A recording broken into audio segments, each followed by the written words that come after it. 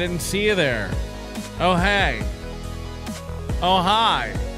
Listen, last night's show is members only. Overdose and Overdose Light only. We got very high. And I'm not going to pretend like I didn't just take a puff of the pen, but I have good news. It's empty. This is courtesy of one Tiff. It's empty and I don't have any more. I'm not trying to do weed, but Shades Cal and Tiff gave me weed.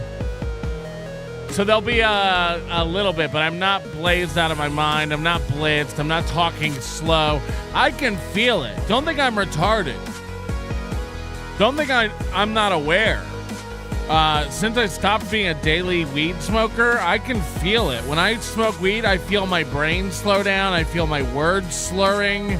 I have no tolerance.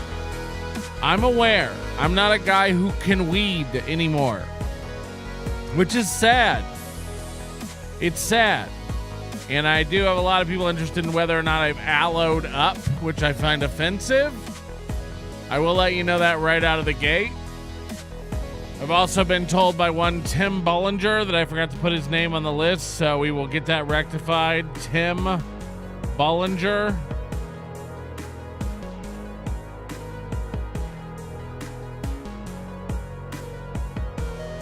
Timb? Is it Timb? Tim Bollinger. And again, shout out to Haley Bieber and her smoothie. I'm sunburned. I'm peeling. It's not going well. I've been moisturizing my face to get rid of all the flaky peels. So hopefully it's not bad. A lot of people have been emailing me advice and stuff. Let me give you some advice. Don't fucking email me. How about that? Don't fucking email me. Do you know the number of people who emailed me like, hey, I can't find last night's show. Will it be back up? Imagine me answering that. Imagine that's how I do business. I individually let people know over email what's going on with the show. Shut up and wait. Go listen to something else. You think I'm trying to be your most important man? You think I'm trying to be the rock in your life that you can depend on? Fuck off. Hey, where's last night's show? It's gone. Who gives a shit? Who gives a shit? It's a podcast. Who cares? I farted it into a sack and threw it away. Don't worry about it. Don't worry about it. That's a fact, Jack. I'm wearing a hat today designed by our one and only Cardiff's kids. There are only 2 of these in existence in the world. She has one and I have one. We're like hat twins. And you can grab your own merchandise. Hold on, people said stop crashing out. Was that a crash out? Because I don't give a fuck about you? Crash out. Crash out. Get ready. I'll do another one in a minute. Line them up. I got all the crash outs. Think I care about crashing out? Grow up. You think I'm worried about being called a crash out guy? I'm a crash out guy. I'm a crash out guy. I'm the one telling you to get over me not doing shows when and where you want it on demand. I'm dumb. I'm dumb and lazy. Get ready for crashing. Crash, crash, crash. Crash, crash, crash. Hit the like button while you crash, will ya? Jesus Christ. Grow up. Grow up. Where's the show? Where's the show? Here's another one from this Tamara Ann.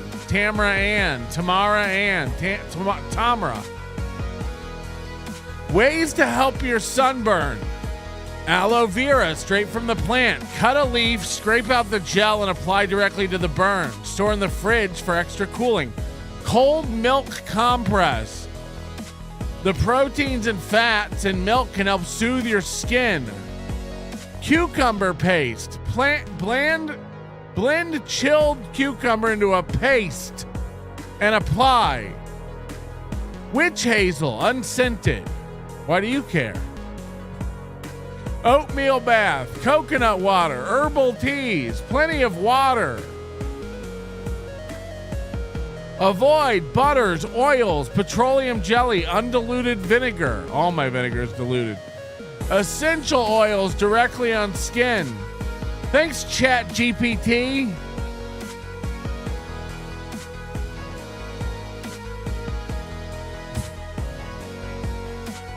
Hey, here's some things you can do for a sunburn. You know what else you can do? You can wait 3 days. It'll be better. It's already better today. Tomorrow it'll be even better. Who cares? Who cares? A sunburn? You think that's the biggest of my problems? Hit the like button.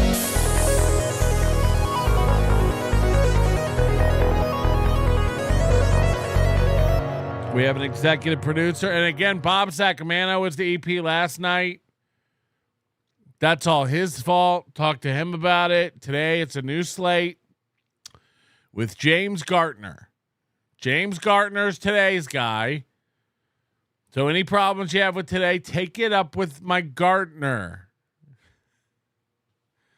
Any problems you have today, take it up with my Gartner. New member, thank you for becoming a new member, whatever that is. I can't read, but you also gifted a membership. Oh, fuck. I didn't do the thing. Ah, shit.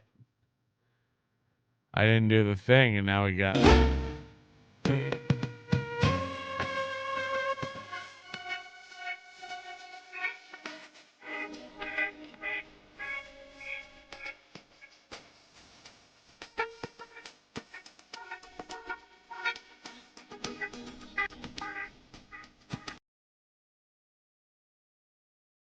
Now I got that going on again. We'll get it right one of these days. Anyway, JL161, thank you for gifting a membership. Nice looking dog. Get a name that I can read. Sir Franklin, I appreciate that. Not a Bot is a member. Grasshole. Miss the old movie and the Scrimp Show. We all do. We all do. Wizard Nug 2, I'm here for the high. I don't know anymore. Mr. Nobody, member for 28 months. Hey, Crash Out Rock Lobster. Why not? D Waver, member for 26 months. Hey. Bing, bing, bong. Junior Fishing gifting a membership. You know, the thing about crashing out is I think you have to like mean it. I think you have to be serious. You know, like when I yell at everybody for emailing me and then I move on without a care in the world and there's no real weight behind it or anything, I don't think it counts as a crash out. I like to make the clips. I just like to make things clippable and come across real nice. Hello.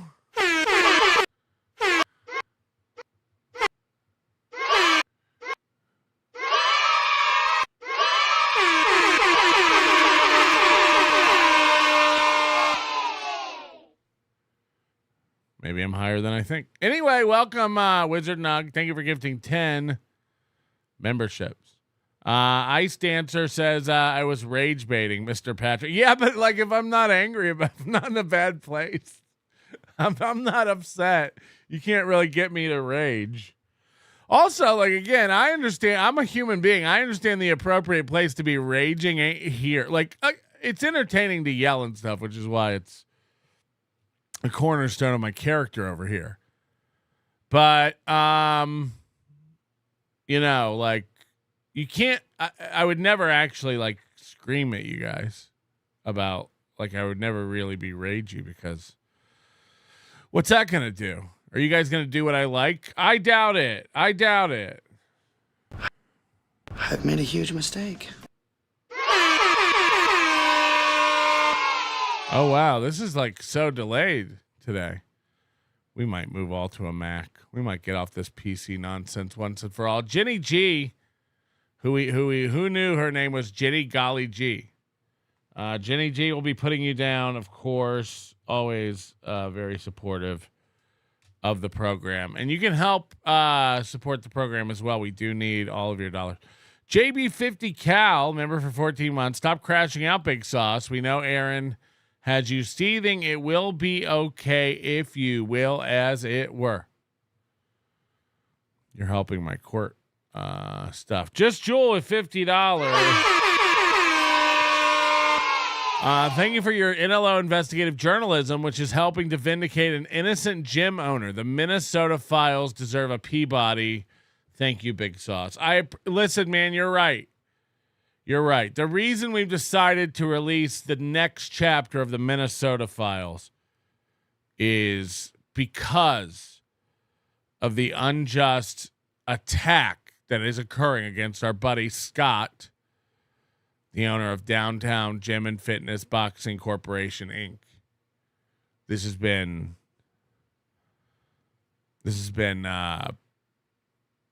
going on all this week, where Aaron is now fully. Last week, Aaron said something on one of his shows where he is resembling the remarks of, "I haven't been to the gym in forever. I need to go."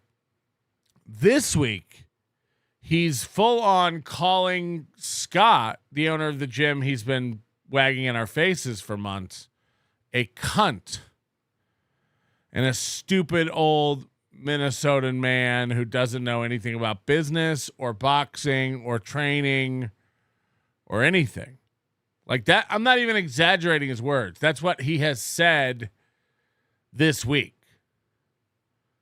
which is crazy.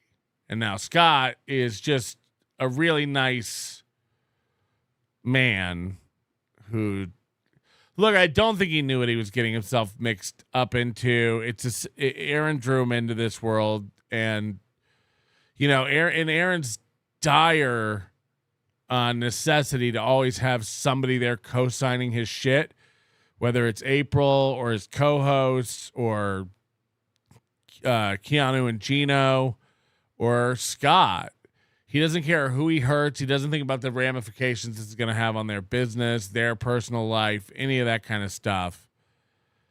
And it must be exhausting. It's like the tweet I put out preparing for this show today, but it must be exhausting to constantly have to go back and shit talk, not just disavow, not just stop sticking up for, to shit talk and put down ex-lovers, ex-wives, ex-friends, ex-coworkers, ex-bosses, ex-subservients. Everybody this guy has a falling out with, he goes and talks shit about. Who's Scott? That cunt? Let me just give you a little snippet of how this begins. This is Scott the cunt you'll be hearing.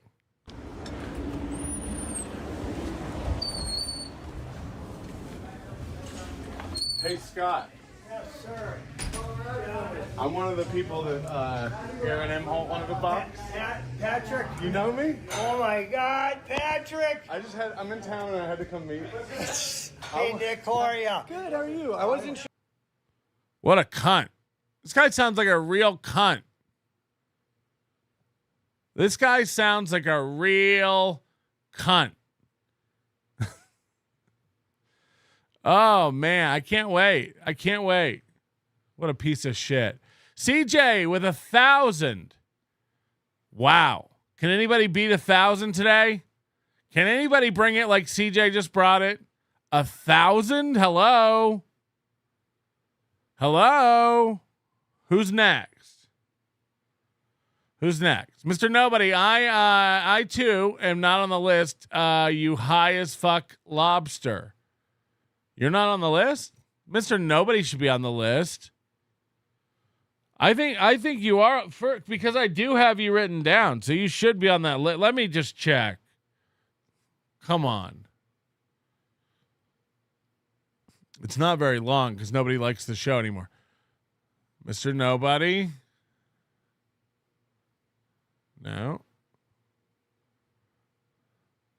All right. Maybe the reason it's so short is because I fucked it up so badly, huh?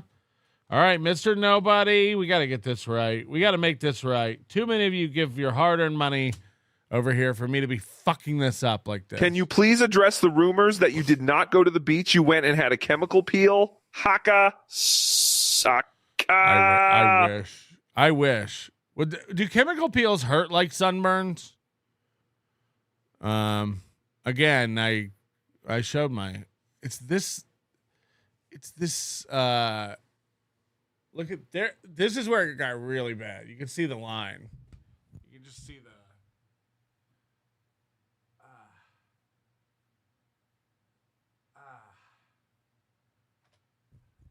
So it got. I just 3 hours without a drop of sunscreen. This side got really bad. This whole area. It's rough. It's rough. Anyway, enough about me. This isn't about nice hickey douche. I don't have a hickey. Get out of town. Ever heard of sunscreen big sauce? It's real popular with the kids. What? Hold on, I missed that completely. Dude. Terry Lynn's been killed, dude. Ever heard of sunscreen big sauce? It's real popular with the kids. I know. Next, this bitch will be emailing you about your pork intake. Haka. I know. And Tam Tamara is a nice lady. No Weed Melton is the goat Melton. Hashtag high melty socks. Come on. Ewa Robinson, thank you for the 50. Oh, yeah, the bitch. Thank you, Ewa. And John's shim crotch baby. I don't even want to know what that means. Anyway, thank you all very much. It's very important that we get to number 1 on the leaderboard today, so we will be keeping an eye on that if you remind me, because I will forget. Somebody on the Reddit made a great point and posted a link to an old Doom video. You guys heard of this? 1 a.m. Eastern on a weeknight, buddy? That's some BULLSHIT. People got to work to bankroll your legal fees. Shut I am up. not here for your legal fees unless you send me viewers. Then I'm here for your legal fees. I'm here for the legal fees. I too am here for the legal fees. Yeah, I'm here for the legal fees. Please send all legal fees care of World War Z, and I will get them to the lawyer forthright. It's peeling on the tip. It's so bad. Anyway, you haven't begun to pay for my legal fees, so maybe work a little harder, be a little smarter, and help get me out of this mess. Get me out of this mess. Yes, do not email me at patrick@nobodylikesonions.com. I don't want to hear from you. There's one person I want to hear from, and you know who you are. Hey? Do you know? Because I've been waiting a long... All right. I don't do clips. John, how you doing tonight? I'm doing awesome. Hey, I just wanted to introduce somebody that was kind of away from the scene. I wanted to introduce someone who is kind of away from the scene. Hey, Aaron Imholte. Aaron Imholte. Hey, who is this guy? Hey, one of our former, what do you say, attendees that have been. One of our former, what do you say, attendees? What do you say when USA Boxing and Safe Sport are breathing down your neck? What do you say? How do I put this? He's a human who attends. Coming and coaching, Hey, as guys, well I'm as seeing. participating, on the boxing scene. And He's been participating on the boxing scene. We got one of these strappy, up-and-coming 38-year-olds. He's been coming out on the scene. He's a scene kid. Isn't America great? Because you have a choice to do things, good things and bad things. Things that people, might not like. And now cut to when all this started, how Aaron got him to make this. Like Aaron got Scott to do this. which is insane. Isn't America great? And, I was kind of missing Aaron. I know. Who doesn't? Yeah, well, It's the good looks. It's the good looks. It's gotta be. It's gotta be. I don't have a man crush on him, but We don't have a matinee idol if I'm not here. Yeah. I kind of miss you on Thursdays. But yeah, you've been sick though. And I mean it's cold, but you're here.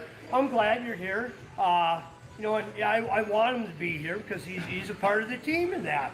So, but I hope to see you here more. Is that do you think What's wrong with Thursdays? Thursdays are good. I like Thursdays because you fit in well with Thursdays. I think so. You're pissing a lot of people off right now. Dude, you're making them seethe by admitting I was never a coach, but also I'm coaching on Thursdays.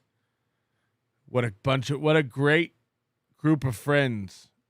Aaron, John Geyer, and Scott are here. Yeah, but again, it's Oh no, I like it. I love it. But it's America. It's about the red, white, and blue. You got to stand up for it. You believe it. God, I tell you, it's like, I'm kind of on the verge of, maybe, death, and I need people. With that attitude, counting the days. Counting the days, yeah, I know, and I need people to kind of step in and take over. Yes, sir. But, Yes, sir. I don't know. Remember this? We need guys to step up and take over. Aaron thought for a minute maybe he'd own the new. Remember when Chad thought he'd be the CEO of Super Tip? Here's Aaron, like, maybe one day I'll own this gym. Maybe one day all this will be mine. And Scott will leave it to me. The legacy that I always wanted. Anything special you want me to say, or Well, I guess now's the Anything else you want me to say? time to announce I'm buying the gym. Yeah, and I'll be running it. Aaron. John's gonna be the day-to-day guy. John's you got John. Yeah. I didn't know that. I already got John. I'm outsourcing it to the Philippines. John, wow, it's cool. I tell you. Colin's gonna be the towel and water boy. Wow. The job he was born to do. It's amazing how fast things happen, how quick things can change. It is. It is amazing how fast things happen and how quick they can change. That's a good point, Scott. From the worst to the best, and so surprising. And John? I don't know about any of this. I'm just now finding out. Yeah, I know. I mean, it's amazing. So why not put it on social media? Do it up. Everybody believes everything on here, right? Almost. I mean, sticks and stones may break your bones, and words may never hurt I'm just glad you let me in tonight, seeing as I'm kicked out. Well, yeah. Ooh. Ooh. This ain't gonna go how you think it gonna go, Nickel. Holy cats, I know. You forgot. I forgot. You let me in. I just like Stupid asshole. That's weird. That's weird. Can you say? Yeah, you can say stupid asshole. Okay, you can say. I didn't know that. This is a Christian channel now. Oh, It's sorry. okay. Sorry. Yeah. But anyway, I just wanted to kind of let everybody know, hey, the man is back. So if I'm a coach, I have to be called a former attendee? A former attendee. Because that was just... If I'm a coach, he really wants him to say he's a coach. When every time he's been pressed on the record, including tonight's never before seen interview, every time Scott's been pressed on the record, has Aaron ever been a coach here or coached here? The answer's been no. But Aaron wants to be known as a coach so badly. He wants to be a senior at everything: radio, coaching, marriage, fatherhood, all of it. He's one of the best, and he mentors others in all those areas. Just an attendee. Because you're just an attendee. I mean, to be Background's technical. getting knocked out. Backgrounds get knocked out, but I forget the law firm. I think one of them's name is Kilm. My name is Kilm. It sounds like there's a connection. There's a connect. Yeah, that could be. It sounds familiar. Devastating, but Small town. Oh, those are my divorce attorneys. Oh, okay, really? Oh my God. Kelman Reuter. Kelman Reuter. Oh my God. Man, Scott Killam as well too. I wonder if I have any affiliation, but I guess we'll let you guys decide that. But anyway, They shepherded me through the happiest times in my life. yeah. Oh, really? Wow. Hey. You guys do that? No good marriage ever ended in divorce. Wow. Yeah. But anyway, I'll tell you that. Hey. What's the old joke? Why are divorces so expensive? Because they're worth it. Wow. Yeah. I don't. I'm afraid. Rocky 3. It's a vaudeville channel now. It's a what? It's a vaudeville Aaron, nobody's interested in all your stuff. channel now. We're doing. Well, I don't know what that is. And being a bunch of meatheads. Hey, are you going to be at the event next Saturday night? I'll be there. He's going to be there. Oh, that's right. It's next Saturday. Oh, that Mr. Jim. Maybe safe sports. We have a home show. Hey, there's Spoiler alert, Aaron will not be there. And you're going to hear in detail today why Aaron could not even attend that event and sit in the audience. That's a fact. Aaron is not allowed to any USA boxing events, even to sit in the audience currently. That's a fact. Boxing. That's, yeah. there's 100 Safe there's sport can 100 get their people stuff watching. done by 100 Friday. people. Well, that's good. Yeah. Next Saturday night, team 3. I got a team from Sioux Falls, South Dakota. They got 3 boxers. Fargo, North Dakota coming down. So, Have we heard from my guy, just in case? your guy. Well, maybe 2 guys now, because your guy from Duluth kind of was in the I don't know section. I don't know means no, but we're gonna find. Holy crap, I'm good looking. What?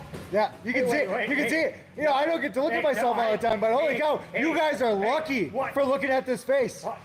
Geyer wouldn't leave me alone. Kept just asking questions about YouTube while I was there. I don't know. Ricada talked to him a lot longer than I did, but he just wouldn't stop going like, so what do you think kind of shorts format should I do? Queefer Aaron's butt stomach. Queefer with infinite monies. Thanks, Queefer. Infinite monies. Anybody got more than that? Anonymous, does Coach know that Aaron was to hold an unsanctioned boxing match at his gym? That's B&E, baby. Mr. Nobody, thanks, Big Red Sauce. I put cooking oil in Big Sauce's sunscreen bottle because everybody likes red onions. Shut up.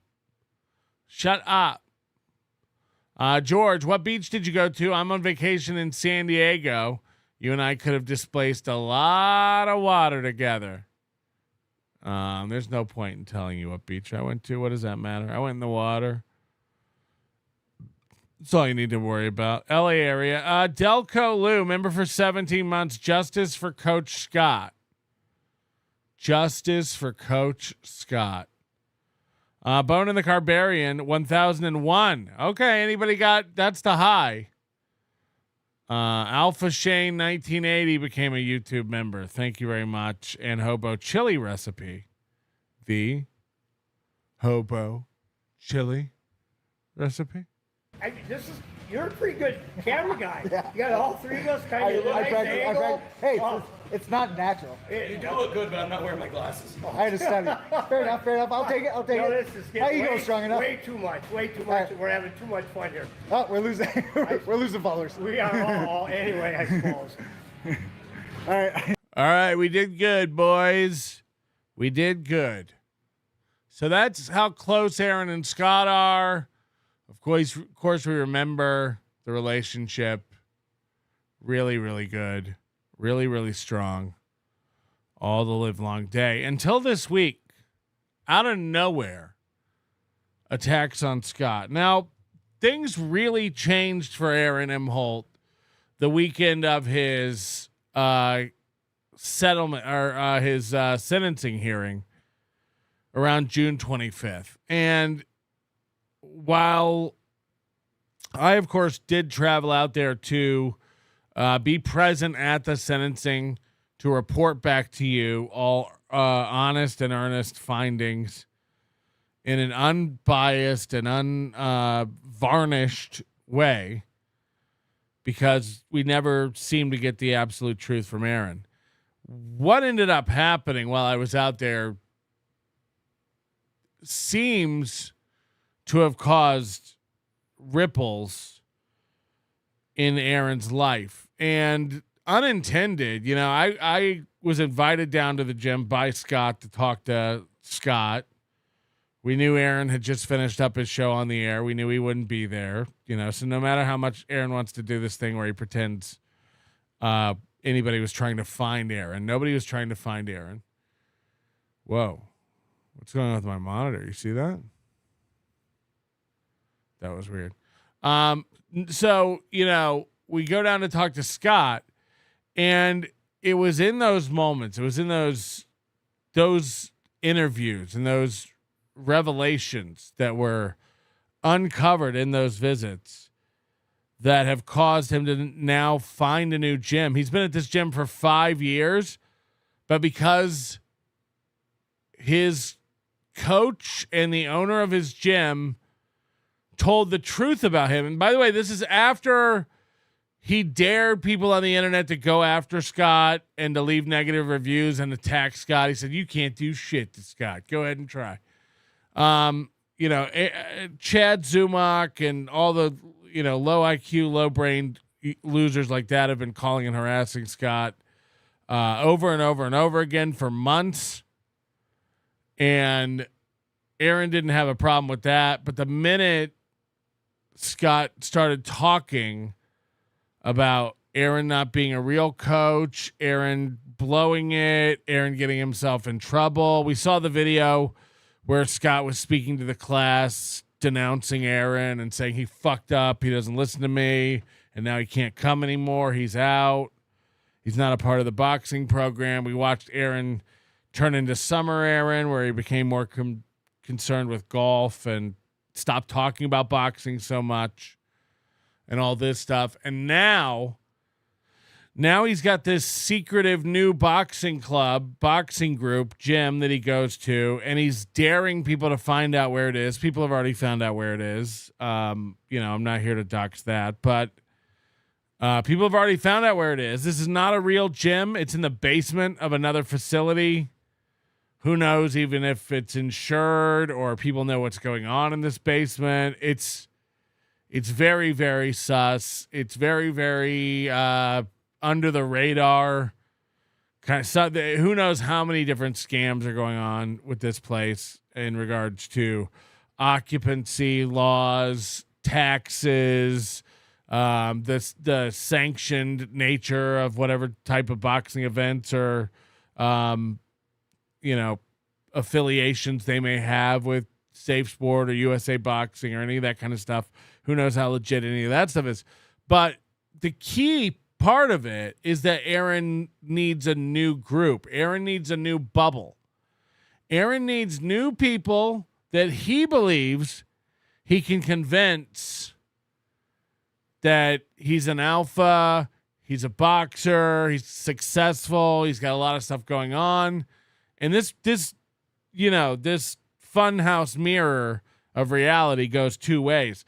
On the one hand, if we don't know where he's boxing and we don't know he's moved clubs and we don't know who his new coach is and we don't know who he's working with now and training, because he's learned his lesson by talking about all that before the world came crumbling down. We found out he's not a coach at all. He's never been a coach. He's a 0-2 loser boxer with no discipline and no natural ability. We're going to learn today from Scott that Scott prevented him from going and fighting because he knew Aaron was going to get hurt. And he doesn't understand why Aaron wants to fight people when he's not ready to fight and put in the work. But if Aaron can run away and scurry into a new gym where he's got a whole bunch of new people that he can attempt to fool into believing he's a normal guy who just wants to box and give back to boxing, and he's done a little fighting himself and he knows all the stuff. We all know that's probably not true. But he can take a shot convincing this new group. And then conversely, on the outside to his fans, he can say, dude, I was at my gym today teaching. I was at my gym today coaching. I had a fight last week and I knocked everybody out. They were all scared of me. I'm number one at my gym. I'm the best. He can lie both directions. He gets to go into the gym and tell everybody about his successful radio show and how he's kicking all the haters' ass. Meanwhile, everybody's standing around the gym is like, what show? What haters? We don't care. And then he gets to come out of the gym and tell everybody how awesome he is at the gym. And fear does not exist in that dojo. You know, tickle me, Tukey. I have monies to infinity and beyond, he says with $3. Connor says, glad you're not high tonight, Big Red. Last night stunk. It was just different. Get over it. I am Aaron's button dick. I am Aaron's button dick. $102 from DK. My bitch ex kicked me out of the basement and some fight club moved in. I now live in the same room at the Y as the black guy Aaron follows around begging to coach him. We got a fish lunch. My bitch ex kicked me out of the basement and some fight club moved in. I now live in the same room at the Y as the black guy Aaron follows around begging to coach him. Sounds like a Johnny problem. Sounds like a Johnny problem that no one else needs to be concerned with. Moving on to toe business. Let's see how the tables have turned for Aaron and Scott. A duo we thought would never, ever, ever. Remember, he used to have a key to this gym. He used to have an actual key to this gym. Craig says, I'm ignoring a mandatory fire evacuation for this. Yeah, but if they scheduled it, it's probably safe. Just ignore it. Either we can all do it or nobody can do it. And to me, it doesn't matter what people say about me. I don't give a shit. I have friends and family members. Say what you want. I'm going to give Mersh a little credit here. I saw Misery Loves Clips clip where he was on MLC with Chad and isn't it weird how he's like, I don't watch any of this shit. The minute my show's over, I'm done with all this stuff. I don't watch. Now, again, we all saw the Kiwi Farms data plots where he basically never gets offline. He lives in this world. He's consumed by it. Cream, Kiwi rules everything around me is basically how he lives his life, right? So, like, it's funny that when he needs to have seen a clip or he needs to, he sees everything because he comments on everything. Carl did this. Melton did this. I saw this clip. Chad Buzamak said this. I saw a Misery Loves clip. I saw this. I saw that. So he it's funny how he sees everything and knows everything. But also he doesn't watch any of it. He doesn't pay attention to it. It's weird. And Kevin. And he said it perfectly. He goes, I have friends here. I have friends there.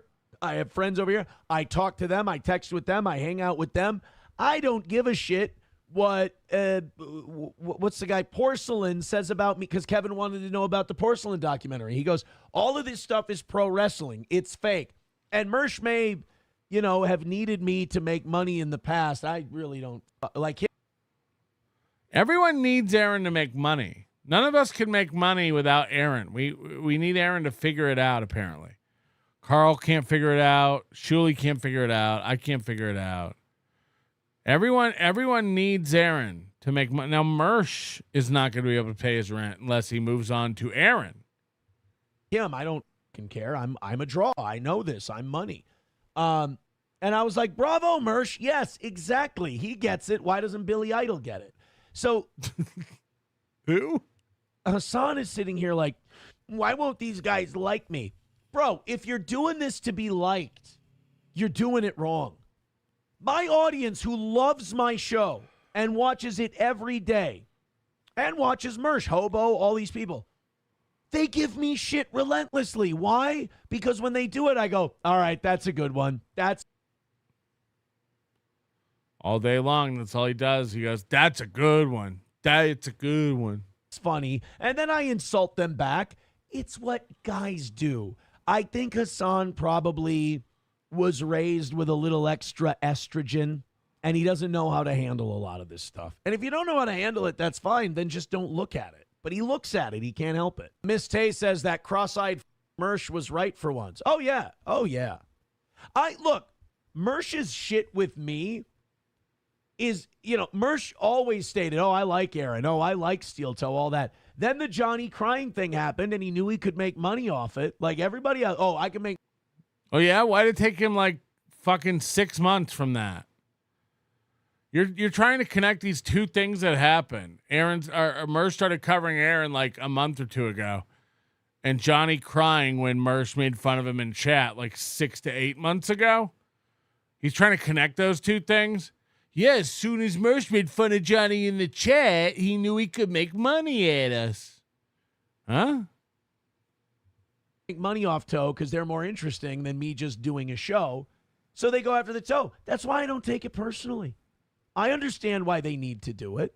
It's all in fun. It's all in fun, and they need to. It feels good to be needed. Root says, I'll give it to Aaron. We are relentless in our shit talk, and he just brushes it off and goofs around. Don't forget, this guy reached out and wanted to make a mutual deal a few weeks ago where we both stopped talking about each other. That's what Captain SJW Fighter over here does. That's what Mr. I'm Against Cancel Culture does. That's free speech warrior Aaron Imholte. He tried to make a mutual deal where we both shut up about each other. Why? Because you're not good at it? Why? Because you lie to your audience at every chance you get and shut anyone down who tries to point people towards the truth? Say whatever you say, the most heinous, mean shit about me. I can say nothing about you that tops the shit you say about me. You say I'm one of the worst things on earth. Cavalierly, hundreds and hundreds of times you say it about me. And you're back to doing it again, which is very, very smart. You know, and I don't react or do anything about it. And yet, he wishes all the people who make fun of him would stop talking. The reason is everything everyone criticizes him for is true. And you're ruining his delusion. I don't know if he believes he's fooling anyone. Maybe he's fooling a couple people. I think more than likely people stick with Aaron out of this weird loyalty to the underdog. This weird, like, want for him to get it together and finally win. But in his mind, he's fooling everyone. People think I'm a big deal. People think I'm going back to radio. People think I have fans. People think I'm going to be... Just keep it together. Keep it together. Meanwhile, it's like everyone can see what's going on here. I've been doing this too long. Again, I'm an expert. I know that if people give you shit and you laugh and you give them shit back, they'll come at you with an aggressive stance. I mean, you, Aaron, I hate you. I'm like, oh, good to see you. How you doing? They'll go, all right, you know what? This guy takes it well. He plays back. You know what? I like him. There's people out there that love me and they can't admit it because I give them shit back and I laugh about the shit they give me.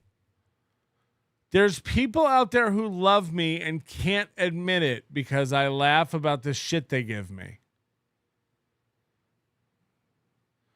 There's people out there who love me that can't admit it. It's just, and that's not about a performance. That's not about doing a show. That's just growing up a dude. You can always tell who grew up a dude by who grasps that concept. This whole shot needs more orange and brown in it. Not enough orange and brown for me. If my friends and I are nice to each other, someone's got cancer and they're about to die. Like if someone were to text, like if I have a group text and someone goes, hey man, I just want to let you guys know, I really appreciate you guys being so cool and I'm so glad we're friends. It would just be capital F, gay F words in the chat. And oh my God, dude, you have pancreatic cancer. I'm sorry. Are you dying? Gay F words. Imagine ever saying that. Imagine saying gay F word over 30 years old. Over 20, really. And if they say no, then you go, oh, okay, then I repeat, gay F word. That's being nice to dudes is weird. It's very strange. 09 Canyon says, it's what I like best about Aaron Roots. If I thought he didn't actually like it, I would feel bad. There you go. There you go. Nader P says, Mersh just wishes he... Oh, no, I don't think that's the case. Well, actually, he might wish he had one. Roots Calhoun says, I catch a ton of shit for backing up Aaron, but I can't front. We have fun with it. I mean, how is it not a great time over here? I mean, imagine watching one of those shows where they like take everything so seriously and they play a clip and dissect it 30 ways. Like, this guy is like this in real life. And you're like, no one over here, and this is the clip this one out for the courts. You sack of shits. No one over here makes fun of things that you do in your real life, that you don't come on your show and tell us you did. No one's stalking you. No one's going through your trash. No one's tapping your phone lines. No one's hacking your email. None of it. None of that's happening. The leak to all the embarrassing stuff that people find out about Aaron Imholte is, and this will shock your children, Aaron Imholte. Aaron Imholte. Everything we learn that's embarrassing about Aaron Imholte comes from Aaron Imholte on his show and social media.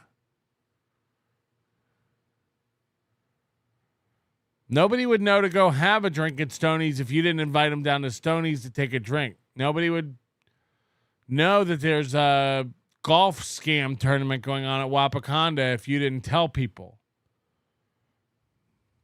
You know, I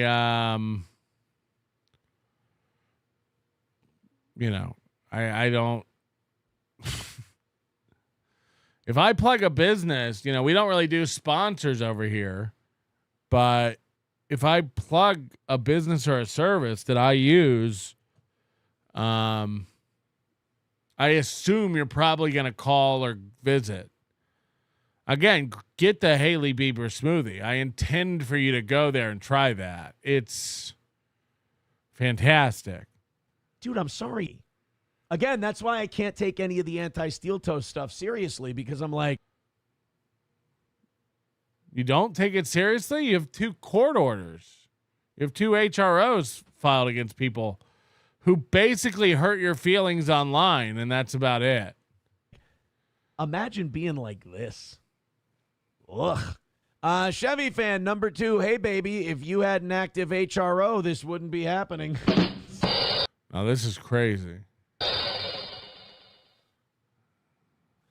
That's okay. County won't enforce them anyway. County won't enforce them anyway.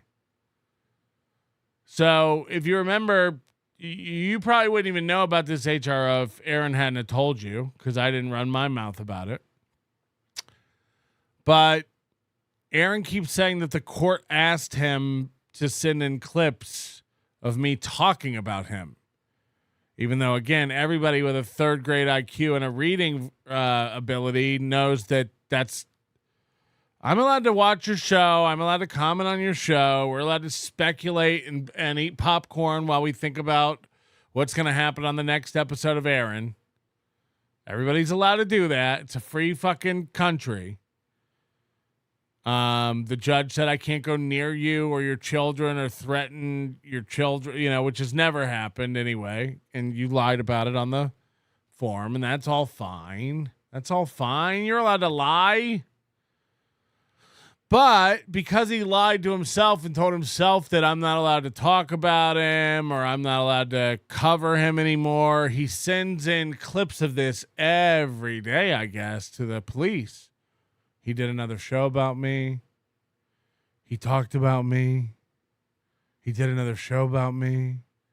This is a violation. Now, none of it's violations. None of it's violations. There's nothing restricting my speech critiquing Aaron Imholte and his program.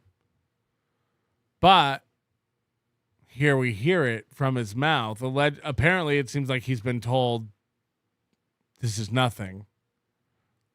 We're not going to do anything about this. And in his mind, we hear these little things. Again, we speculate what's changed in the past couple of weeks. Why is he losing it? He seems to be spiraling. He seems to be crashing out. What's changed? But we get these little glimpses, these little cracks where he says stuff like this. Happening. That's okay. County won't enforce them anyway. The county won't enforce them. So he's been delivered news about HROs, and he's upset that they allegedly won't be enforced. Queefer. Zoomies on the conover, maybe. Hashtag zoomies on the conover, maybe. I don't know what any of that means. Napoleon Solo, if everyone makes money off the toe, why can't toe make money? Yes, it's been asked a million times. The chicken or the egg, right? Samantha from Saved by the Boss, how much Elmer's do you think Mooby has eaten? He likes his gym memberships like he likes his marriages. Short-term and volatile. Jesus That's $50. Christ. Mark and Honey Bunny saucy sauce. Jesus Christ. The best part about summer is drinking Bloody Marys and sitting in my neighbor's driveways until someone comes home from work. Gay F word. They kick him out of the driveway. Hey, what can we do for you, neighbor? Nothing. Just wanted to see what it would be like to be you for a day. I can't believe how many losers need my fame and prowess to survive. Mersh needed me to make money the same way Nick needed me to be a cum receptacle and wife donator. That guy is such a fay-guh. Am I right? I should make Kiki text my ape. Oh, my God. Will T. J2B. Chip Galloway, how much for the game-worn hat? What does that mean? What game? You have to specify what you mean by the game. Helgi23 becoming a new member. Thank you, Helgs. You're one of the dreams. Approachable with $1 with Aaron's favorite cat calls. Number 9, hey, baby, that 3K tattoo is actually more of a turn-on than a deterrent. I did spend $3K on the thigh tattoo. These two both have $1,000 truck payments. He only pays $800 a month in child support for 3 children under the age of 18, obviously. 3 children, $800 a month.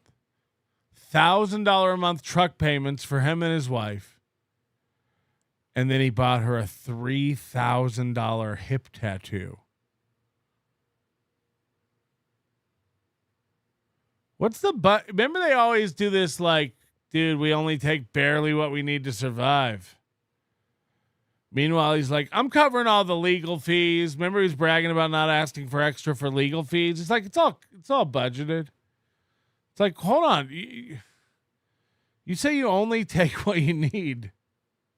Ryle says, I spend more than that on my cigars. You rich fuck. You rich fuck.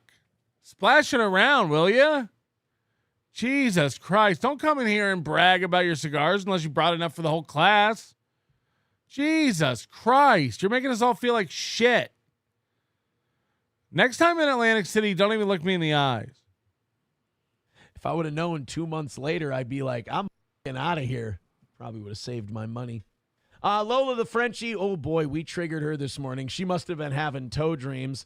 Lola with one. Toe dreams? Toe dreams. 99 says, where do you train or box these days, Coach Mooby? I'm not going to tell you. Here's what you guys do. You go mental and you get so mad that I punch people because you're insensitive SJWs and stalkers. SJWs and stalkers. Ryle says he's not giving me any more money. It's all going to crypto. So you can afford cigars and crypto? You won't share a little over here in Onionville? Splash it around. This hurts. This hurts. You're smoking crypto cigars and bragging about it in my chat? How am I supposed to focus? Here's what these people do, guys. Check this out. They find out where I train boxers and they find out where I'm sparring. He's never trained boxers in his life. Sparring. You know what I mean? Like it's like it'd be like if I said I'm actually a headlining comedian who works every weekend, but I'm not going to tell you where. It's like, what? You know, you've seen Chad. And they call that place incessantly. They get mad. Dude, Moody, Lola the Frenchie, all these people, they call up these. You tell me if this is gay ops or like weirdo SJW behavior. Check this out. Moody is weird. Moody does do weird stuff. Call the place. And then they go, did you know he's a, they say I'm a racist, is what they say. They make up they say I'm a, they do all this shit. It's insane. It's mentally ill behavior. And they do that. And they try to get me canceled from the place I'm boxing. So I know it drives you nuts that I still. They try to get me canceled from the place I'm boxing. The place where you teach. The place where you train guys. The place where you spar. How can someone get you canceled from that place? And I'm not going to tell you where. You can go ahead and do research and try to figure it out. You probably won't, but it's probably going to make you mad. So this is exactly what he did with Coach Scott's gym. It's like you probably think you can like hurt him or like fuck with his gym. You can't. I dare you. He wants this to happen, so don't do it. He wants this to happen. He wants there to be like an attack on places he goes and things he does so he can blame it on people like Nick and me and you're next. Who knows whether it's Moody or fucking Carl or who else he'll pull an HRO on next because he made him feel. So he wants this stuff to happen. He puts out this bait to try to get people to bite. And it's so pathetic. But he needs to be a victim. He needs... Like, nobody cares where you box. Don't bring it up. We don't give a fuck. We don't give a fuck. I don't talk about a lot of my extracurricular activities on my show. I don't want people to know where I frequent, where I hang. You know, I usually don't talk about something until after I do it. Like, hello? What the fuck is wrong with you? That I still am. Sorry, Lola the Frenchie. Another win for the toe. King Kong Dong says, can you please try harder to troll us? You know what the worst part is? They couldn't even get me canceled from my last gym. What do you call that face, by the way? I don't even know a word for that. If you asked AI to assign an emotion to this, let's do that, actually. Is that a thing that's available? Could ChatGPT tell me what this guy's feeling? Hold on. I've never done this before.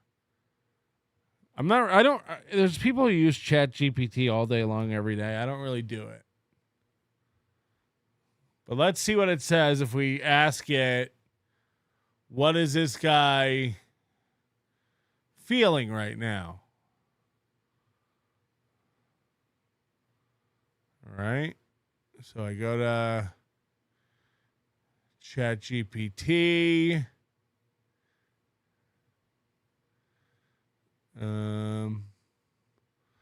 Delete out this embarrassing history. Wow, I haven't used this in a while, but I do not want you to see what I used it for. That's a fact. That's a fact. I'll leave one just so you can see.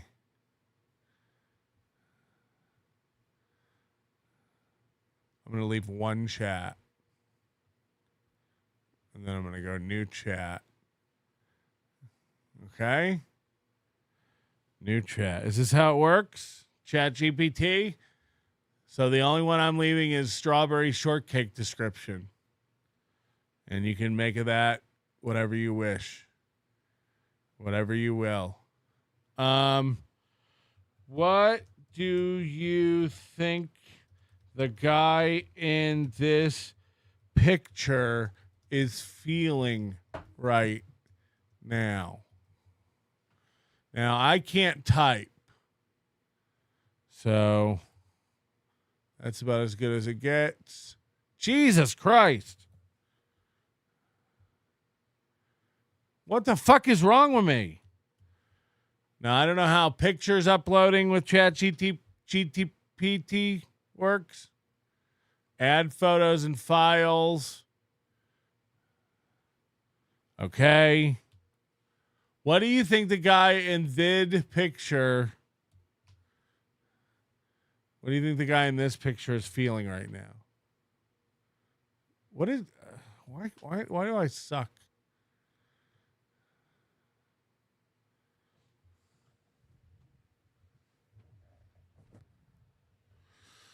I can't say for sure what he's feeling, but based on his facial expression and body language, he might be feeling mildly amused or engaged in the conversation. His slight smile, relaxed posture, and focus towards the microphone suggest he's comfortable and possibly reacting to something lighthearted. Oh, no. Okay, hold on. What if I tell you this is Aaron Imholte, the host of the Steel Toe Morning Show? Given what he has going on right now, what do you think he is feeling in the picture now? I can't identify or confirm who he is, but if you're telling me this is the host of the Steel Toe Morning Show and referring to what is going on right now, I need to know the specifics of the situation. This can't look at the internet? This can't look at the internet? This thing sucks. Grok rules compared to ChatGPT. Why would you ever use ChatGPT over Grok? Holy shit. This just upsets me. Clifford, thank you for the $50. Free tier, says Moody. Oh, I don't know. I don't use ChatGPT. I don't really know how it works. I made that strawberry shortcake description for a members only show recently. I just got a description of a strawberry shortcake and put it in the description of the show. You can go look. If you think I'm lying, you can go look. No, I'm not. I'm actually kind of afraid of AI, and you guys have all these conversations with it. They're gonna leak, and you're gonna get busted. It's gonna be very embarrassing for you. It's going to be very, very funny when you get caught doing whatever the fuck you do with AI, because I know it's something weird. I know you do something fucking weird with it. You creep. I had a fight with Scott over a guy I wanted to train. And I told him, I go, Scott, this guy really is, he's a good guy. He's getting back on his feet. He's staying at the Salvation Army. He's eating at the soup kitchens. And remember, Aaron met him once. Aaron met him the one night. And now he's vouching for all this stuff about the guy. Did Aaron get his number? Does Aaron check up with him? Did Aaron invite him to the new gym? Hey, we can help you over here. Everything. And he said, is this about the homeless guy? Remember, this all got manifested after Scott started talking about Aaron. Says, I've been in street fights and I want to learn how to box because I respect boxing. And I know it's different than street fighting. So I started showing some things on the heavy bag, and I wanted to bring the guy in the ring, and I wanted to lightly spar with him so he could learn. Anybody who can street fight well has no interest in boxing and learning boxing. Anybody who can take care of themselves outside of a ring doesn't give a fuck about learning how hey, could you teach me how to fight with a bunch of restrictions and rules? You know? Like, I don't think most of the people who like learned how to street fight have this inherent desire to pivot into boxing. Learn some shit. He's a big dude, bigger than I am. And I wanted to teach him some shit. And Scott like throws this bitch hissy fit because when Scott has a bad day, he's just right. This is a guy who's like, he's living in a Salvation Army. He's homeless. He's jobless. But the thing he's really focused on and passionate about is being an amateur boxer. That's the career path he's picked. To everyone. That's why all his trainers have left him except for like one or two. A bunch of his trainers went and started a new gym. Good guys. Love them. They're great. We've never heard this. He's never said one bad word about the gym. Scott. Never one bad word about it. And now it's pouring out. By the way, he did this to both Gino and Keanu the minute they turned on him. He did this to April the minute she was gone. He did this to Nick. He did this to Kayla. He did this to Ashley. He's done this to everyone. He did it to Roots last week. Great guys, Lolo the Frenchie. And they started a new one because he starts yelling. He's like, no. And the guy can hear him.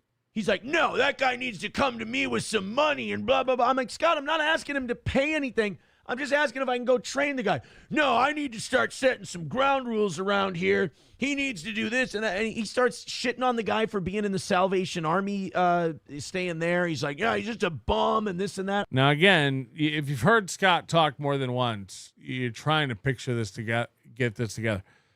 Piece of shit staying at the Salvation Army? Right. I'm like, dude, do you understand that boxing, that's how it works?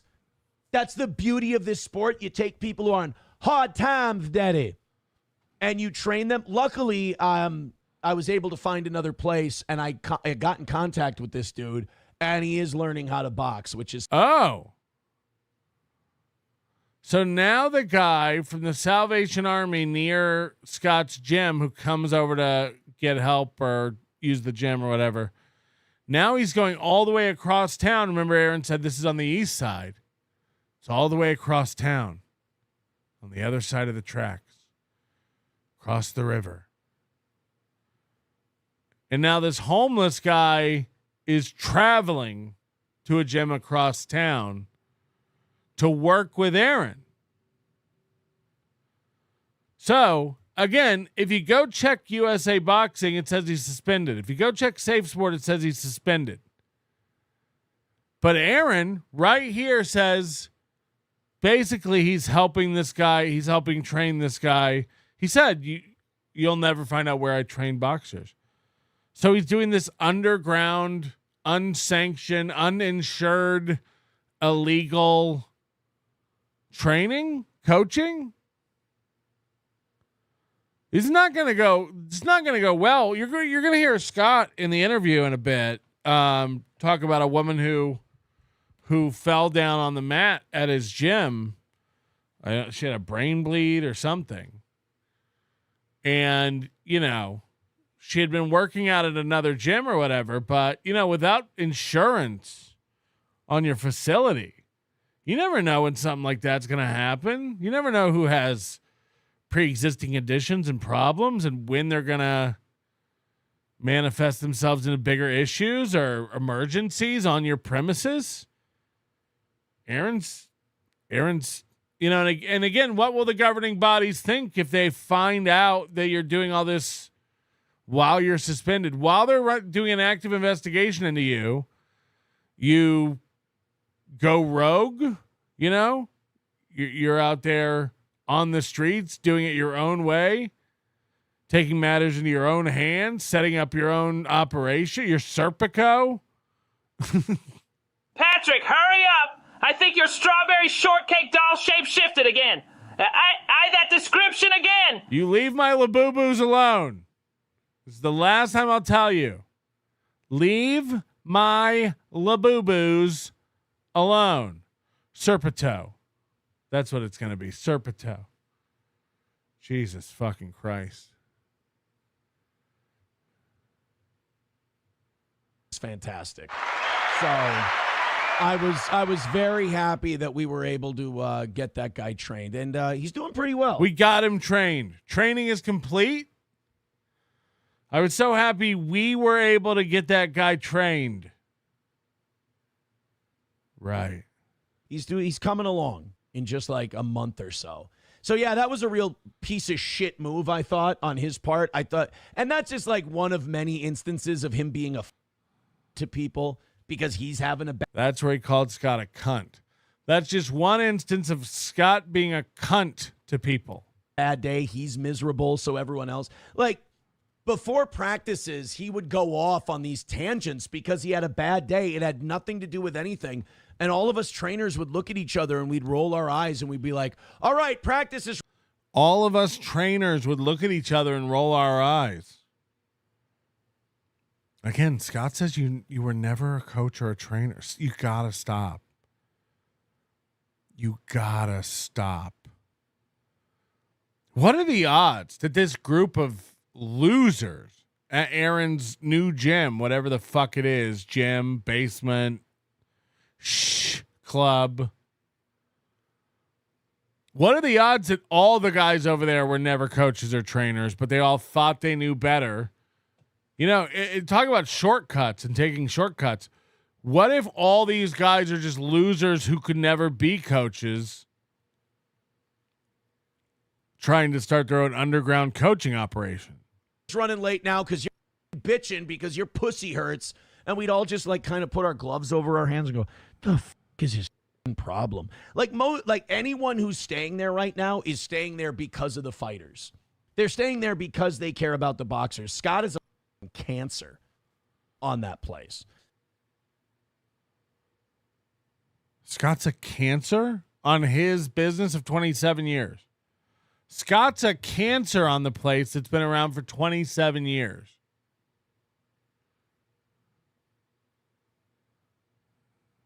Now, again, listen to all the shit Aaron's talking about Scott, and remember that when it comes time to hear Scott talking about Aaron.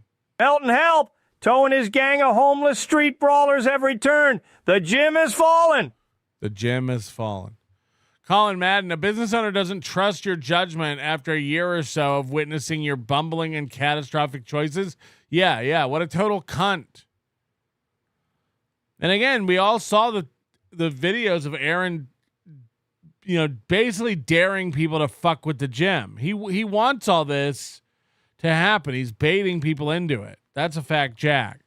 Oysters are. Aaron gave up his friendship with Scott for a homeless guy he just met. Why does he think this makes him look good? That's an insane behavior. It's not real. It's not real. The homeless guy is just a ruse. He's using that as an imaginary reason to leave the gym, when the real reason he's leaving the gym is the jig is up. Scott knows he's not popular. Scott knows he doesn't have a successful show. Scott knows he's in legal trouble up to his eyeballs. Scott knows he keeps getting himself into more and more complex situations. Scott knows that he keeps dragging him and his gym into it. And more importantly, the audience now is figuring out that Aaron is not integral to the boxing program over there at all, much less he's not even allowed to participate or be a part of it as a participant. Not only is he forbidden from fighting and being a part of any USA boxing events ever, he's not allowed to coach, and he's never been allowed to coach. And now everyone in that gym knows it. Everyone paying attention from a viewer standpoint knows it, and he's got to move on to a new group of dopes he can try to fool into believing he's a real radio guy with a successful show. And meanwhile, then he'll be able to come tell you that he's quickly moving up the ranks at this new gym. He's one of the best trainers there. He's working on getting in fighting shape to do just the same stupid cyclical nonsense we've seen over and over and over and over again from this kind of a fella. EFS gifting 10 memberships. so much better than Riles, this guy. EFS is so much better than Riles. Like, really, man. Like, really. Is that so hard? And, you know, EFS has nice cigars. And probably a whole set of Labubus. First rule of Fight Club, never talk about Fight Club. Second rule of Fight Club, tell everyone about Fight Club. Third rule of Fight Club, tell on everyone else in Fight Club. Yes, exactly. I am my own rat. Also, the HRO, the county won't enforce, will be the $50 horseshit revenge against me by Nick. Not going to sweat it. I'm totally going to amuse the judge this time. Yeah, it's going to be good. N-word sister hams with $4.99. I knew it. I knew I'd trigger them over the fact that they couldn't find my new gym, and I stood up for a guy. Aha. N-word sister hams even gave me money so he could seethe. Hi, Aaron. Why didn't you tell Coach Scott that you would cover the homeless person's gym membership instead of expecting him to provide a free lunch? I did. I told him, I said, I'll take care of his USA boxing license. I'll take care of that. I'll take care of it for him. No, he's got to figure it out on his own. You don't know Scott. Scott gets pissy about one thing that happened in his shitty life, and then it's got to just, and then he irrational. Scott gets pissy about one thing that happened in his shitty life. Listen to this. This was your boy. You guys talked every day. You laughed every day. You were running inside jokes and pranks.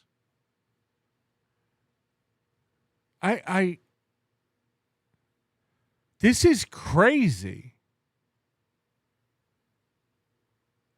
This is nuts. Rationally just rages at everything, and it doesn't make any sense. There's no rhyme or reason to it. It's insane, and that's why all of his trainers leave. And a lot of the fighters. We had this kid. I get to spar with him now, which is nice because... Yes, because we've all moved over to the free gym. You know, I left hell. But there was a kid. I say kid, he's an adult, but he's younger than me. Really talented fighter, like 170-pound, really talented guy. But he was one of those guys who was getting by on athleticism, and it's like, dude, you just tighten up. He likes to work out of the shell. It's like you tighten up your shell a little bit. Get your shell right. This guy's in shell hell. You move your upper body a little more. Like you've got something. Like Tell him, coach. Tell him, coach. Match the athletic skill with the technical skill, you'll be killing it. And he is now. He's doing great. Scott was a asshole to him, and like he would say, like he's a black guy, and this is great. Listen to this. Like Scott would say shit to him. Like I'm like, Scott, do you know how that sounds to black people? He yells at black fighters sometimes. He's like, you think I'm prejudiced? You're damn right I'm prejudiced. If you don't want to work, you can get the f out of here. It's like, Scott, you. First of all, if you worry about what sounds like what to black people, you're racist. Imagine worrying about what it sounds like to black people. Like that's not your problem, okay? It's not your problem. I mean, Jesus Christ. Ask a black person what the word strawberry sounds like. Ask them if ask sounds like axe. Don't worry about it. Don't worry about what it sounds like to them. You're looking at it through the racist lens. You don't yell at black people that you're prejudiced. I know you think you're trying to do a thing, but you're not smart enough to do that you're a dumb guy. You are a basic central Minnesota hillbilly. You're not bright enough to pull off the thing you're pulling off. Everyone who starts to tire of his bullshit, he immediately turns on. Oh yeah, well they were dumb. They were ugly. They were stupid. They were retarded. They didn't know what was going on. Their pussy smelled. It's like, Jesus, these are people you picked. You picked April. You picked Ashley. You picked Nick. You picked Kayla. You picked Johnny. You picked Corey. You picked Scott in his gym. And then fast forward, just in the 2 years I've followed your career, if that's what you want to call it, barely burning your words, YouTube terms of service. You know, I like everyone has exited your life and you talk mad shit about them. That's nuts. That's nuts. I've had black fighters tell me, they'd be like, does he know how to talk to black people? It's like, no. I've had black fighters come up to me and say, does he know how to talk to black people? Does he know how to talk to black people? I want you to really remember this for the interview later. Scott doesn't know how to interact with black people, and he doesn't get black people. Remember all this. No, he doesn't. He doesn't. Especially like black fighters, you know. It's just, dude. Yeah, Roots Calhoun says, I like Scott. Yeah, I can understand why you'd like him. Business-wise and trainer-wise and coaching-wise, it's terrible. He's one of the worst.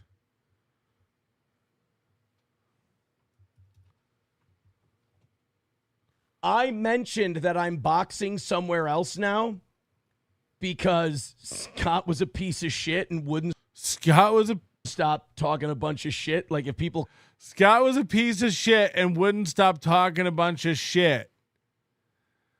It says here you're fucked up. You talk gay and your shit's all retarded. It's over, Johnny. It's over. It's over. Patty, I just got my Safe Sport. Get in here and hold pads for me. They're my used maxis. Jesus Christ. Reputable gyms don't let randos just walk in off the street to start training. They require a physical exam from a doctor to make sure you won't drop dead in the ring. Sign a waiver and more. You're just being a cunt. I can do whatever I want because fuck you. Yeah. Called, like random people would just call him. He'd be like, yeah, Aaron's coming to this. I talked to a couple other people who left. If random people call him, he would go, Aaron's coming to this. What? No, you're making an accusation. You need to finish your sentence. Aaron's going to do this. What? Beloved chatter, Scott said 2 times that guy Aaron is talking about does pay dues. Aaron invented the homeless story based on Scott's comment about not running a charity. Yeah, again, he needed the excuse to leave the gym. The real reason he's leaving the gym is embarrassment. He's embarrassed to Scott and Jonathan Geyer and all the guys he pretended to coach. You know, all those guys now know that he's a joke on the internet and his personal life is crumbling. That's a fact. That's the embarrassment why he can't show his face there anymore. And he's nonplussed by all of the conversations that I had with him, Nick had with him, and Chad continues to have with him. All this stuff coming out about the legend that never was, Aaron Imholte, is embarrassing. He's got to move to a new gym, but he can't do it for that reason. So he's got to find an adjacent thing, blow it up into a bigger thing, and make that the reason he's leaving. I stand for the homeless, so I'm out of here. Scott's a piece of shit. Scott's a piece of shit. Right. That's what this is about. Right. Anywhere truth creeps into his delusion dome, he's got to pull the fire alarm and get the fuck out of there. It's a fact. It's a fact. It's like if you were dating a girl and then she got severe cancer and she was really, really sick, but she was going through chemo and it seemed like she was going to be around for a while, but she was really weak and couldn't do anything. And you were like, well, this fucking sucks. I can't break up with this bitch because of cancer. You have to wait and pick a fight over like dirty dishes or something like that. Make it bigger than it seems. Like I've told you 1,000,000 times to use Dawn dish soap, you stupid slut. We're through. When really it's about the carcinoma, you know. Marketing, this turn, thank you for the $50. This turn against Scott is fucking wild. The little "you're damn right I'm prejudiced" story is an insane twisting of something that was completely innocent and offended nobody. And this is coming from Aaron of all people. Holy shit, man. Fuck this guy. Fuck this guy. Yeah, I mean, again, but it's everybody. It's everybody. It's like, Corey won't even answer his texts anymore, which is very funny.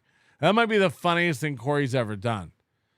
But Adrian Washington was a piece of shit when he got April. And then when he lost April, he tried to get Adrian Washington back. That was his old black co-host. Meanwhile, it's like everyone he's ever had. Ashley LaRue was such a piece of shit. He violated the HRO she had against him.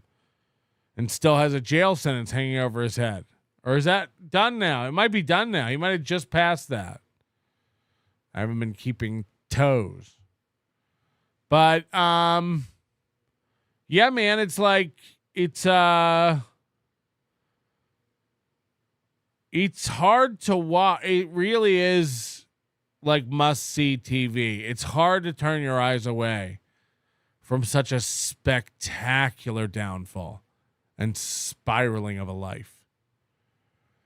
And he can, you're allowed to be mad. You're O.J. Simpson. You're allowed to be mad at Greta Van Susteren. This bitch covered me every fucking day. Now, what did she do? She just watched what was going on in court, reported on it, interviewed people around the situation. But she didn't put you in the situation. She didn't kill Ronald Goldman or your ex-wife. You're here because there's circumstances that make you a suspect. You're here because of something you did or said, and you wanting to sit around and point at reporters or critics or even the general public for having an opinion of the spectacle that's playing out before them is not only dishonest, it's just continuing your delusion. You're misplacing your anger. You're mad at yourself for constantly doing this to yourself. And just because there's Patrick Melton or a Carl or a Chad or a MLC or a Shuley or whoever pointing at it, laughing at it, and breaking it down for people, man, that's not making it happen. I can't break down something that doesn't occur. I can't get upset and act completely obliterated by something that doesn't happen. Everything that everyone comments on, you do or say, you cause it in every imaginable way.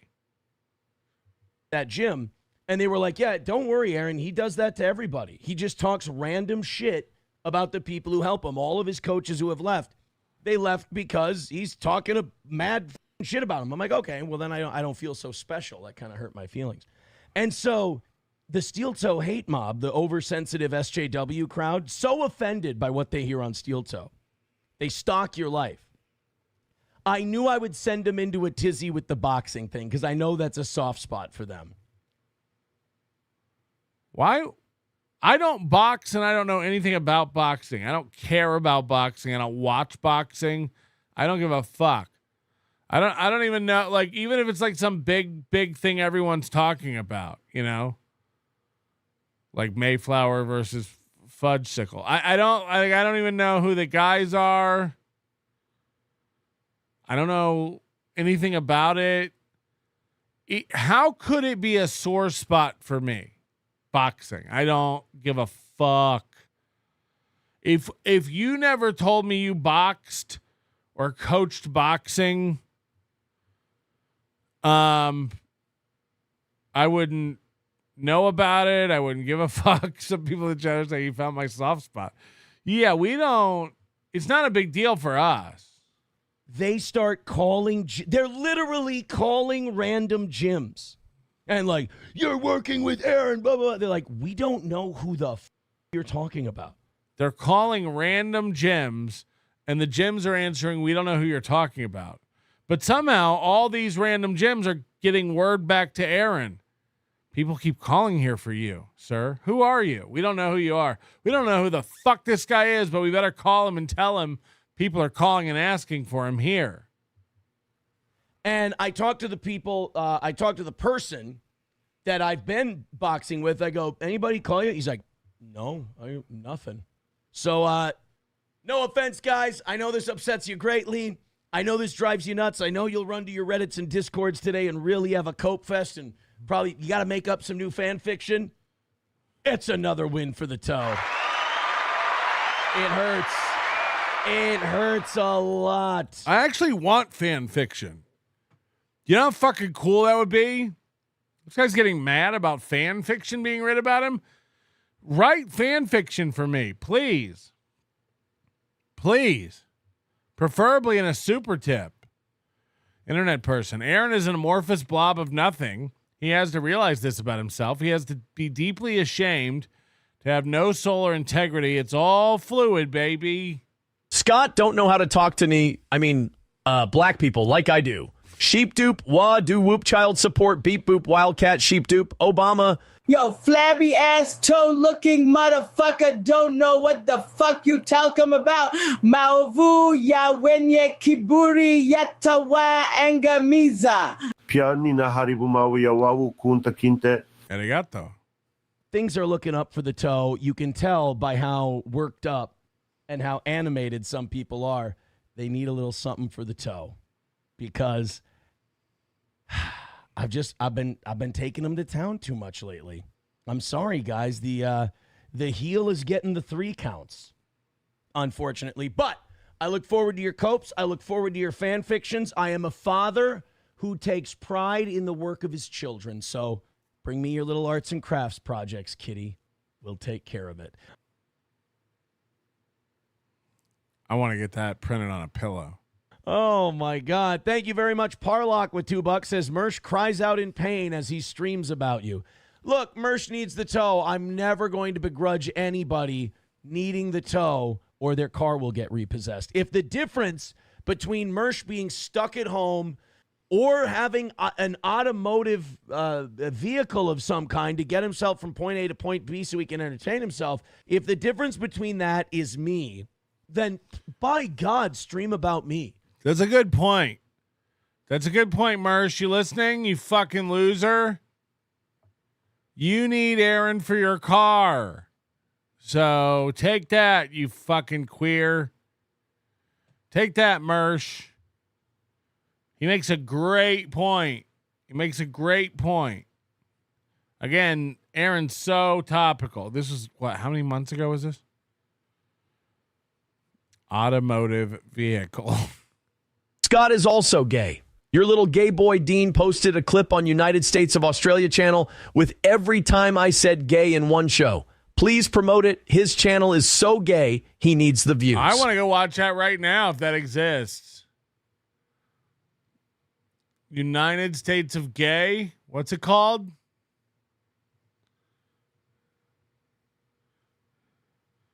United States of Australia.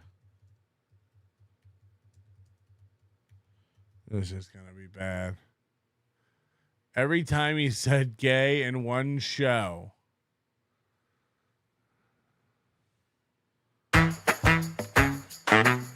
I told you guys, do a real show. Do your own content. Talk about the news. Talk about shit that's going on. Challenge yourself. Do a real show. They can't do it. They would make no money. They'd have to leave the internet. They couldn't do it. They can't do what we do. I got into this when I got into radio to do a show. Okay, I thought this was just going to be gay, gay, gay, gay, gay. And I'll live and die doing a show. Good. Okay, is that what? Okay. Good morning, everybody. Your blood work came back and you all have AIDS. Oh, no. Sometimes you can bring your life sexual partner on your show. You can fuck each other and do a podcast together. There's two really, really, really gay male cheerleaders. There's two uncomfortably gay dudes. Fucking gay, bro. Well, I mean, gay I know the guys. picture we. Fucking gay. Two probably gay dudes. It got pretty gay. Call me. By the way, you know, if this gets to him and annoys him, then like he'll start actively trying to not say gay. The don't say gay bill. He'll try and that might be really interesting because what will he replace it with? SJW stalker? Fat and gay, closed-eyed gay F word, and then we'll get to being a homosexual. It's a good way to get into gay things. They're gay together. Fag. I've never had to go to. Your dick stays dry in an argument with a man. Gayest thing I've heard all day. Both of them are gay and need to fuck out the tension. Rigorous anal sex. Speaking of gay anal sex, a gay kid, as Tucker said, a weird gay kid in his basement. Mm-hmm.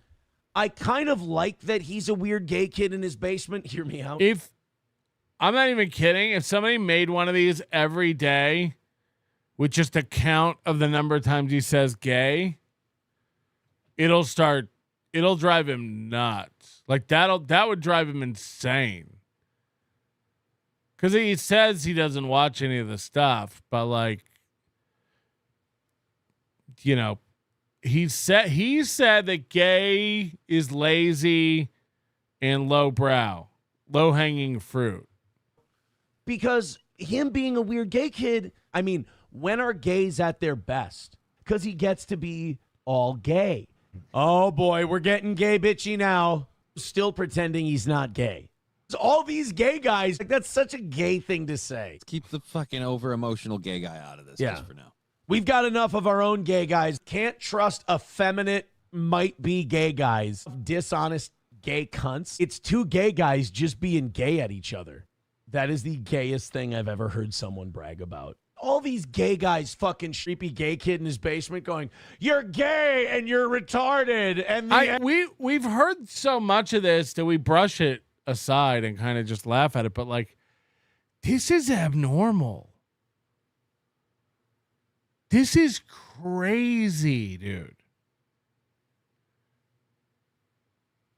Like, no bit. This is nuts for a 40-year-old who thinks he's a broadcaster with like this great vocabulary and personality. It's a lot. N-word. So bitchy and so gay. And trans pink and blue flag. The minute a gay person goes, you know, I think the left is the real racists. Oh, God, he's trying so hard to not be gay. A guy who used to be gay. You are still legitimately gay. The gay British dude. His whole gimmick was he was a homo. And he liked Trump. He was a gay British dude who liked Trump, only having butt sex. No, if you think drama is good, you're fucking gay. I got to talk about other fucking gay people, fed or gay or both. I think he's just gay. I got to go with just homo. The internet is gay. I think your gay fascination with me is just part of your cross to bear. It's funny because, like, do you remember when he used to say things like, this is crazy? Because, like, now he's saying, like, dude, I'm so happy the drama's done and we don't do the drama and it's better. Do you remember the time when, like, the audience was begging him to, like, stop talking about Nick and Melton and move on and do the show? And he would go, and I know you people don't want me to cover the drama and the Nick stuff, but I don't care. I'm gonna. It's great. I love the drama stuff. It's like a complete flip from where he was maybe 4 or 5 months ago. It's just goes to show you, like, whatever he currently needs something to be is his stance on it. Shut up, fag. He gay. You guys ever wonder why we have such a high male listenership and maybe a lower female listenership? Do you think? Should we maybe look into this someday? Should we maybe again look inward? And you're going to say no, aren't you? You're going to say that I'm being fucking gay. That's the shock jock part. No offense, but when you're a hack, you just do the same thing over and over with the same people. You never change. You're being basically an online parasite. You're garbage. I told you, and I told all of you. Shut up, fag. I thought this would be a lot better. Do better, man. Do better, United States of Australia. Come on, man. Scott is also gay. Your little gay boy Dean posted a clip on United States of Australia channel with every time I said gay in one show. Please promote it. His channel is so gay, he needs the views. Was that in one show? If you were as smart as me, you'd understand. But you're not, so you can't. I do understand. Fair enough. Hey, buddy. That's fair, actually. Charlie McDennis, Aaron is the rat. Aaron is that rat that those kids and wolves were eating last night in that amazing cartoon. That happened. Okay. Silence too good. This is a grown-ass man frantically lying about his life and arguing with strangers online. I win, you lose, neener, neener. It's all so pathetic. He thinks he's normal. Cool, badass dude. Of course I quit Scott's gym. Who else will stand up for black people and the homeless? When I have to leave my current gym, it'll be in defense of gay rights. It's another cause I'm very passionate about. No, I disagree. That video by United States of Australia, which you can find on their channel at United States of Australia, is shit. It's dog shit. So let's keep arguing about it, and you should go over there and subscribe and see if you agree or not. Go watch it. I think it was the worst. So what if I'm lighthearted and carefree? I never gobbled up another man's load. You haven't lived. You would have to be a retard to take boxing lessons from someone who got bodied in all their matches, unless you count choking and headbutting women as wins. If so, that makes him 2-2. For the record, I did the speed bag drill on Nick's cock to get a yummy load shot right into my gay mouth. I am gay. It's even worse. We're going to get a little more background information on that on one of his fights. That he actually went above Scott's head to procure that fight. And when it had to be called, due to Aaron falling to the ground, basically. You've all seen the video. Aaron had to call and say, "You're right, Scott, I wasn't ready." And you're going to hear Scott talk about how Scott had to basically suspend Aaron's gym membership because he went above his head to fight in that fight with that kid, and he wasn't ready to fight him.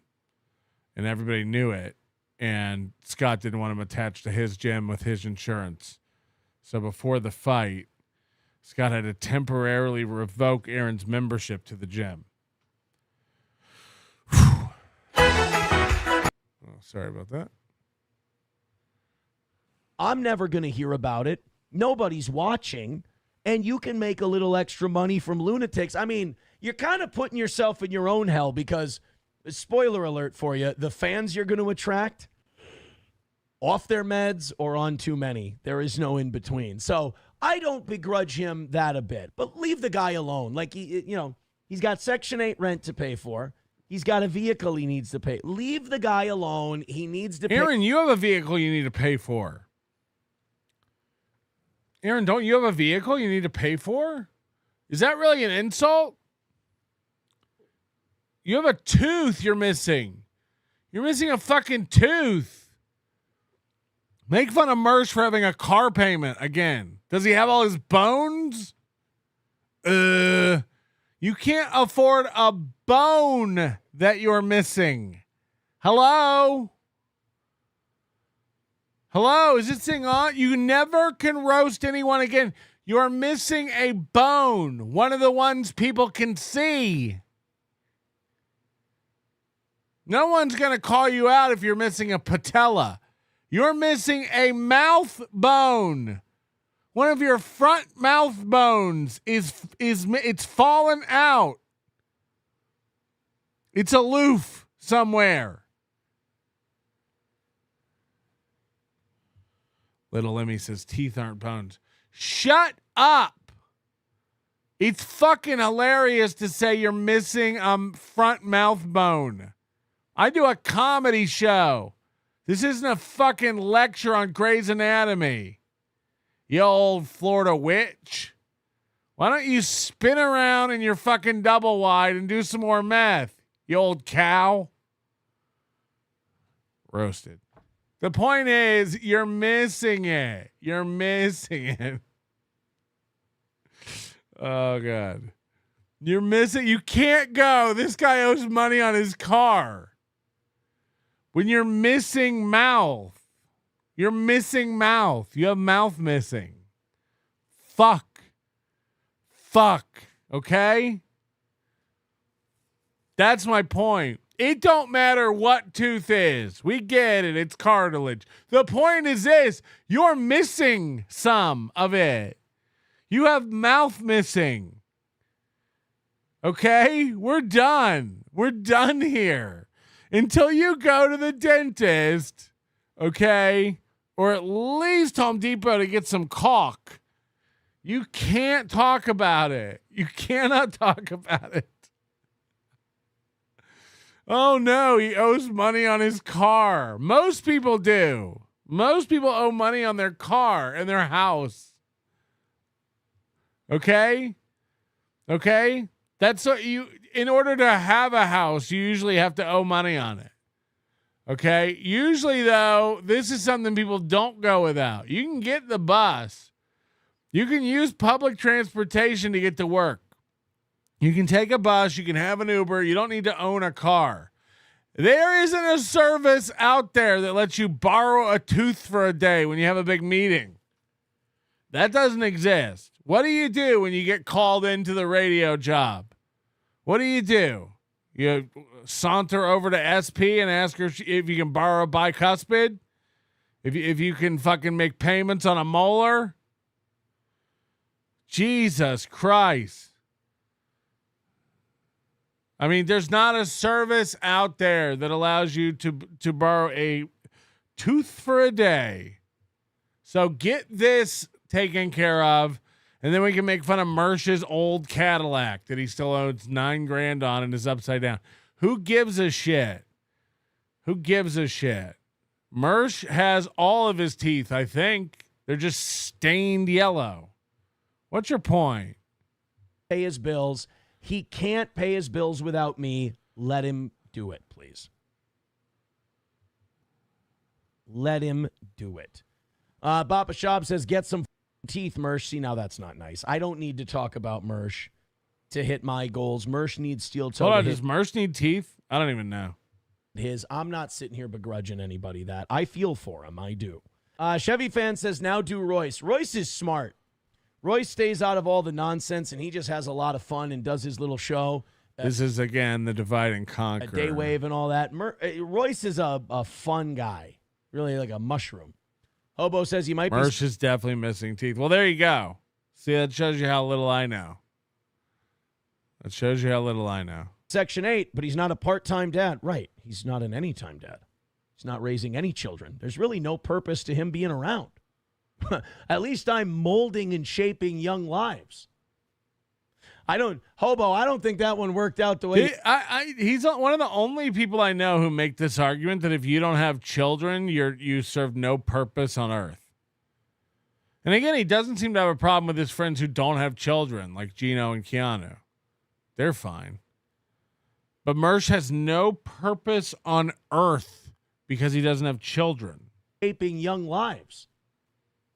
I don't think that one worked out the way you thought it would. Mersh, from a biological perspective, is utterly useless and unnecessary. No, because like when you think about it, we're animals and our job is to procreate. So if you don't do that, like what even are you doing? I make a good point. On my radio show. Is that part of it? Is that part of your biological urge? I must put out content. Schertz Bomb with $1 says, do you think John's lawsuit will embolden other lol cows to... Well, I think the lol cows are the people getting sued. Bro, if you're getting sued for over 6 figures, guess what? You're a fucking lol cow. Big time. will cause other people noted to sue people who mock them. Are you considering any suing of the shows who mock you? No, they're not really worth it. They don't have any money. You know, there's nobody I could sue that has a dime. In fact, that's going to be probably John's biggest issue. Uh-oh. I mean, he got someone to take the case, and these people have used his name, image, and likeness without his permission to promote and make a load of money on his back. They've done nothing on their own. They've accomplished nothing on their own. John is 1,000% in the right, and I know that upsets a lot of you, but you got to live in reality and not Reddit. But no, I don't. There's nobody who has any money that I could get anything from.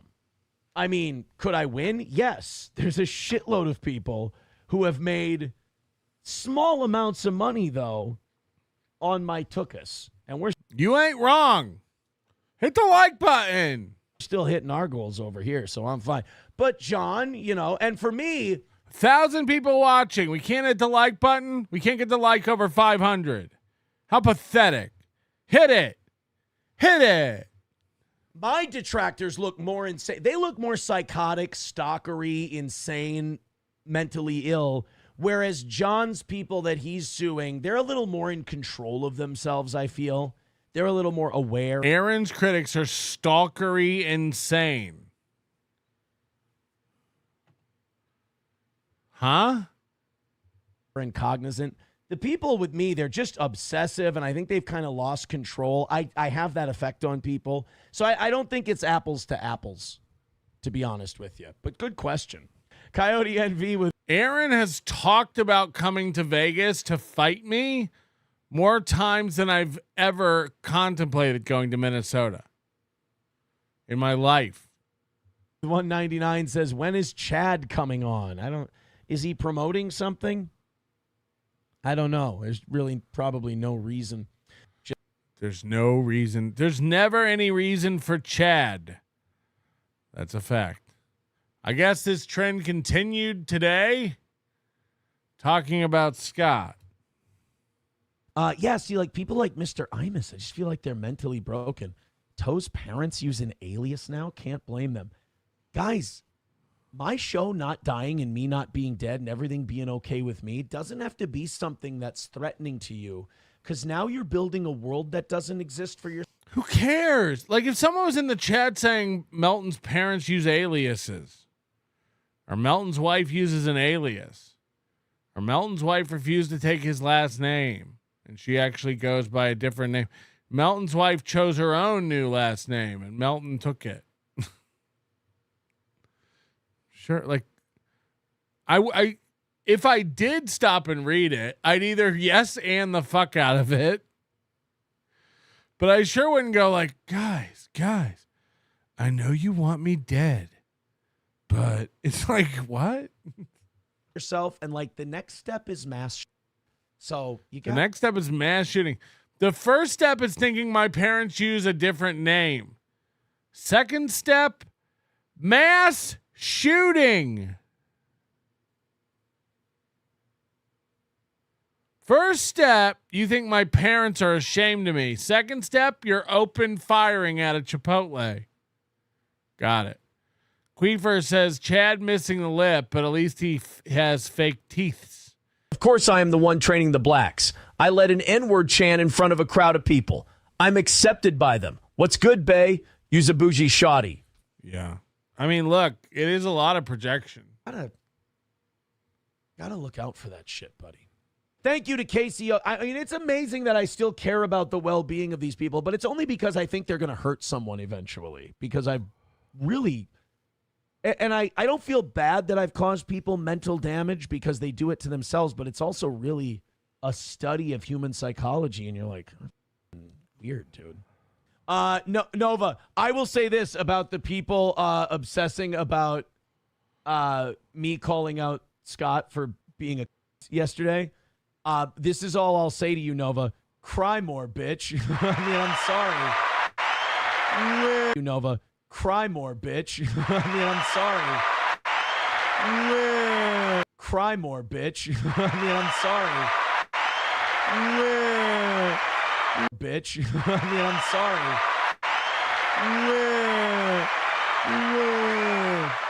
sorry. I mean, I'm sorry. I mean, I'm sorry. Nova, cry more, bitch. I mean, I'm sorry. Cry more, bitch. I mean, I'm sorry. I gotta say, if I'm making you cry about that, bitch, you gotta toughen up. I'm sorry. Yeah, bitch. Yeah, bitch. Bitch. Yeah, bitch. Sorry. I apologize. I mean, when people are just publicly to you for a long time and you just kind of expose the truth back, and if that it's literally like it's just projection of his whole life. It's like, yeah, they just can't handle it when any bit of truth creeps in. It's like, that is what's happening. Holy shit. Triggers you. I'm sorry, dude. That's you learn the difference between we have a problem and you have a problem. Also, yeah, bitch. Steel toe people trying to figure out, they are so desperate. I've been notching so many W's against these people. They tried to find out. They're like, we got to find out where Toe is boxing. They literally went and called a shitload of boxing gyms. How do you know that? Are you hacking our Google accounts? Who called a bunch of boxing gyms? None of them that I'm at, by the way. And they were calling them and they were mad. Who? Mad. They were calling them and they were mad. Duh, guys, they did. They called them and they got so mad. Oh, and they were mad because I won. And they got real mad. Oh, this is real. Guys, I just thought of this, and this is real. He went and called a shitload of boxing gyms. None of them that I'm at, by the way. And they were calling them, and they were mad. That's fucking crazy. Yes, no one believes it. It is crazy. And then they got in trouble. And then their phone companies canceled their SIM cards. Oh, that's crazy. And then I can talk jive, listen, N-word, fried chicken, watermelon, gang, boost. Mobile smoke detector chirp. They have given up any self-dignity or any self-respect, and they still hand the toe W's. Thank you, Nova. Thank you to the rest of you. And I'm sorry, I think I have to stop saying it because you guys will just have to learn the hard way, and Lord knows I understand that, so I'm not shaming you, but I've tried to show you the way, and you've just let yourself become immersed in anger and steel-toe derangement syndrome. I've told you what the end stages of it are. You can call me Nannerpuss, and guess what? I love Nannerpuss. You can call me Nannerpuss, and guess what? I love Nannerpuss. Sorry, kiddo. When you're ready to come in and have fun with the rest of us, we'll be here waiting for you. But if you choose misery, I'm just going to have to giggle at you because otherwise it's sad to see the waste of humanity. Somebody, too, says April would be disappointed in you, Aaron, going to Aldi. I know. I pray to her picture every day, and I ask for her forgiveness. Eric Cartman says, shopping in Aldi, eating at Pasta Buckets. Someone's living. I've never been to Pasta Buckets in my life. That is that's another, what do you call that? Fan fiction that people came up with because they were having trouble with the toe. It is funny to me, though. Baba Shab says, Toe is starting to resemble his namesake. I don't know what you're talking about. I don't know what you're talking about. By the way, I got an email. I can't say anything. If the guy who sent me the email related to steel toe, and that's all I'll say, who asked me for the Agent O treatment, that doesn't work with what you've sent me. I need to be able to say who you are and where you work, or I have nothing. Because if I can't say that, then I can't say anything about this unreal, amazing email you've sent me that has an amazing story. And I want to say it on the show, but you need to get your company on board with it and understand no one's going to fuck with you. No one's going to mess with you. This needs to be told. This story needs to be told. It's great. It's great. And you're not going to make your company look bad. There's no risk to you. This is just an amazing, funny story and another bubble being burst for Aaron Imholte. Another lie balloon deflated right in front of our very eyes. So please reconsider. Let us check with your company, check with your boss. Let us say the name and tell the story. Because otherwise I can't say anything. The name of the company and the story and it's all private if you like, so why even tell me it? Come on, man. Hit the like button if you want to hear the story. Tell him to change his mind. Every time we need it. I go buy pasta buckets, I want to go there, but oh shit. I just realized what I was about to say makes me look like a fat. I was going to say, every time I go to Target and I see pasta buckets, I want to go there, but I've just eaten. Stupid. Root says I'd crunchy while my girl watches. That's not as fun as you think it is.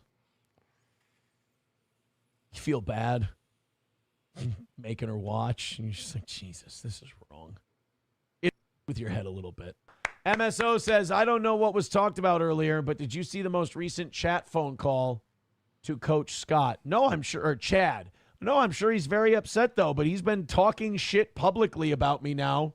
And every other trainer he's ever worked with, he's just been shit-talking them forever.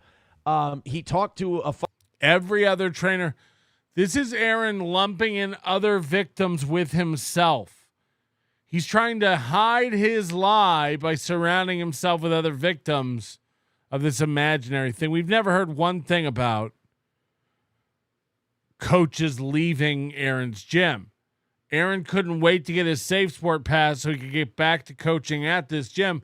Now all the coaches and trainers are leaving.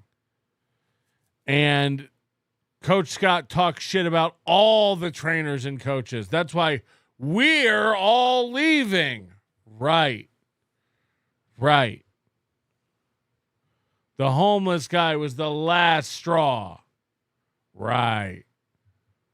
About me on camera. So yeah, and then when I try to actually do boxing stuff with people and help them and give it. You're not allowed. He really is retarded, no? He's like, yeah, just because I try to train people at the gym, he gives me attitude. It's like, I guarantee you he did give you attitude about sparring and training with this guy. You're not supposed to. You're not supposed to be training. You're not a coach. You're not insured. As a matter of fact, you don't have neutral status with the organizations. You're suspended. You are less than anyone else who would walk off the street. They've actually looked at you and said, no. A guy could walk off the street and spar with this guy in the ring. That'd be fine because that guy's got no standing. You have a negative standing. You're suspended. You're prohibited. Hibbity. You are not allowed to train or help this guy. That's what Coach Scott was telling you. You've turned it into this. Why? Because he smells a little? Because his shirt's got a hole? Because he doesn't sleep on a nice padded pillow top mattress like you and I? Come on, Scott. Have some humility. Let the guy box. It's like, no, it literally isn't allowed. You're prohibited. His gym a little, good PR. He goes off. It would be good PR to let Aaron and this homeless guy box. How would that be good PR? Oh, because you'd run your mouth about it on your show. You're the only news outlet that covers Scott's gym. Well, I was just trying to get the gym some good PR. Huh? On these crazy rants because he's bothered about his shitty life. And he goes off on these crazy rants about how people don't pay him enough and he's not training anybody and them and blah, blah, blah. It's like, dude, just shut it down then. You don't like it. Before every practice, he yells at everybody and tells them they can go to another gym for no reason. Now, again, what he's referencing is that meeting we all watched where he yelled at everybody and told them that if they're not careful, they'll also get suspended by Safe Sport and to get their life together. He was using Aaron as a cautionary tale, an example of what can happen to you if you let your life spiral out of control. So, of course, Aaron takes offense to this speech that Scott gave that we all saw. And nobody said anything. People don't want to be screamed at constantly because you had a bad day with something else. Bigot on socialist media says Scott is in the Dabbleverse now. Yeah, I mean, he keeps answering. Like, here's my thing. If you're going to be in customer... See? He wants him to be victimized now. Yeah, Scott's in the Dabbleverse. Yeah. So, yeah, you guys, he's fair game now. Now Aaron's telling you he's fair game. Because now you can be useful idiots for Aaron. Go harass Scott. Service, which you are if you own a gym. If people call you live, and he's done this 4 times to me already, and then you just talk shit about one of your members publicly. I thought you don't watch anything or keep up with it. And you just answer the phone and start. That means that when you're in private, you're answering the phone and you're talking shit about other people. So then other members of the gym call me and they go, yeah, Scott talks shit about me to like people who come into the gym too. And I've never done anything to the guy. He just gets in a bad mood and starts shitting on people. And it's like, yeah. So now we're supposed to believe other members of the gym. So gyms that Aaron doesn't know are calling Aaron and telling him that people are prank calling the gyms. And now other members of the gym are calling Aaron complaining about the owner of the gym. Aaron, who's not a coach, not a trainer, not an employee, but members are calling Aaron to complain about Scott.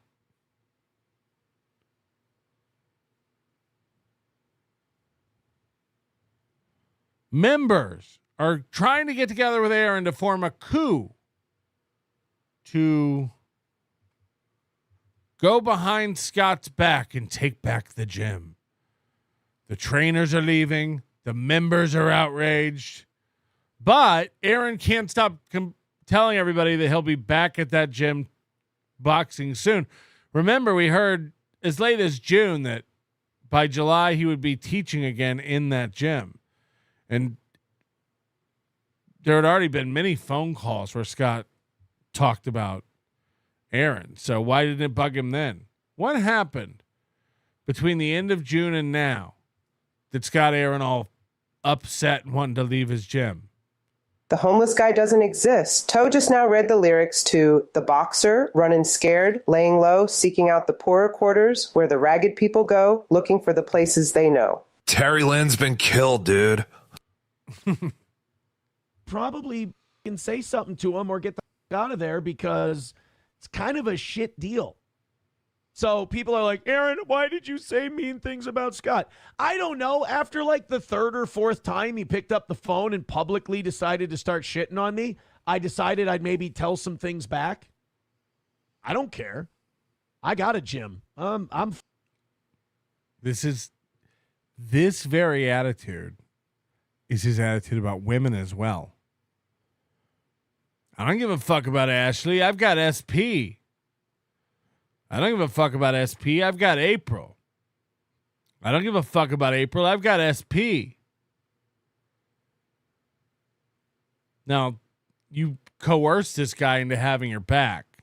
to making social media videos to support you, publicly making himself look like an uninformed ass by having your back. And then the minute you move on and find safety in another gym, shit talking, throwing them under the bus, encouraging others. Talk about a dog whistle. A dog whistle when someone says, Scott's in the Dabbleverse now, and Aaron goes, yep. If you want to fuck around like this, now you're in it. Now, again, I would tell you, do not contact Aaron's current gym or Aaron's old gym or Bug Scott. That's insane. That's insane. But that's a dog whistle. Fighting, and by the way, people kept trying to look up what gym I was at. They really got it wrong. They haven't found it. They won't.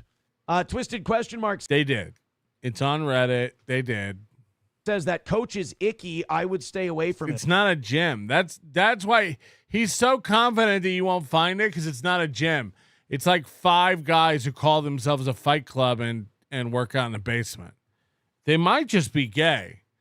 It might literally just be like some OSB with holes cut in it for like a glory hole gauntlet. I'm not even kidding. He is. I've defended him. Like, even when coaches were leaving and they were abandoning the place, and I loved those guys and they were the best coaches that place had. It's abandoned now? Because Scott was just being dog shit to him. I kind of looked the other way, you know? Phantom X says, Aaron, why do so many map defenders hate you? Is it because you have kids and they want to be near kids? A lot of them, they aren't allowed to be around their own, and I think that bothers them. I really do think it bothers them. Peen Wienerstein says, what the happened with Scott? He always seemed nice to everyone. No, he's not nice to. He's a miserable guy. He's a piece of shit. Really bad. Blind Eye says Ashley Cummings will be SP2. I would never be with an Ashley Cummings because I saw that Twitter video with her tits flopping around, and it's not for me. It is for some people. It's not for me. Nomo says, yeah, it was sad. So he only has 10 people watching him now. Remember when all of those people thought that, like, we're going to put Karmic on in the morning, and he's... Remember, Aaron can't break 100 on YouTube in the evenings now. That's wild. That's wild, actually, to think about. And again, like, it's the guy who can't do numbers. All the guys who can't do numbers are obsessed about numbers. I didn't give a fuck about numbers when we had 50 people watching. I don't give a fuck about numbers now with over 1,000 watching. Hit the like button, you 1,000 pieces of shit.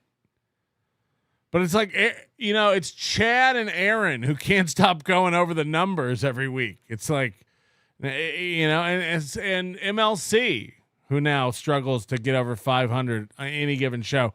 But that could be because he does 3 shows a day and still can't earn what he used to earn in one show. So, yikes. He's going to kill Steel Toe. Come on, guys. Kill. Nobody wants to kill anybody. I've been doing this too long. It's like when you thought the people wanted the golf tournament canceled. It's like, we want more than anything to see a golf tournament. We wanted it to be live streamed. Nobody wanted the golf tournament canceled. Are you retarded? Let's see this idiot do a golf tournament. Numero uno, Josh Denny fan says, Coach Scott seems nice, but anyone taking this many phone calls and talking this long to Chad has got to be mentally ill. He's the minute we hit 700 likes on this video, I'll play the tapes. We'll just immediately play the tapes. Until then, I'm teasing them out.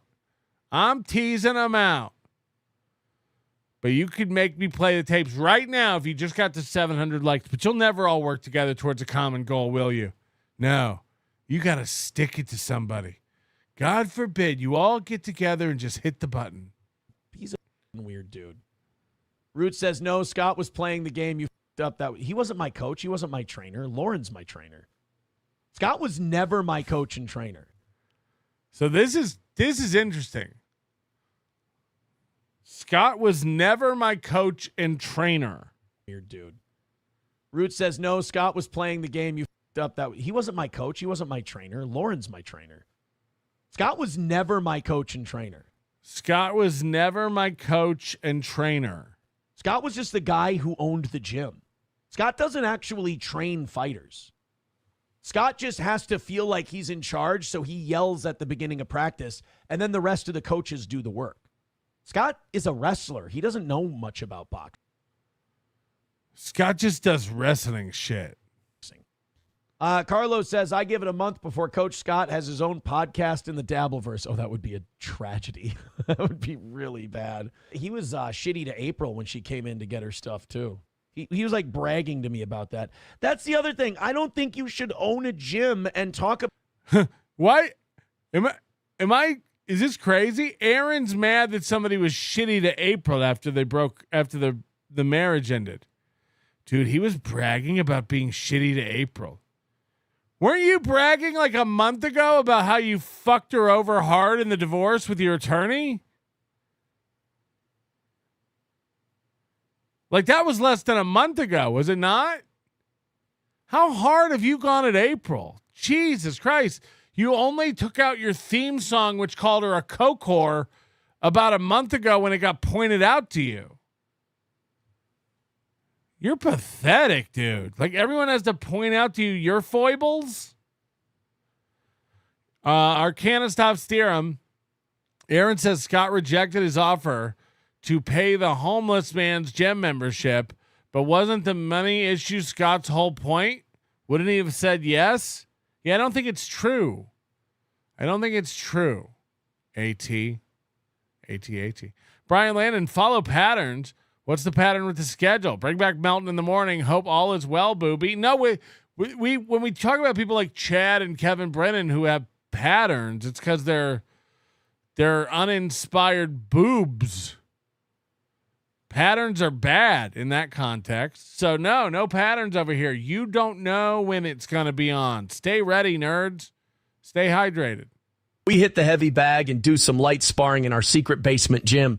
Then we jerk each other off in the shower. Not in a gay way. $50 from Tiff. Likes help cure sunburn pain. Help the man.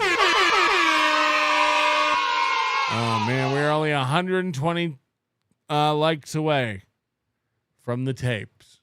The Minnesota Files. Your other customers' private and personal shit. He started talking about, yeah, I really gave her the business. I told her I don't want you in here and blah. It's like, oh, okay, well, that's really nice. Literally. So what he's saying is Scott told Aaron about April coming to get her stuff. And that's Scott sharing private information about customers at his gym, as if April paid. Chad's a mimic. He's about to say how shitty it is to spread people's business. Yes, he hates that. Literally, she came in to take her shit out of her locker after she got arrested. That was it. That's all she wanted to do. And he gave her a bunch of shit. He's like, yeah, she was making all these excuses to me about shit and trying to say all this stuff, and I wasn't hearing it. It's like, hey, you don't need to be telling other people's business, dude. You're gay. Like, you're the owner of the place. He's not my coach, Roots. He's the gym owner. I would never disparage my So now Roots is fighting with him again? Coach, Lauren is brilliant. Lauren is brilliant. Scott sucks. I've always said that. You've never heard of Lauren. His trainer, Lauren. He's brilliant. He's amazing. I'd never say anything bad about Lauren. Of course, I've never really brought him up. I've never said anything about him. Also, Lauren goes to the new gym now. My trainer, who was at Scott's, is also at the new gym. We all hate Scott now. We all talk bad about Scott. Scott sucks. What don't you get? I've always hated Scott. It's never been about Scott. The gym is barely, Scott doesn't even do anything there. I talk about the gym and Scott. They're not even like, it's Lauren. It's Lauren. Yeah, Roots, you're just not understanding me. The guy's not my coach. I would never shit on my coach. So I don't think 105 likes away from the Minnesota Files. you're hearing me properly. Baba Shab says, but you do call him Coach Scott. No, the internet started calling him Coach Scott. I always just called him Scott. Yes, I never called him Coach Scott. You internet people create shit, and then you want me to be a... You made that up. You did. Brethren, let us welcome our new member, Brother Moobs, to our boxing basement. When I started this basement fight club 15 years ago, I did not think that there would be more than one or even two former radio hosts with pending felony charges and suspensions from Safe Sport and had a falling out with Coach Scott in St. Cloud. But here we are. Our felonies, our egos, our dwindling podcasts, and our Safe Sport suspensions unite us. Let nothing but our fists come between us. Now, Brother Aaron, eat this ceremonial cum and be accepted. Yummy. But can I have this served on a woman I love? Jesus Christ. You're right. It's all people over there who got their butt hurt by Scott. They're all suspended. They can never be real coaches. So now they're, you know what I mean? These are mall cops. These are mall cops. Oi, oi, oi. Part of it. Oh, boy. We are 78 likes away from seeing the never before seen Minnesota Files from Scott's Gym. Purple Possum 420, member for 17 months. This is the like button. Yes. Chris Russell, hit the like button. The like button hit it, says Pupper Physish.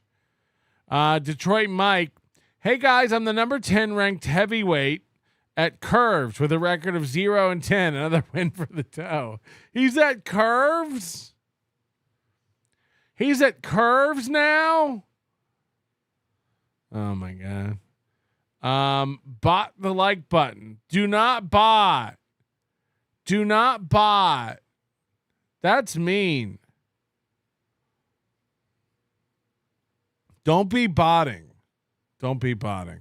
Ladies and gentlemen, we're going to play it, of course. It's what you want. Chris, Look, I tried to find out how to get a lap in, if you know what I mean. But not Coach Scott doesn't like viscous fluid. So I moved on to a new basement full of boys. #heaven. You will see Nick Rekieta make a move on Coach Scott in the video I'm about to show you. I wish I was joking. You will see Nick Rekieta make a pass, make an attempt on Coach Scott in this video. Chris says, hit like nerds. Hit like nerds. Droopy Drawers wants you to hit the like button. Tim Bollinger, member for 16 months, says, since you made it right and put me on the list, I will continue to hit the like button. Don't continue to hit it. Just hit it once. Just one good smackaroo. You know, you don't have to get sarcastic with it. It's not a contest. You don't have to do anything crazy. Erica Mitchell's here. She says, hit the like button. Love you, Big Sauce. Love you too. Ladies and gentlemen, I will be putting this out for the Clippers, by the Clippers, and from the Clippers. Of course. Later. So don't worry about grabbing it now. I'll make it happen for you. I'll make it happen for you. Where is it? Because I had it pulled up. Where is it? Oh, boy. Okay. It's time. Everyone good? Everyone have a drink? Everyone got a nice bottle of something tasty that you like?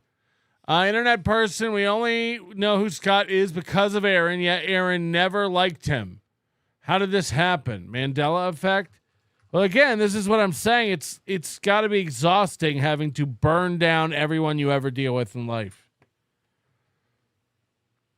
Because the reason Aaron cycles through co-hosts, wives, friends, therapists, judges, like all of it is because people catch on to him, realize they're being used, realize they're being manipulated, realize they're being lied to, And then they have to make the jump. And when they make the jump, Aaron needs a reason on his side that they're doing it. So Aaron has to go, that person's mentally ill. That person's a slut. That person's on drugs. That person's on the internet too much and got a broken brain. That guy doesn't know anything about business or boxing. He's bitter because his life sucks. And he's too dumb to know. Hit the like button like a clit. Ugh. Like a clit? Hit that like button like it owes me money. Okay. We don't need to get specific with like how you hit it. Bubble Popper 24 says 22 because of the months. Erica Mitchell gifting a membership. Thank you. Ladies and gentlemen, June 24th, around 8:30 p.m., the Steel Toe Evening Show was ending. We knew Aaron wasn't at the gym. And we decided to stop by because Scott had invited us. Nick and I rolled up to the gym. Audio rolling at first because I wasn't sure how we were going to be received.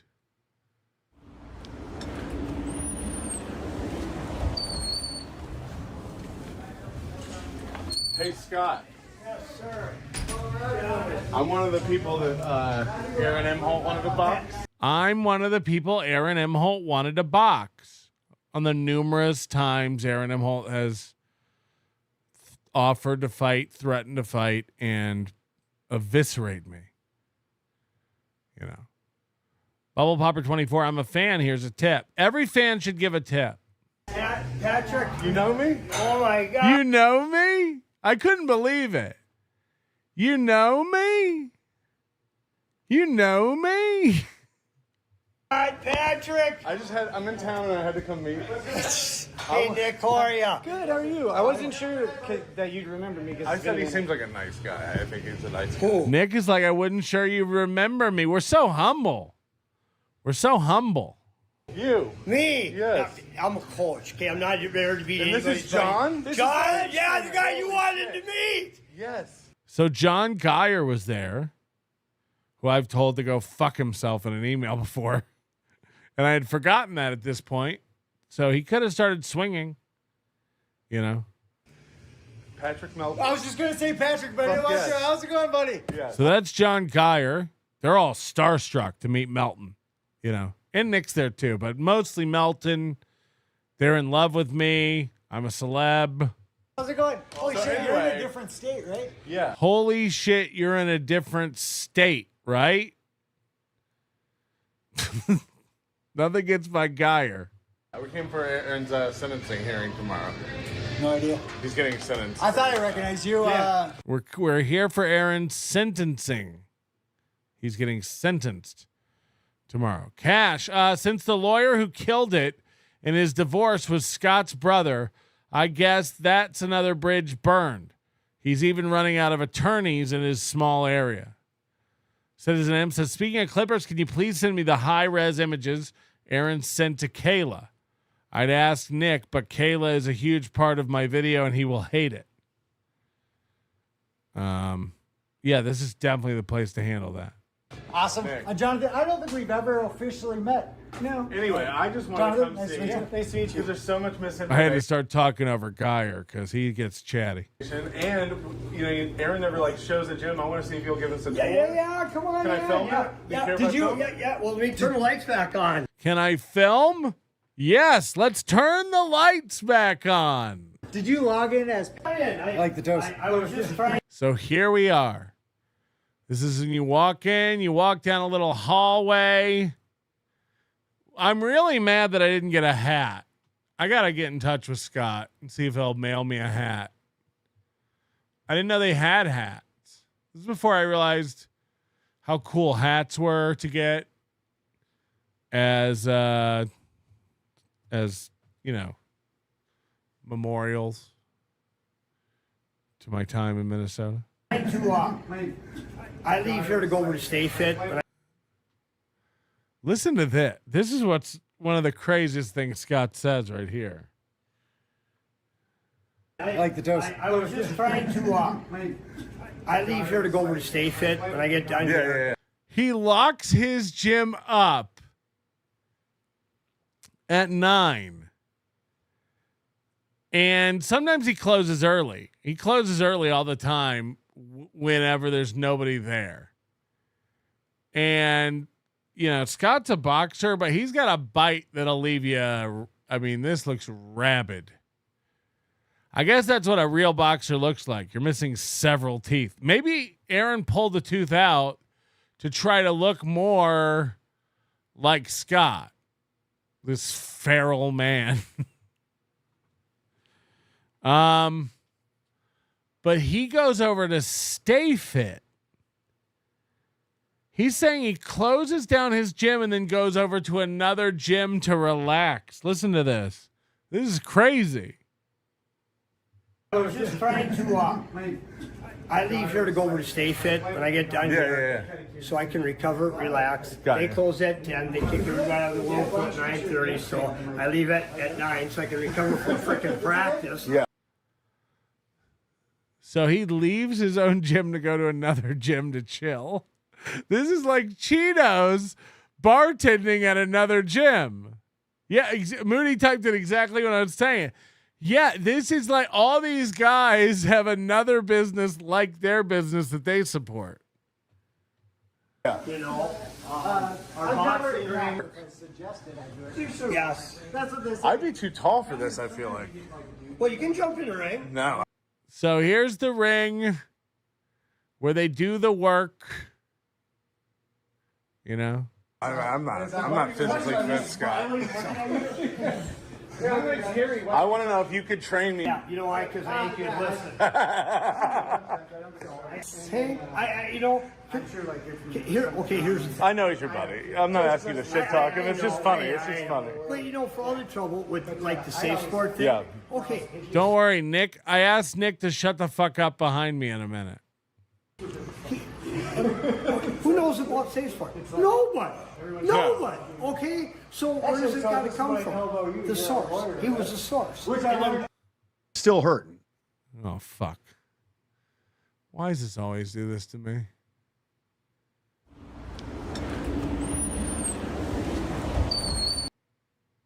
The source. He was the source. Well, of course, if, you know, and really, say if you thought a coach was doing something bad, who would you report it to? And if you don't know, hey, so you followed the protocol when it was supposed to be done. I have a question. Was he ever a coach here, or he was getting a safe sport to become a coach? Yes. So he's never really been a coach. Okay. No. Now, again, we've all known this. We all know this. But Aaron's whole banning from boxing came from his desire to be a coach when he wasn't. He had spent years telling everybody he was a coach, and then he dragged the gym online, told everybody about Scott and this boxing gym, and then people started asking questions, I guess publicly, to Scott, and Scott said, now you have to get certified. You have to do the work to become a coach. I can't have you here doing this work and not being insured and not being licensed and not being accredited and approved and whatever it takes. And that's what triggered the background check that got Aaron suspended, both as a fighter and a potential future coach. And here is Scott saying it again. We've seen it over email, but here it is in person. A safe sport to become a coach. Yes. So he's never really been a coach. No. Okay. Scott, do you mind if I go with these guys and work? Scott, do you mind if I go with these guys and work on some stuff? So it's no different than Aaron being in a class and pairing up with somebody else to do some work. Aaron wasn't in a leadership position. He wasn't training. The only reason that everyone called Aaron Coach Aaron and Mr. Aaron is because of his age. These kids are 18, 19, 22. Aaron's in there balding, man tits dragging on the mat. And he carries this air about him where he kind of forces himself on other people and tells them he's a coach and he's a trainer and he's one of the guys here at the gym.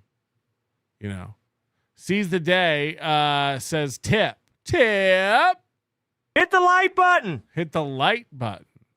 Anonymous says, nice watermark, queer, but seriously, this is great. Thanks, you big saucy hunk of pork. You're welcome. Yeah. Okay. What? Okay. But, you know, I forgot your video. I like things done a certain way. Old ideology of boxing. Boxing is. You take it seriously. This is your business. Yeah. You know, more like a coach. You know, boxing is a sport. People, well, they didn't used to do that in the old days. Look, Nick was talking behind me, and then all I could think of was him behind me. Still do. I'm broken. Pity, Patty, please leave me the soup machete so I can fight off the linguini demons before you climb that polished flag post. Soup machete? Linguini demons? Who's writing this stuff? This is dark. In the old days. Right. Okay, technology changes things. And boxers, when you got 20 of them, yeah, this one-on-one stuff, okay, there isn't. Don't you think, the heavyweight for the golfers, the gold medalist, Gable Stevenson, hey, he had 50 matches. Don't you think that if all the coaches gave him all the attention and forgot about the team would be shit? Right. Hey, you want to give everybody equal opportunity. That means equal training, equal one-on-one. Because you train as a team like wrestling. Aaron's not a team player, he's saying. So Aaron, you're going to hear Aaron didn't want to put in the work, Aaron didn't want to listen, and Aaron didn't want to be a team player. That's the theme. Is he going to be a coach here? He said that you guys received word that he's getting his... Listen to this. Listen to everything Aaron just has been saying about Scott this week. He's a cunt. He's dumb. He doesn't know what he's doing. He should shut it down. He's not a good fighter. He's not a good trainer. He's not a coach. He was never my coach. He hates his life. He's mean. He's racist. He doesn't know how to talk to black people. Remember all that. And I just asked, will Aaron get the chance to be a coach here if this all gets cleared up? He got cleared by Safe Sport. Okay, Safe Sport then, whatever the sport is, could be wrestling, because Minnesota USA Wrestling does the same thing. Right. Okay, they turn it back to USA Boxing. They can say yay, they can say no. So you haven't gotten word that it's done?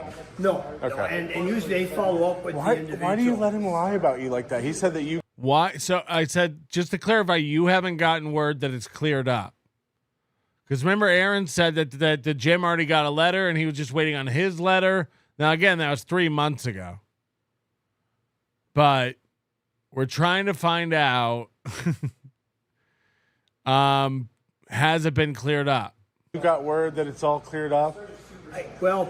It got cleared up on Safe Sports. Okay.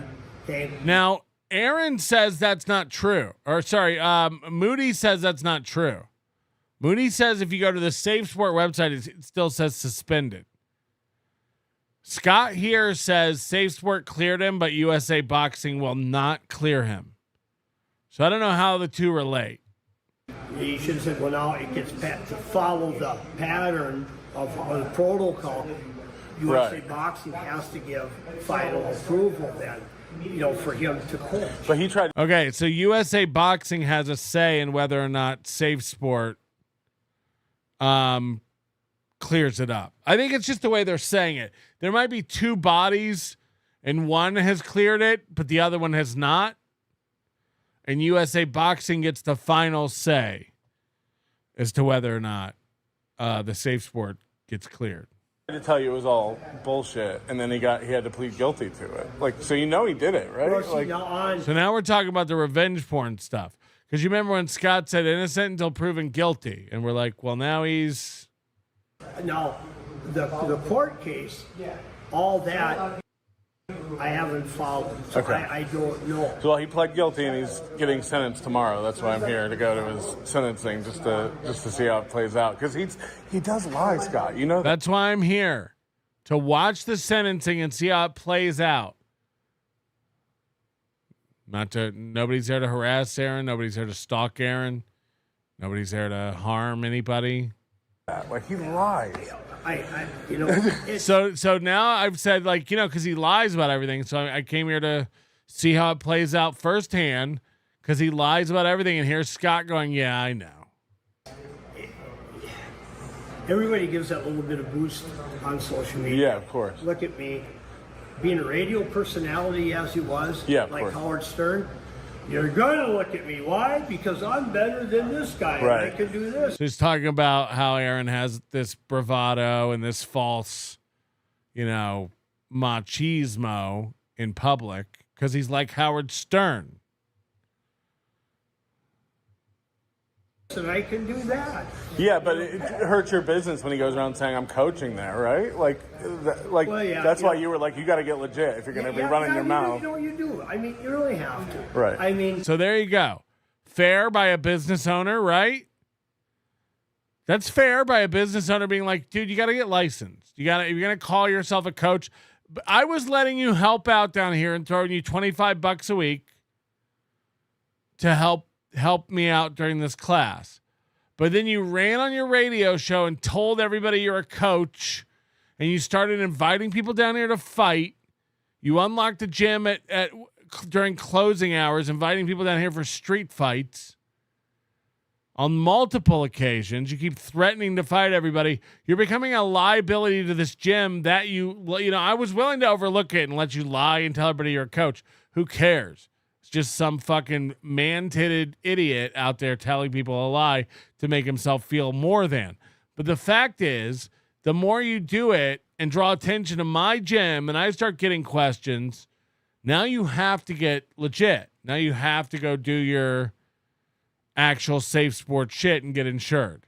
We can't have you doing this. You're causing a bad name for the gym. Because otherwise, if something happens, God, your the insurance, liability. right? Oh God, they're going to come. You hired this guy.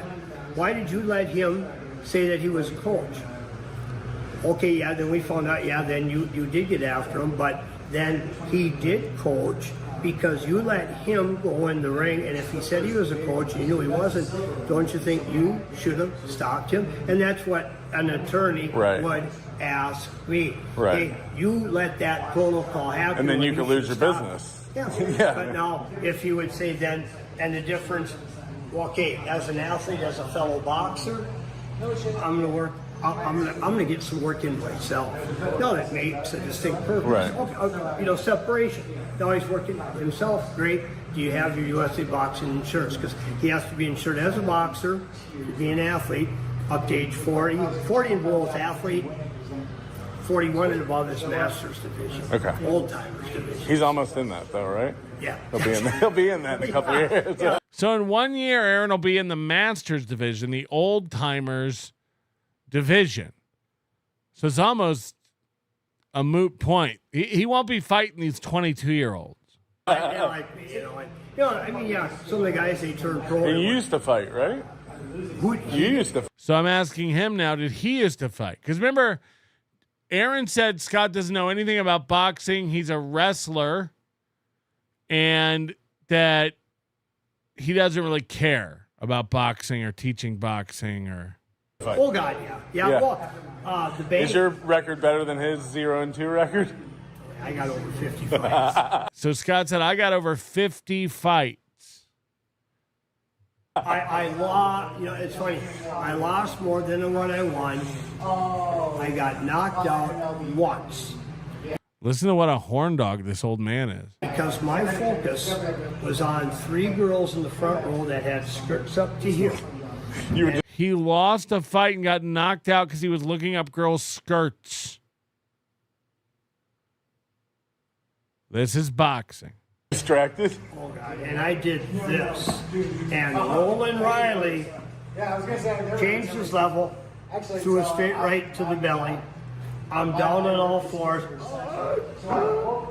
How quick could I pick up the fundamentals? 205 or over is super heavyweight. You think I'm over 205? So I'm asking what it would take to get me in fighting shape, you know. And he said, well, over 205 is heavyweight. And I said, you think I'm over 205? Wow. I'm kidding.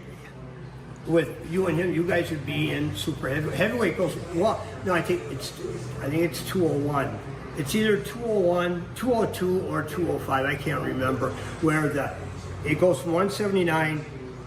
It used to be 179 to 200, and 201 plus was super heavyweight. How long would it take for me to get all the fundamentals? Like high school, okay, as a coach is to provide you with a good experience. Right. First thing is always conditioning. Right. And that's old school ideology. I can condition on my own. Right. And that's why that's my thing. Just to not be able to so you don't get gassed out in the ring. Yeah. Because say if I teach you 20 things, what good are 20 things if you last 20 If I'm out of seconds? breath, right? Yeah. But if I teach you 1 or 2 skills, but yet I'm in shape. So I do the same thing over and over again. Right. Like high school wrestling, they're going to teach you a double leg takedown Until and a it's single muscle leg. memory, basically. Yeah. Like it's just and second then all of a nature. sudden, when you do have a good experience, now all of a sudden I want skills 3 and 4. Right. Okay. Now, when I get skills 3 and 4, and I'm getting better in shape, wow, this is great. I'm having a great experience. Yeah. When people have good experience, they're more apt to learn. But they know that as they get better, that conditioning factor has to ride parallel. As learning knowledge goes, conditioning has to stay with that. Yeah. Because otherwise, if there's that big separation, you get cocky. And Aaron doesn't listen when you teach him? Well, I don't know when, what do you want to do? Right. Well, I want to box, but I'm going to do it my way. He doesn't want to do the work. He wants to box. His He way. wants to be a boxer, but he didn't want to put in He the... wants to do it his way. What's his way? I don't know. And I don't know because it's... What's his way? I don't know. What is his way? Doesn't make any sense. We're all still trying to figure it out. What is his way? Coach JR Fishing, I would do anything to see Scott manhandle Mooby. Oh, no.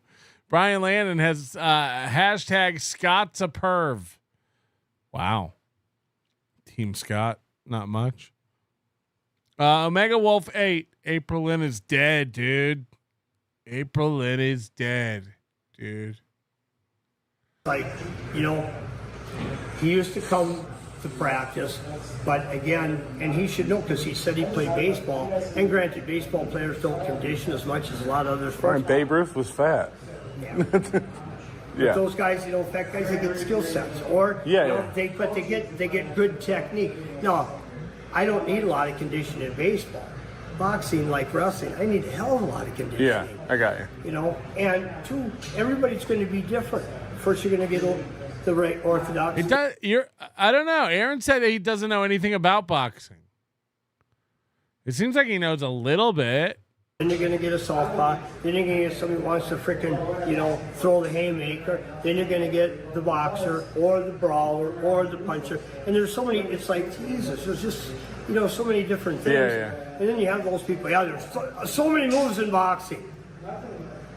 I said it tonight. When it's wrestling, fighting, boxing, shooting a gun, okay, it's not natural to hit somebody. It's not natural to shoot somebody. Right. So the body goes into that flight or fight. Right. Okay. Anxiety. You second guess yourself. You do, and it's like, don't move. Oh my God. Well, he likes to golf too. It's just boxing is the same. There's a mental game, not just a physical game, right? Well, it's more physical in boxing. Than right, but there's more of a, there's like you're saying, the mental component. If your brain locks up and you're not able to execute, right, like you have to, but too, I gotta let him talk boxing a little bit. You know what I mean? Your confidence.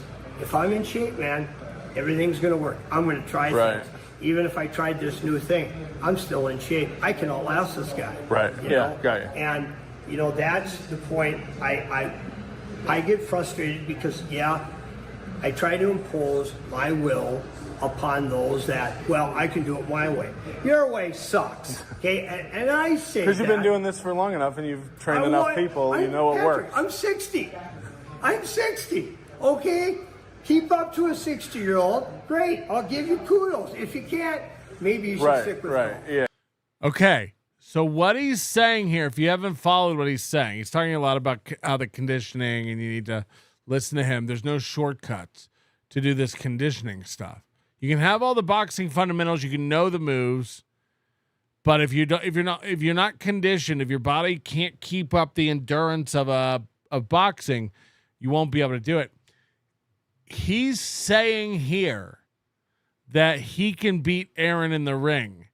And until Aaron can beat him, maybe Aaron should stick to golf. Basically, he's saying if Aaron can beat when Aaron can beat me, I'll listen to his way. But I can beat Aaron. So maybe he should stick to golf. Now, Aaron, as Aaron does, this week Aaron was talking about physically fighting Scott. That he would destroy Scott. Now, why that came up, I don't know. Again, Aaron has to threaten everybody physically. This is what he does, despite what he tells the court. But here's Scott saying, every time Aaron and I got in the ring, I gassed him out. He can't keep up with me, and I'm 60. So until Aaron can keep up with a 60-year-old, stick to golf, he said. Erica Mitchell, conversation is so pure and respectful. Coach Scott is such a gem, and Melty is such a respectful gentleman. Love this. Fucking hate the toe. Again, no one went in there looking for trouble, or these are all rumors. Everywhere we went, and it was the same at Stoney's.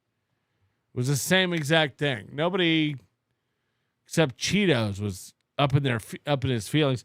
Here, listen to him again. Tell Aaron, until you can beat a 60-year-old, stick to golf. Oh, it works. I'm 60. I'm 60. Okay? Keep up to a 60-year-old. Great. I'll give you kudos. If you can't, maybe you should stick with golf. Yeah. Maybe you should stick with golf. And we know he's not good at golf either. I mean, that's just not for Aaron. That's for everybody, because that's not just for Aaron. That's for everybody. Yikes. Well, it was a street fighter. Stay out on the street. Right. Because, you know, I'm going to run away from you. I'm going to call you names. You know, I really hate to say this, but, you know, when the Minneapolis incident happened, 5 years ago? Okay. And the Minneapolis incident. I can't breathe. And Minneapolis cops get this bad rap. Well, they created the bad rap, right? Yeah. For what they did. But you know something? Think about it. Who's in shape? Are bad guys in shape? No. If I run away, yeah, come on, Mr. Criminal, stupid. See, I know it's not a good thing to do, but if I do that, and all of a sudden that guy, oh God, I'm gonna kill this cop. I don't like him. And they have a heart attack. Right. Because now if somebody gets mad at me, look, all I'm going to do is run away from you 30 seconds. You're going to go into cardiac arrest. Then I got to decide if I want to turn around and give yourself CPR because you were dumb. Call for help or walk away. You know? So Scott's talking about how he's tremendously conditioned here. You know, because again, think about it. Who is really in shape? Not me. Not me, I'll admit it. And two, you know, with the stress, and a lot of people, if they have stress and anxiety, or plaque, I mean, that's a big thing. Your diet, plaque, inside the arteries, and all of a sudden if I get stressed, or that heart starts beating and it can't pump that blood, what happens? Yeah, if it's not used to that kind of stress, then yeah. And who did I just describe that had died where somebody's knee was on somebody's back? Yeah, exactly. I mean, also if you're on drugs at the time. Yeah, you're on that. You're out of shape. Your diet is bad. Those three factors, you know, did he get a bad rap? I think he. I don't know how this turned into a George Floyd conversation. He did, because you know something? He didn't really. But look whose side Scott is on. He's on the black guy's side. He's on the black guy's side. And this brings us to the Aaron was saying that Scott doesn't like black people and doesn't know how to talk to them. Remember that. But he decided, I'm just going to keep my knee there. No, you didn't have to. You didn't have to. For 9 minutes or whatever, yeah. Yeah, you didn't have to. He would have by himself. Right.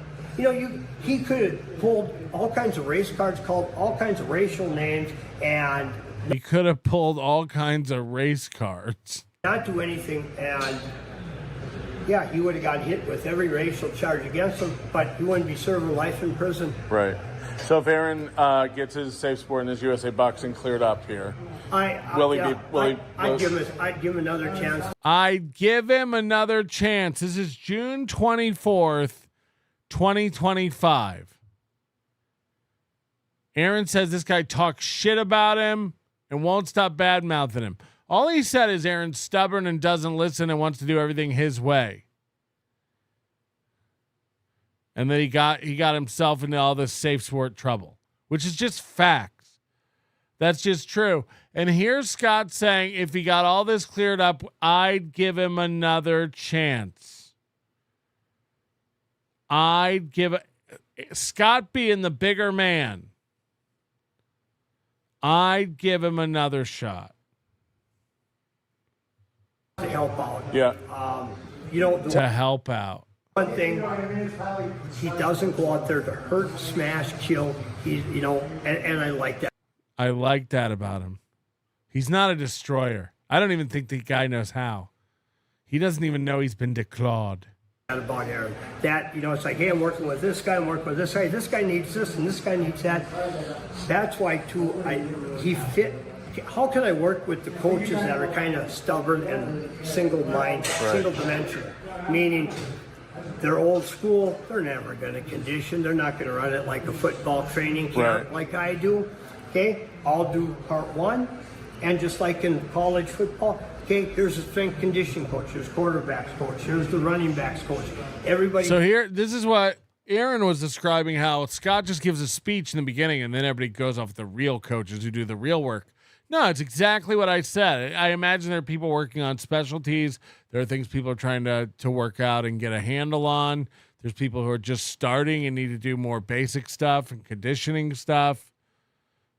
Just little like breakout sessions. Isn't it? I mean, we did the same thing when I played football, right? Offense would go do this. Defense would go do that. Special teams would go over here. O-line's doing this. D-line's doing that. We would always be breaking up doing separate shit. No? Doesn't that make sense? Does their part. After I do my part, great. But the minute somebody draws blood. Now watch this. We heard Scott sticking up for George Floyd a minute ago. But Aaron told us that Scott doesn't know how to talk to blacks. Aaron told us that black people are uncomfortable around Scott. And Aaron told us that Scott embarrasses himself around black people. Now, I don't want to alarm anybody, but there's one coming up behind Scott. Let's hope it's one of the good ones. Now, let's watch this interaction between Scott and a black to see if what Aaron says is true. Remember, Aaron said other coaches have come to him. Black athletes have come to Aaron. Everyone comes to Aaron. The members come to Aaron. The coaches come to Aaron. And the athletes come to Aaron. And they ask Aaron, does Scott know how to talk to black people? Does Scott even know how to talk to black people? Let's see. Let's see what an interaction with a real live black looks like. Okay, no, you're done. Right. Your defense sucks. And as I tell the guys, your defense sucks. Remember what happened to Mike Zimmer? Defense sucked. He got fired. Gotcha. Yeah, good night, Gideon. So Black guy waved to Scott. And then Scott said, yep, good night, Gideon. Now, we can sit here and digest the name Gideon all night, but this was closing time for the gym. There's a black guy there. He waves goodbye to Scott, meaning he knows Scott. And then Scott goes, yep, have a good night, Gideon. Does he even know how to talk to blacks? First of all, imagine like the fact that Aaron said that is crazy. The fact that Aaron said that is crazy. Like, I've had athletes come up to me and they've asked me, like, does Scott know how to talk to black people? Yeah. Is it like regular people? Is it like regular people? Not once over Hackamania did Shades Cal approach me, and I thought to myself, all right, get in your Ebonics gear, change out your thumb drive, and get some cool new words.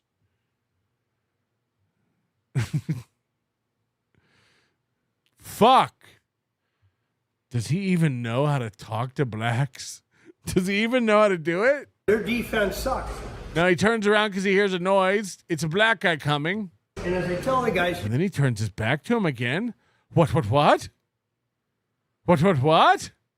Your defense sucks. Remember what happened to Mike Zimmer? Defense sucked. He got fired. Gotcha. You know? Yeah, good night, Gideon. So, Wow.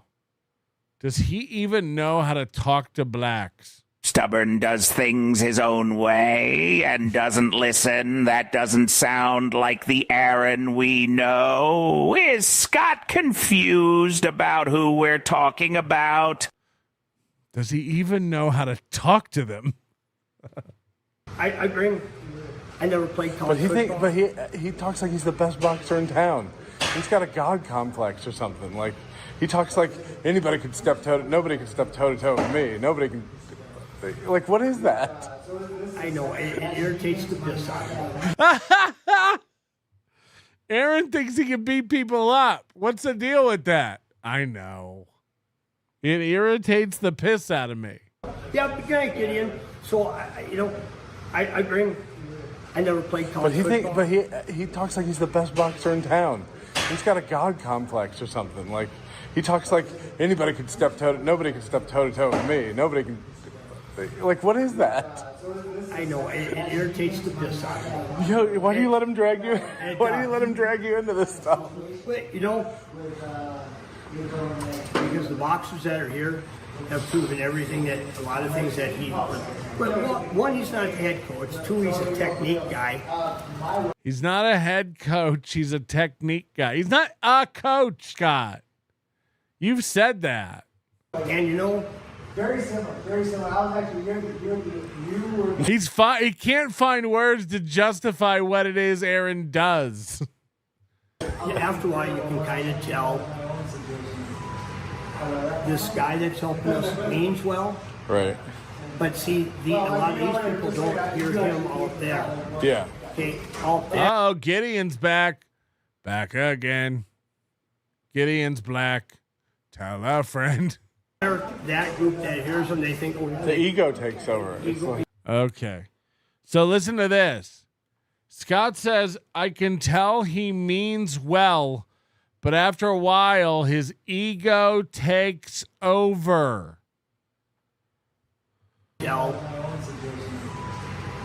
This guy that's helping us means well. Right. But see, a lot of these people don't hear him out there. Yeah. A lot of the people here don't hear him out there. So again, this is what I was saying. Like in the boxing world, he gets to be the coach who gets to tell people I have a super successful show. It's awesome. I'm owning the haters every day. My numbers are bigger than everybody's. You should see this Melton guy. What a loser. And then outside of the boxing world, he gets to tell us, I'm a coach. Everybody looks up to me. I'm one of the toughest, best guys.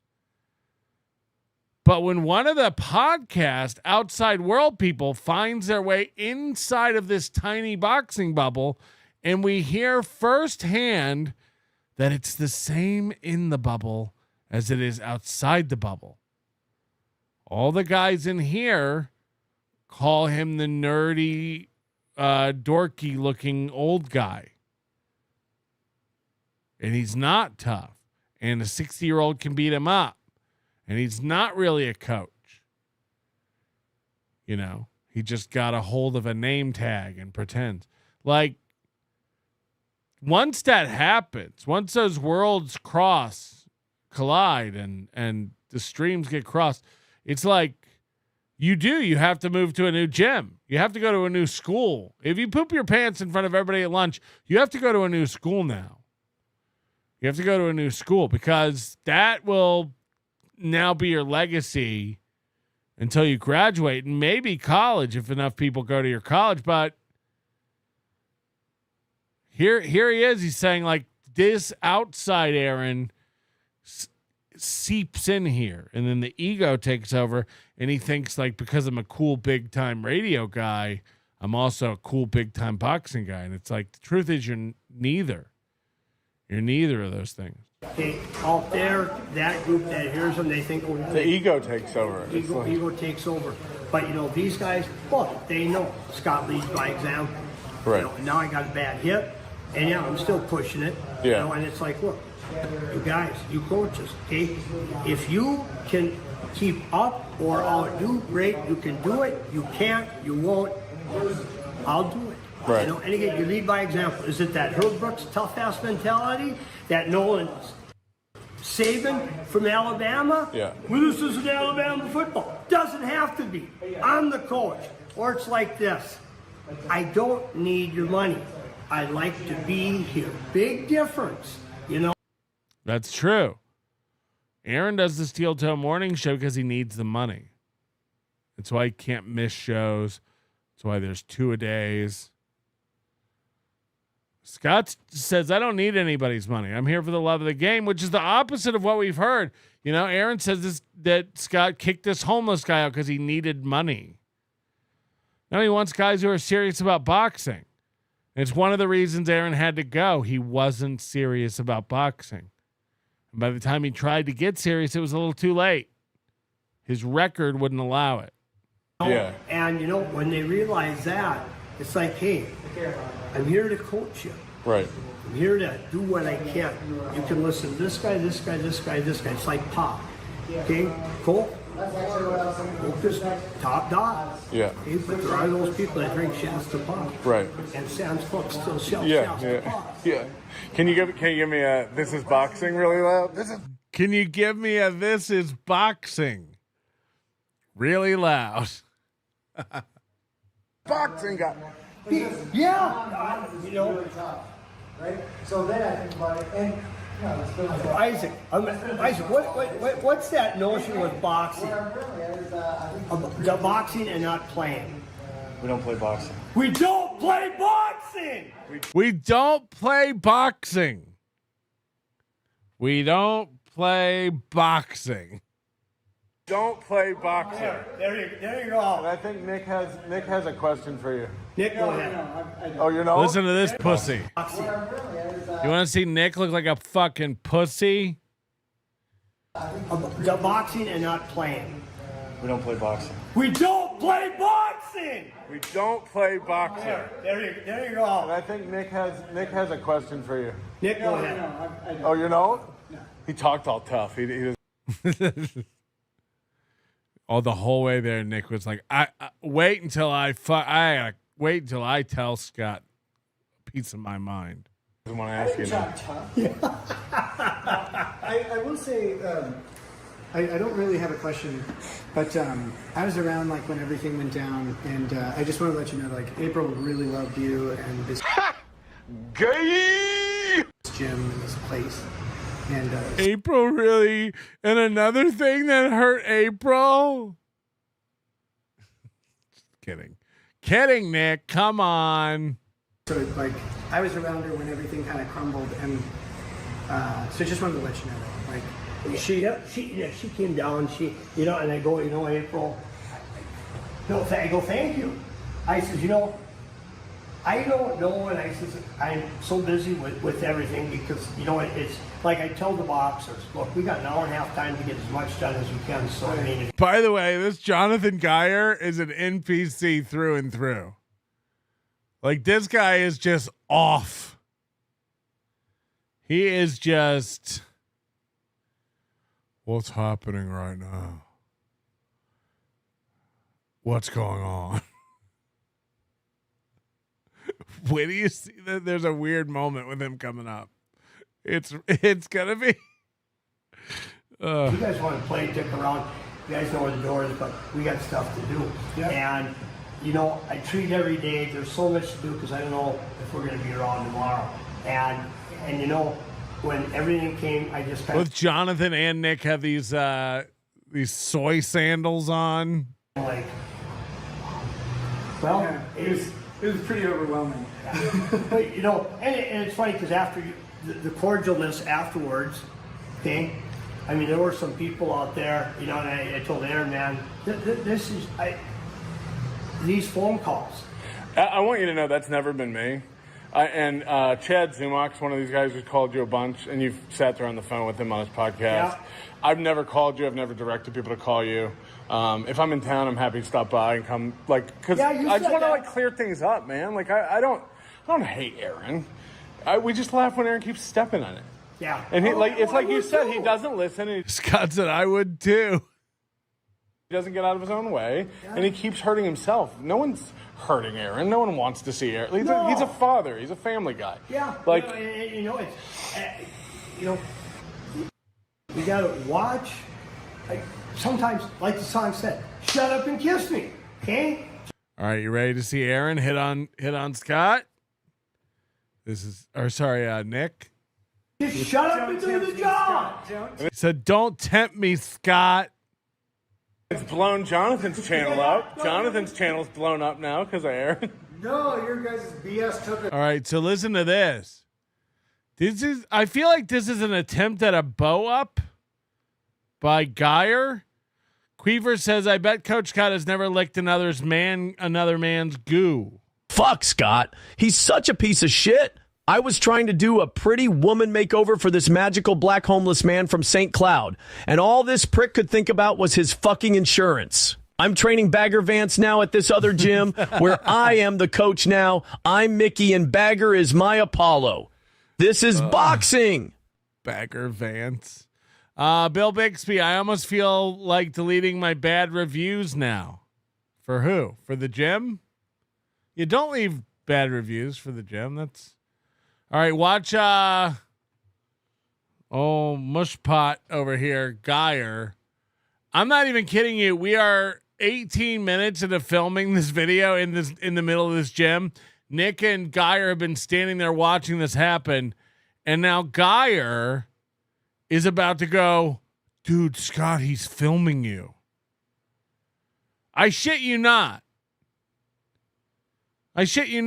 Jonathan Geyer is about to go, "Maybe we shouldn't talk because he's filming."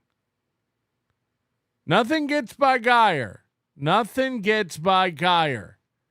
Nick wants to settle it all with a sword fight. Yes, exactly.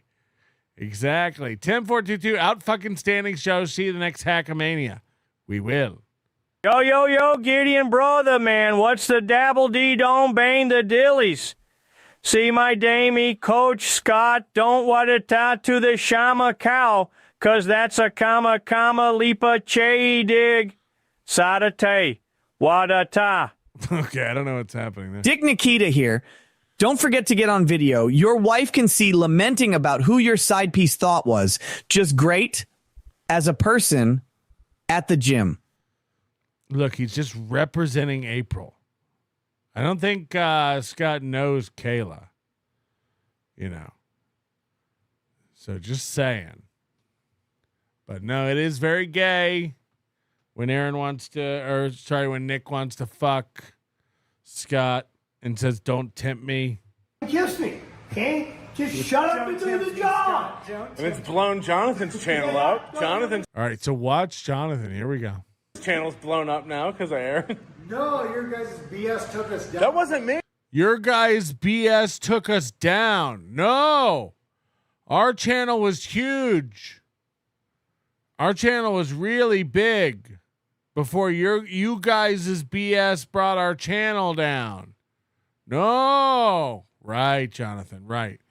A lot of people were watching this, and then when the Aaron stuff blew up, it brought your channel down. Patrick, I just got done telling everybody Scott hates his gym and is an asshole. Here you go, showing him being passionate about his gym and being a super sweet guy. I know. This is why I hate you. I know.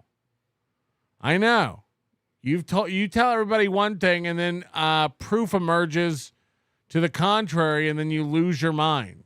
I know. Hey, you will never find a video of me telling people to do shit. It went down for a little bit. Now we're coming back, but it wasn't a problem. Well, if Aaron comes back coaching. Some of the guys that were talking smack are now consistent positive followers. So. Yeah, there you go. Well, if Aaron comes back and you start filming while he's here, you'll definitely get some more viewers for sure. Now here's the other thing too. You have Safe Sport. You also have now USA Boxing. Then. Yeah, there's me, but at the same time too, now I have our membership. A lot of people won't know this. I can start a nonprofit, but your members, in 1970, it was called the Nonprofit Corporation Act. Back. Are you a lawyer or something? I don't care. Man's owned a business for a long time. No, I know. I'm teasing him. In 1986, we had a hostile nonprofit corporate takeover because of the charitable gambling, because there was money involved. And no matter what the board has or what's on the board, the Nonprofit Corporation Act, the law firm of Moore, Costello, and Hart in St. Paul, at that time in 1986, are $175 an hour, and I've never forgotten. Yeah, no, Geyer acts slow. Look at, he's just standing there with his fists like kind of balled up. He did act very, very MOON. That spells moon, if you know what I mean. That Tara Matusnich was her name, and she sat me down. She said, you can't, even though you started a nonprofit, it's not yours, it's the membership. And then when they had that law passed, that it's the general members that can vote out the board. The board has power, but the members can say, board, we don't like your decision, we don't want to go. This is a long way of him saying, I know this feels insane, but what he's saying is the way his gym is structured, it's structured as a non-profit. Okay. It's structured as a non-profit, and there's a board, but the board can be voted in and out at any time by the members. The members have a tremendous amount of power. And the members in this case mean the members of the gym. So people who are members of this gym get to vote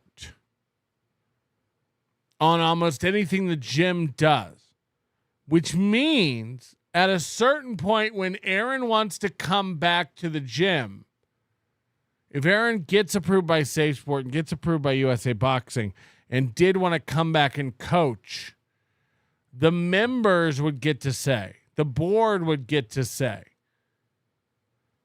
and they could all vote like, no, it's not worth the trouble. It's not worth the hassle. This guy's too risky. So it wouldn't even be up to Scott.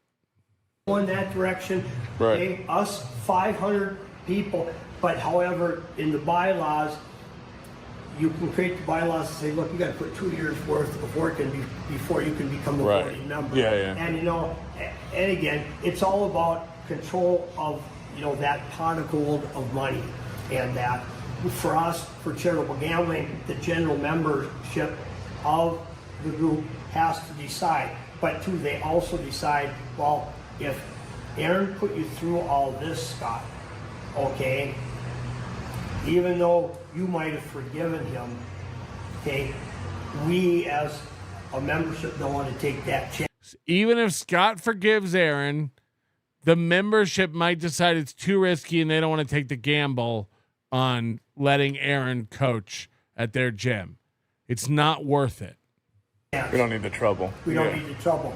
I'll make a motion and somebody can second it, and then the two Paul. Yeah, and again, if the gym is not for profit, like he says, like that blows a hole in Aaron's whole argument that he doesn't want to help people out. It's all about money. He doesn't want to give back to the community. Or democracy, not by the board, but by the members who are there. Right. Say, Scott, you cannot.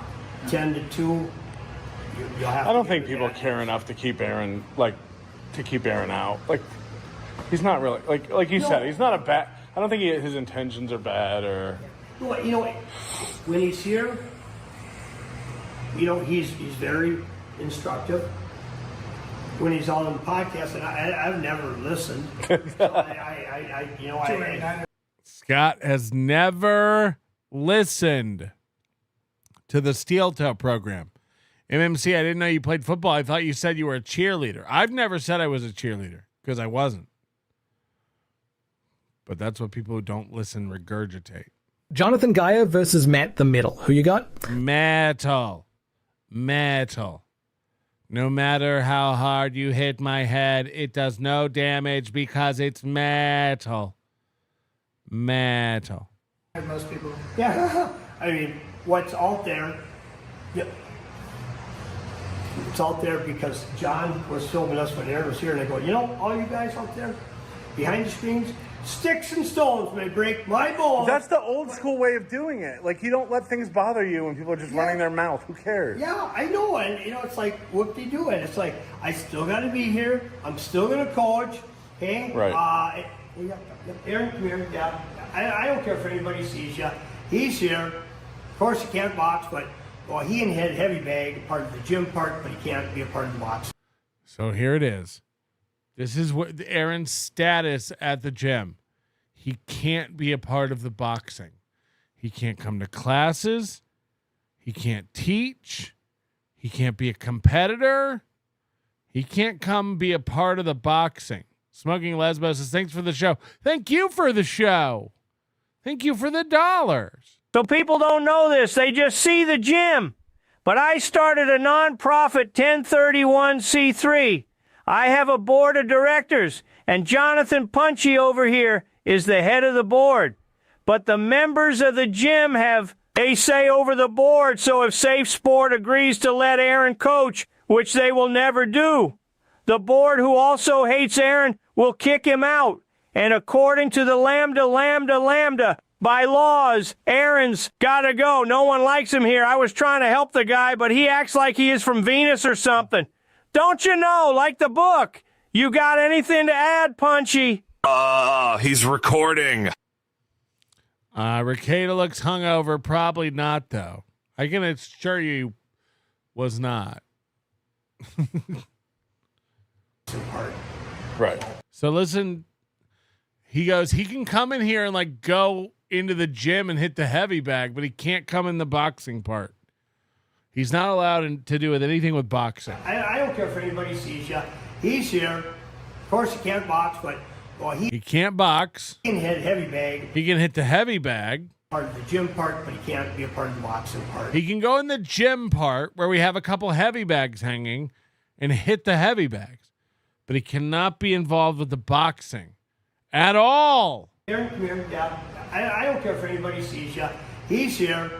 Of course, he can't box, but he can hit heavy bag, part of the gym part, but he can't be a part of the boxing part. Right. And that, Safe Sport, and even Cindy, when she had called. Yeah, it was funny because we had our match in September, and okay, everything he's about to say is about February. He says September here at the beginning, and then I recognize this was about February, and I correct him, and then we get on track. So if you remember, he was supposed to have the big fight February. The end of January, I guess it was, when his Safe Sport got suspended. But this is when we found the list of his fight record was 2, and they were having trouble finding him an opponent. This is a story about that. Now listen, this is a crazy amount of information. She had called. Yeah, it was funny because we had our match in September, and USA Boxing got a hold of her, then they got a hold of me, and because it wouldn't have been September because he wasn't suspended then. So this is about February. Wasn't insured. USA Boxing. He wasn't insured. Insurance insures the whole bar, the parking lot. USA Boxing Insurance insures the whole bar, the parking lot, the venue, the event. And Aaron cannot go to Mr. Jim's. Aaron could not go to Mr. Jim's in Foley, where this event was. So this is why Aaron, even when Aaron wasn't going to fight, he said I was going to go down there and help him set up and all that. He couldn't. He couldn't go down and help set up. He couldn't go down and watch it. He wasn't allowed to go down and be a spectator. He couldn't be at the bar. Listen to this. This is crazy. Insured, USA Boxing Insurance insures the whole bar, the parking lot, and Aaron cannot go to Mr. Jim's. Got it.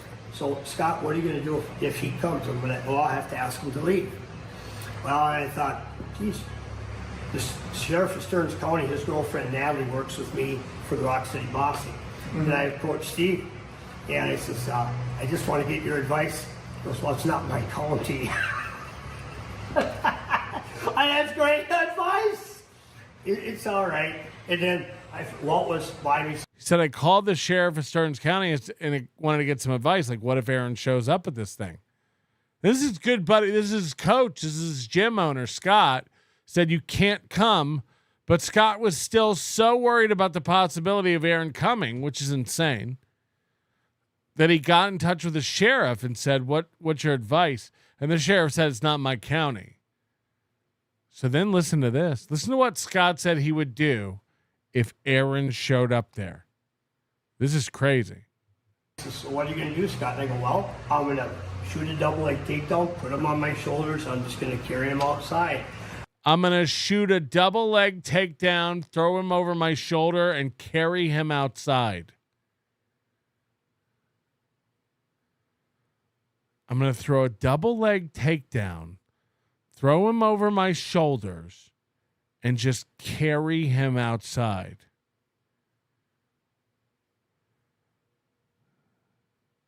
Scott doesn't seem to have a doubt in his head that he could beat the fuck out of Aaron if push came to shove.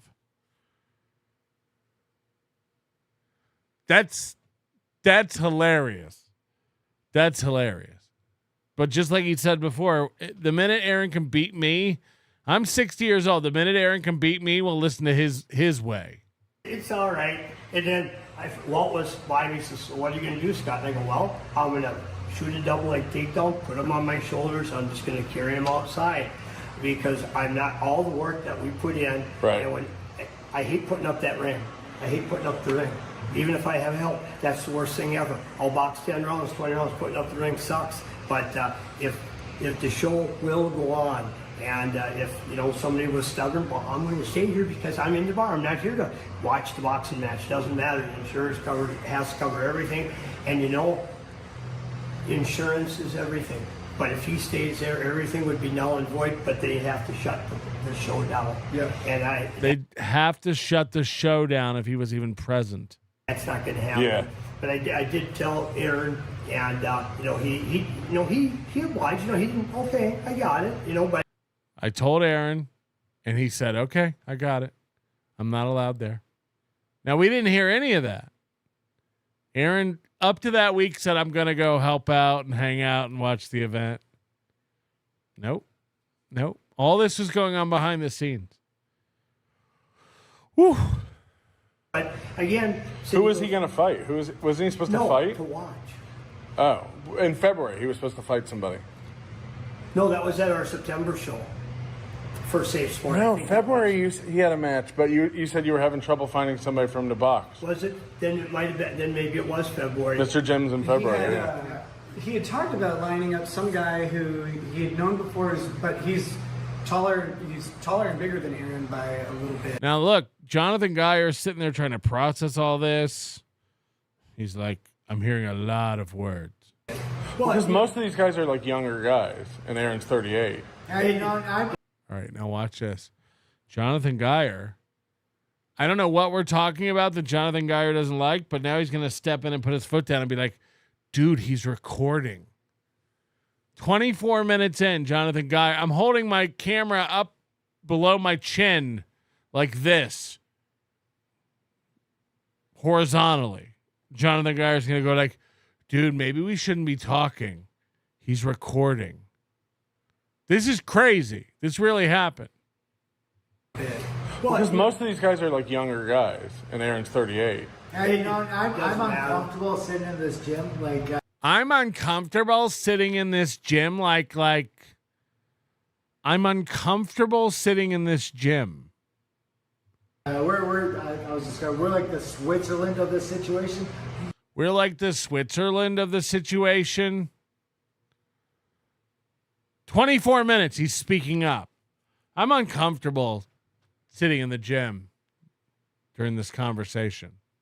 But talking about, plead the fifth. No one asked him anything. No one asked you anything, Jonathan Geyer. Just stay there and be simple and try to catch the words you understand.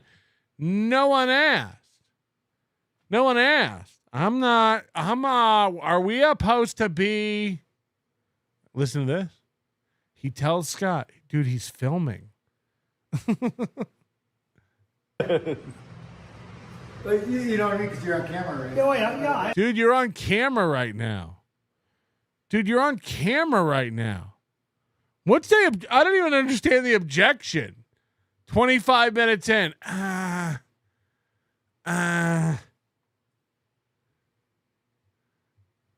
Let's try to get some insight on this. This is nuts.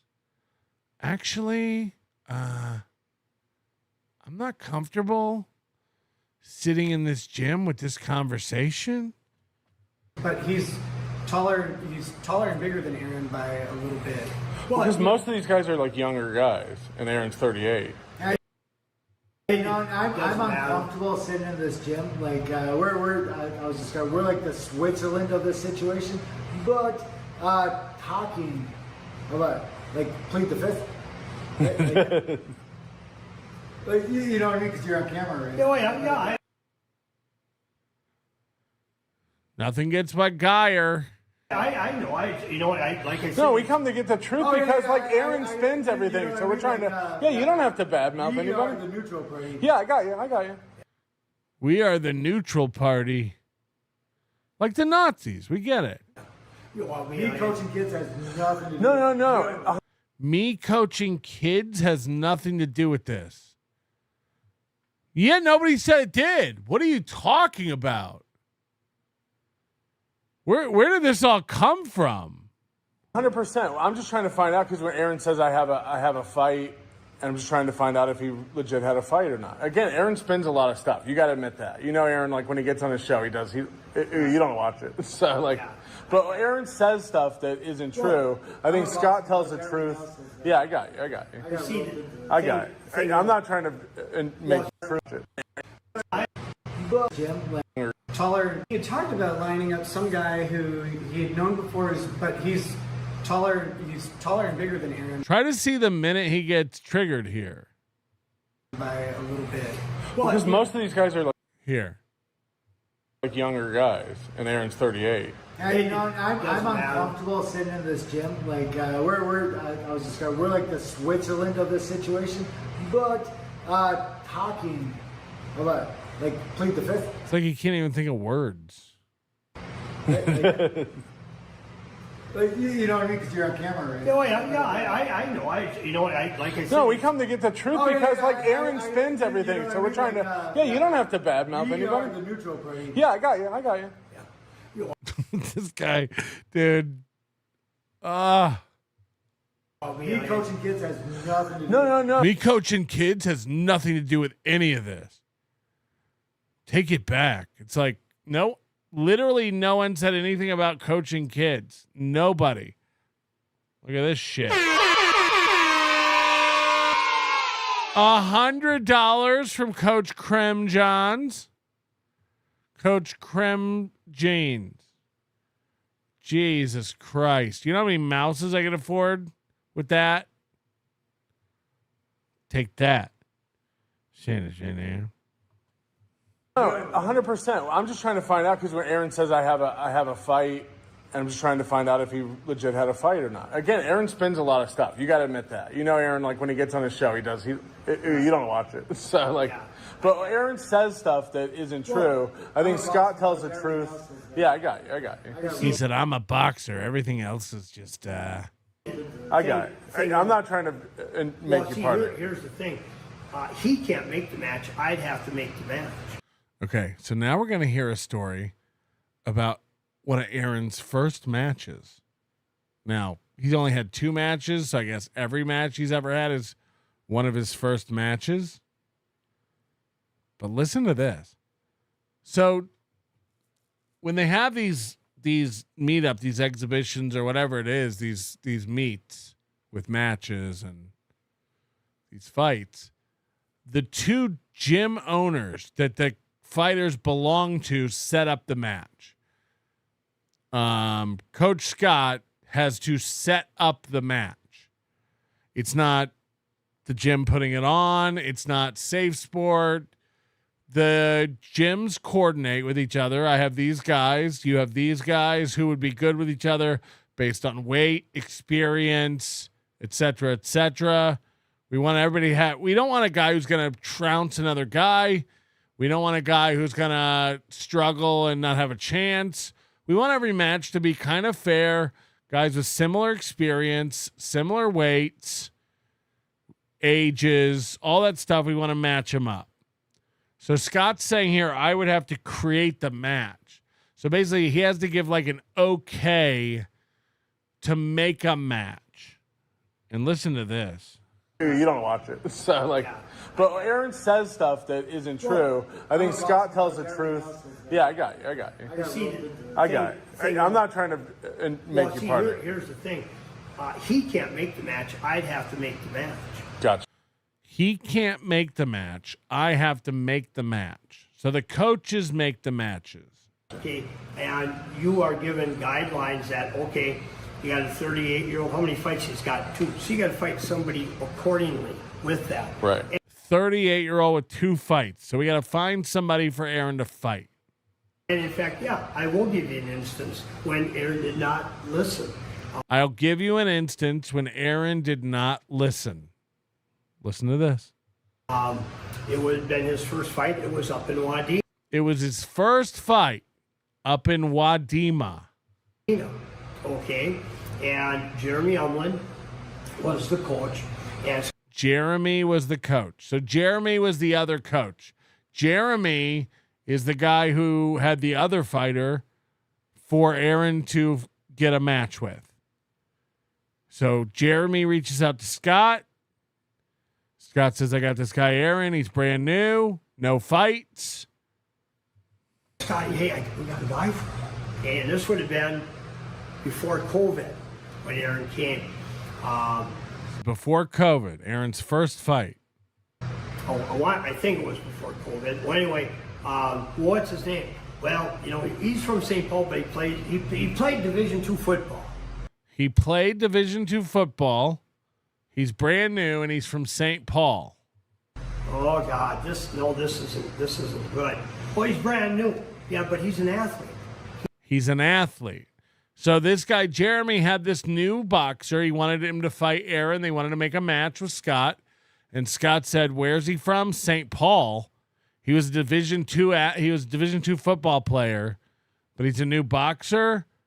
No, this is not the right guy for Aaron. He knows how to train. I don't want him to get hurt. This guy will. I don't want Aaron to get hurt. Now, neither one of these guys had ever had a fight, but Scott knew that this guy was an athlete, and Scott told Aaron, no, this isn't the right one. He'll be all right. No, where's he coming from? St. Paul. Where's he coming from? St. Paul. Now, again, this is 90 minutes away. Why does that matter? I don't want the match. Well, then Jeremy. So Scott tells Jeremy, no, I don't want the match. Aaron then calls Jeremy. This is crazy. This is unheard of. Aaron calls Jeremy, the other guy's coach, and says, Scott's stupid. Scott doesn't know shit. I want the match. Set it up. This is not the way this is done at all. Called Aaron. And it was like, Scott, I don't care what you say. Okay, I'm going to take that fight. Scott, I don't care what you say. I'm going to take that fight. I'm going up there. And Eric, so back in 2019, Aaron wasn't super athletic either. He was kind of new. Right. Yeah. And he's never come across to me as like a very athletic guy. No. And So Aaron wasn't athletic. Aaron was new to boxing and didn't have the fundamentals down. And Scott just knew it was a bad pairing to be matched up with this Division II athlete, young guy. Even though he was new at boxing, he had what it would take to condition and train. Is if you put him up against a D2 football player, he's going to get hurt. No. If you put Aaron up against a D2 football player, he's going to get hurt. So Scott was looking out for Aaron. Who has a family? He does. Who has kids? He does. And who has a wife? He does. So he's like, Aaron has a wife, Aaron has kids, Aaron has a family. I'm looking out for Aaron. He's going to get hurt. So this is not the match for us. This is all important to think about. MMC, it's funny, Cheeto said the same thing about if you showed up at Stoney's, a double leg takedown up on his shoulder and out the door. I'm uncomfortable sitting in this gym, talking like we're the Switzerland of this. It's like, plead the fifth. Right. You get it. Coach Felicio del Toro, he's been hit in the head one too many times due to standing there fighting to process what is happening. That was the whole vibe the whole time. Look at him. I don't know who to hit. All right, so Scott's told him, you got a family, you got kids. Think about it. You're going to get hurt. This is not the right match. So, Mr. Kelly, so you knowing this and him having a family, you let him box. You made that fight. So again, he's running through what an attorney would say to him. You made that fight. You let him box. You knew that he was not matched evenly with this guy. Why'd you set this fight up? You know, he had 2 fights, and your guy had 2 fights, and this other guy had 2 fights, but you knew he was an athlete. It'd be like now, again, Scott's getting confused because at the time of the story he's telling, Aaron had no fights. Both of these guys had no fights. Fighting him, I gotta get my ass kicked. You're an athlete. How much work? And with that in the court, I mean, you would know how are they going to look at that, you know? And that's why. Right. So again, this is what all the safeguards for all. This is why all these governing bodies exist, to make sure matches are fair. People aren't getting hurt. They're not in danger. Scott's the first check. He's not supposed to set up a match that he believes will get his boxing student hurt. It's like, and then what I did, I called USA Boxing. I detached him from the club. I called USA Boxing and detached Aaron from the club. This is not the first time that Scott has had to go through USA Boxing safe sport shit with Aaron Imholte. When he was brand new and had no fights, he went over Scott's head and said, I'm taking this fight. And Scott said, okay, but you're not going to do it under the name of this gym. You're not going to do it under the name of my boxing program. And you're definitely not going to do it under the insurance and supervision of me and my boxing program here. So this is when, again, their relationship was new. Scott had to call Safe Sport, USA Boxing, and detach Aaron from this club so that he wouldn't have no liability. I had to. I don't want to be. I can't be responsible. Same thing. Yeah, if something happens, it's on you. You know, and it was funny because he went up there and they stopped the fight. He went up there. The other guy started kicking his ass, and they stopped the fight. You've all heard about this one. This is the first one. This is not the second one where he falls to the ground. And I left a message with Aaron. I says, you know, I detached you. I understand you can go to another gym. I detached you. I understand you can go to another gym. Well, of course, then that money came. Oh, yeah, you were right, Scott. You were right. Listen to this. Listen to this. Aaron, I says, I detached you. I understand you can go to another gym. Well, of course, then that money came. Oh, yeah, you were right, Scott. You were right. Yeah. Yeah. So you've been doing this for a minute. Aaron, look, just like you got a family, they're not going to drive up from St. Paul to go up there and lose. Right. You got to take that in consideration too. Hey, I'm not making any money. Well, I thought you were mad with Jeremy because you guys don't get along. So then Aaron spun it like, oh, I thought you weren't setting up the match because you were mad at Jeremy. Yeah, so what you say, I'm going to pull a fight, he's going to have boxing matches. I'm looking out for your welfare. That's the job of any coach. Otherwise, like I got time to be subpoenaed or time to give a deposition or time to testify. I got to do it. And then to see somebody hurt, we had, and this would probably be 12 years ago, the first weekend in June, it was the Saturday before Grand Old Days. Jessica Bednar, we had that boxing ring in that corner, and she passed out. Well, she entered in the ring on a Saturday for sparring. Didn't know what it was. Turned out to be an intracranial bleed, and she almost died. She was in induced coma for 2 weeks. Well, then through further asking, what she all did.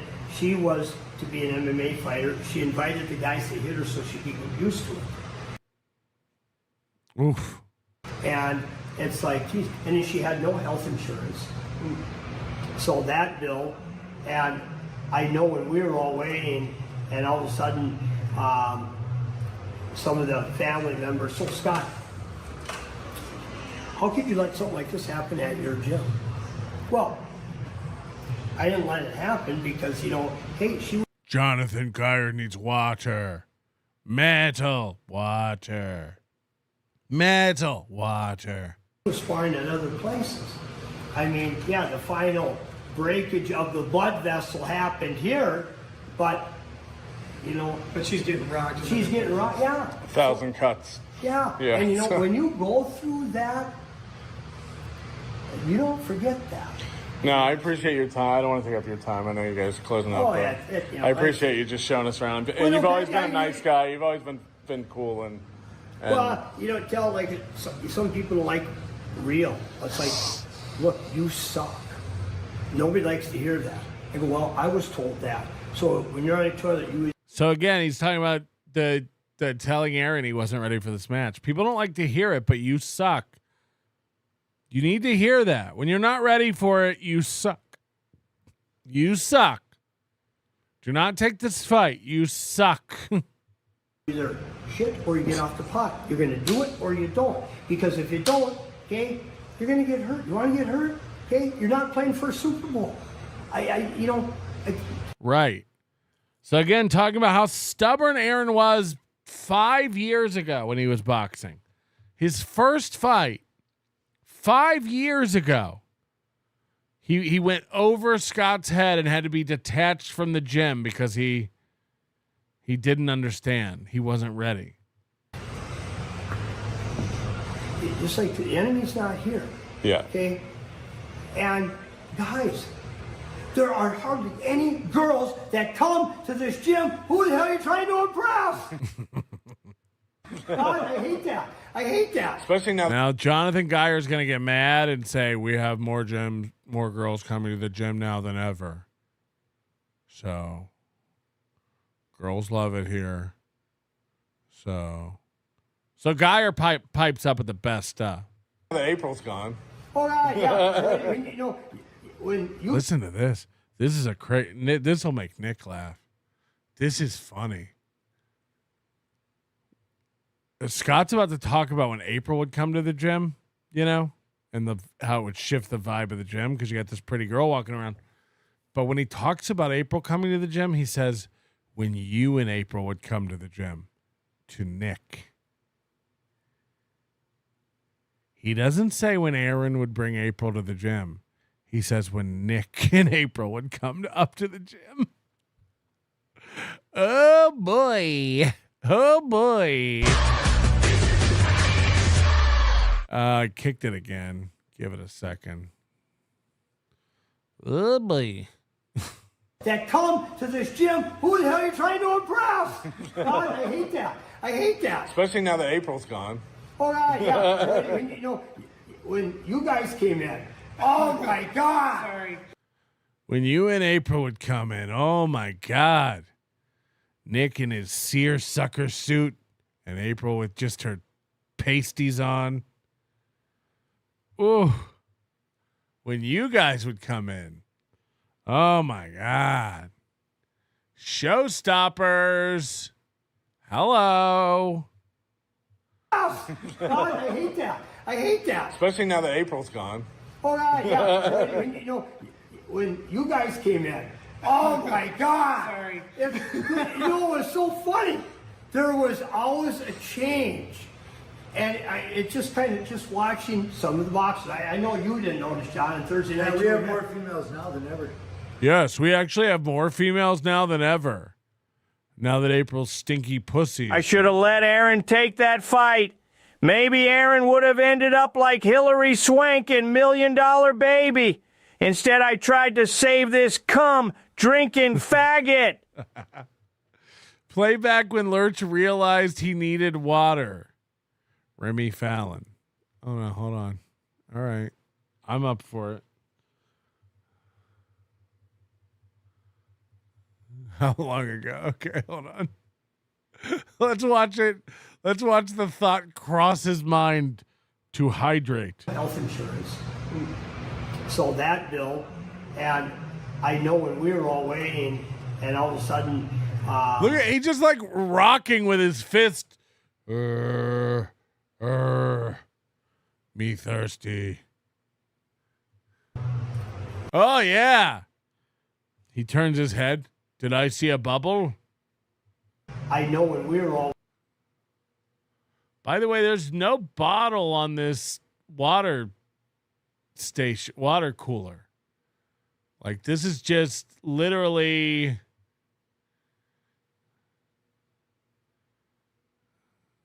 Right? Wouldn't a bottle normally be sitting there?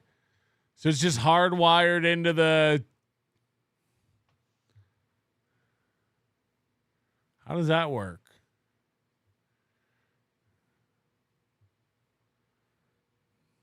Like, if you're going to do that, just get like one of those bottled water filling stations. Why even have the paper cups and the little... It goes inside? Are you dumb? Are you high? How much water could fit in here? 3 cups? It goes inside. It goes in at the bottom. What? What? I've never seen this. Waiting, and all of a sudden, some of the family members. So, Scott, I get water now. how could you let something like this happen? I don't take up your time. I know you guys are closing up. Oh, but yeah, I appreciate you just showing us around. And you've always been a nice guy. You've always been cool. And Look, you suck. Nobody likes to hear that. I go, well, I was told that. So when you're on the toilet, you either shit or you get off the pot. You're going to do it or you don't. Because if you don't, okay, you're going to get hurt. You want to get hurt? Okay, you're not playing for a Super Bowl.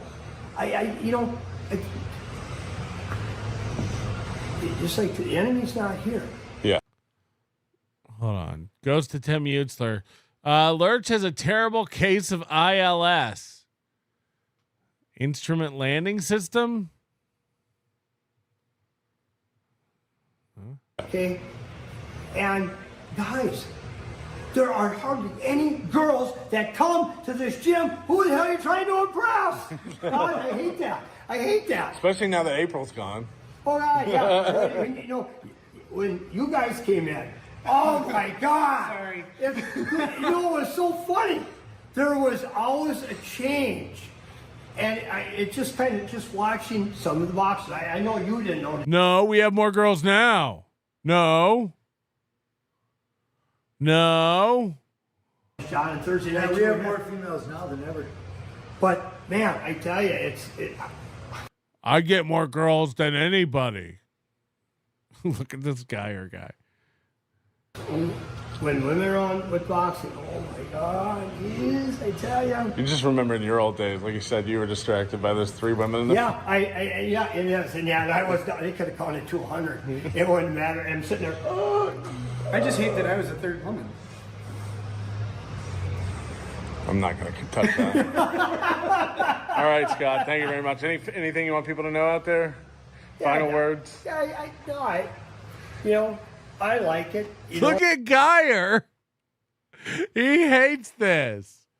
He fucking hates this. Geyer wants us to end immediately. Coach J.R. Fishing, Aaron's entire life is delusion. He's a #1 radio host. He's a talented boxer. He's owning the trolls. Nick was the actual cuck, and he left April. Yeah. Brian Landon, can we get a Geyer voice that doesn't say anything? It just seethes and paces in the background.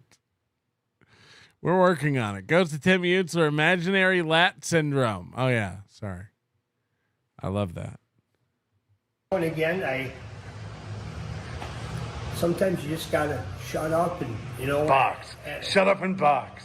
Shut up and box. Do the job. Shut up and kiss me. I don't know who sang that song, but, it's like, but yeah, no, I don't want, Isaac, don't look at me like that. You're not going to. I want to do one more thing before I leave. Yeah. You and me take a picture with holding up a sheet of paper that says "Got him," like you did with Aaron. Okay, if I gave it to Aaron, I'll give it to you. Yes. Patrick. Yeah. What a good sport. How do you not like this guy? Yes. You got it? I don't have a sheet of paper. All right, Scott wants to set up a boxing match between Aaron and I. Okay. No, I think this would be good because now you've seen this. We showed this on this little piggy. Everything comes to a conclusion. Okay, so now that everything's concluded, and the age gap actually have to be both boxers, amateur boxers, be within 10 years of each other. But I mean, think about it. I mean, with the podcasters on both sides. North, south, good, bad, big, tall, doesn't matter. Man, this could be epic. Exhibition match. Epic. It'd be a true amateur match. Not even use exhibition because it would be real. Who's your money on? Who would you put your money on? That'd be tough because sometimes emotion drives people nuts. I think emotionally, the book about women. Like men do one thing, women see the other. Women are from Mars. And women are from Venus. Yeah. This is what it would be, because I think emotionally that would be Aaron, rationally that would be you. So he's from Mars. And this rules. From Venus. There you go. Mars versus Venus. Well, are you calling Aaron a woman? The greatest promotion. No, I'm like the planet Venus now. I mean the book. Hey, but emotion, but he's charged with that emotional drive. If he had the rational... Yeah, but do you think he knows how to bottle that emotion and aim it in the right direction? Because he's kind of like just spraying it everywhere now. He is spraying it and licking it up. That was a fireworks. There's a guy over here that... Awesome. It's getting dark. We got to get out of here. We're going to get hit by Roman candle fire as we leave. He would really have to... He's got to learn how to manage that emotion. There you go. Manage it, Yeah. And But I think I'm 3 inches taller. If I worked on it, like you said, condition a little bit. The conditioning he would have. Yeah. Okay. The rationality you would have, and again, just like in boxing. Okay, here's the height, here's the reach, here's the experience, here's he's a brawler, this one's a boxer. I think the matchup. There's the qualities that each of you guys have, and but that's why it'd be fun to watch. It would be fun to watch. It'd be fun to watch because how would it be? Would it be the stalking first, or would it be, okay, I'm coming right out? Oh no! Why'd you have to bring up stalking? What would it be? What would it be? I'll take the win of you calling Aaron irrational. Ladies and gentlemen, Coach motherfucking Scott. Caesar Day says, kudos to Scott if you're watching Onions. Love ya. Cash says, look at those chains. Oh my God. Never going to change. Taking my chain. Never going to change. You're taking my chains. Never going to take my chains. The big Blunnet 9465. We need Coach Scott on this little piggy. Make it happen.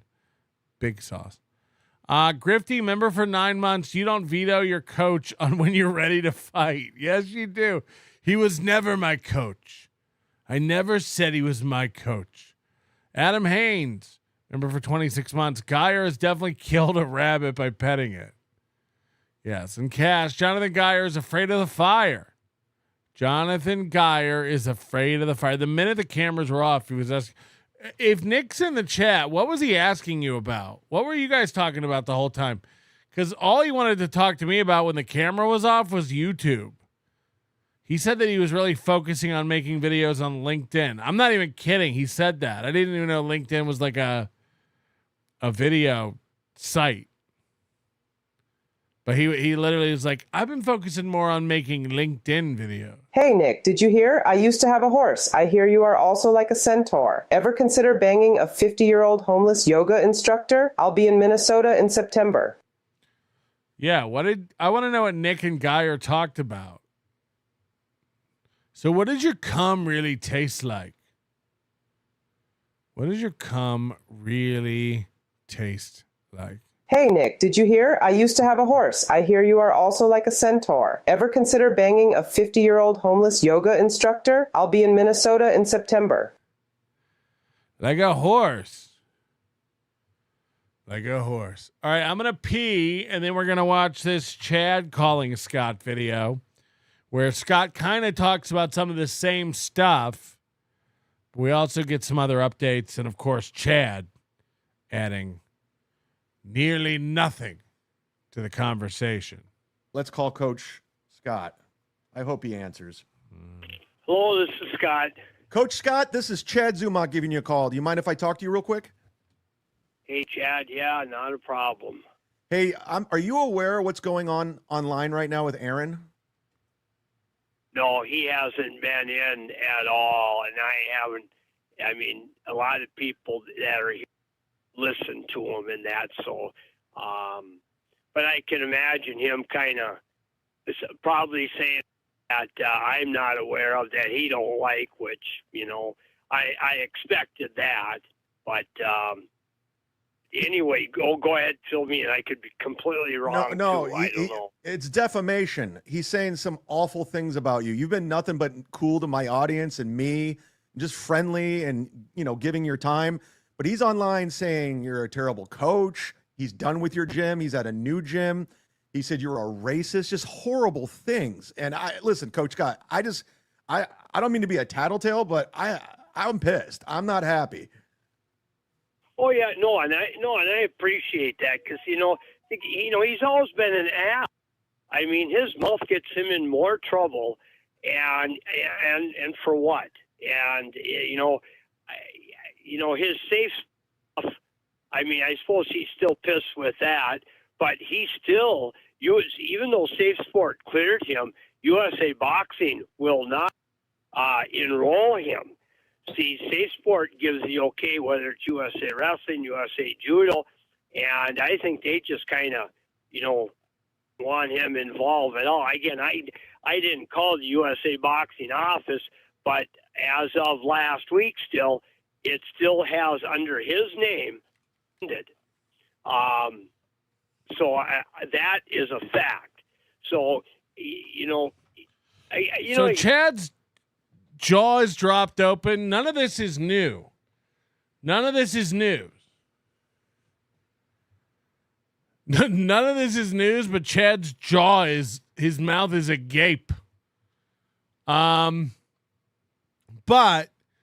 Chad doesn't follow any of this stuff, so he doesn't understand what's new and what's not new. So he just kind of has to go like, is this a scoop?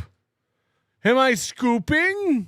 No, it's defamation. He's saying some awful things about you. You've been nothing but cool to my audience and me, just friendly and, giving your time.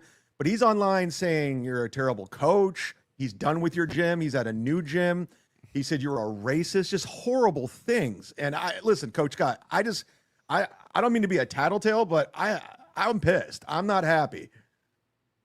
Oh yeah, and I appreciate that because he's always been an ass. I mean, his mouth gets him in more trouble, and for what? And his safe stuff. I mean, I suppose he's still pissed with that, but he still, even though Safe Sport cleared him, USA Boxing will not enroll him. Look at him. Look at Chad. Yeah, this isn't a scoop. This isn't a scoop. I reported all this in June. See, Safe Sport. Chad. TM Zumach. The great thing about being retarded is you don't know how dumb you are, ever. Hey, we're super late on this. I don't know. I think we did great. Well, then good job. Here's a sticker. Gives the okay, whether it's USA Wrestling, USA Judo, and I think they just kind of, want him involved at all. Again, I didn't call the USA Boxing office, but as of last week still, it still has under his name. So that is a fact. So, again, too, he dug his own grave. And that's fine. He can, I guess, kind of like when I got on, when John, I know he's upset when John Geyer, put him on boxing and that. But that, I mean, Aaron's really. That's a scoop. That's a scoop.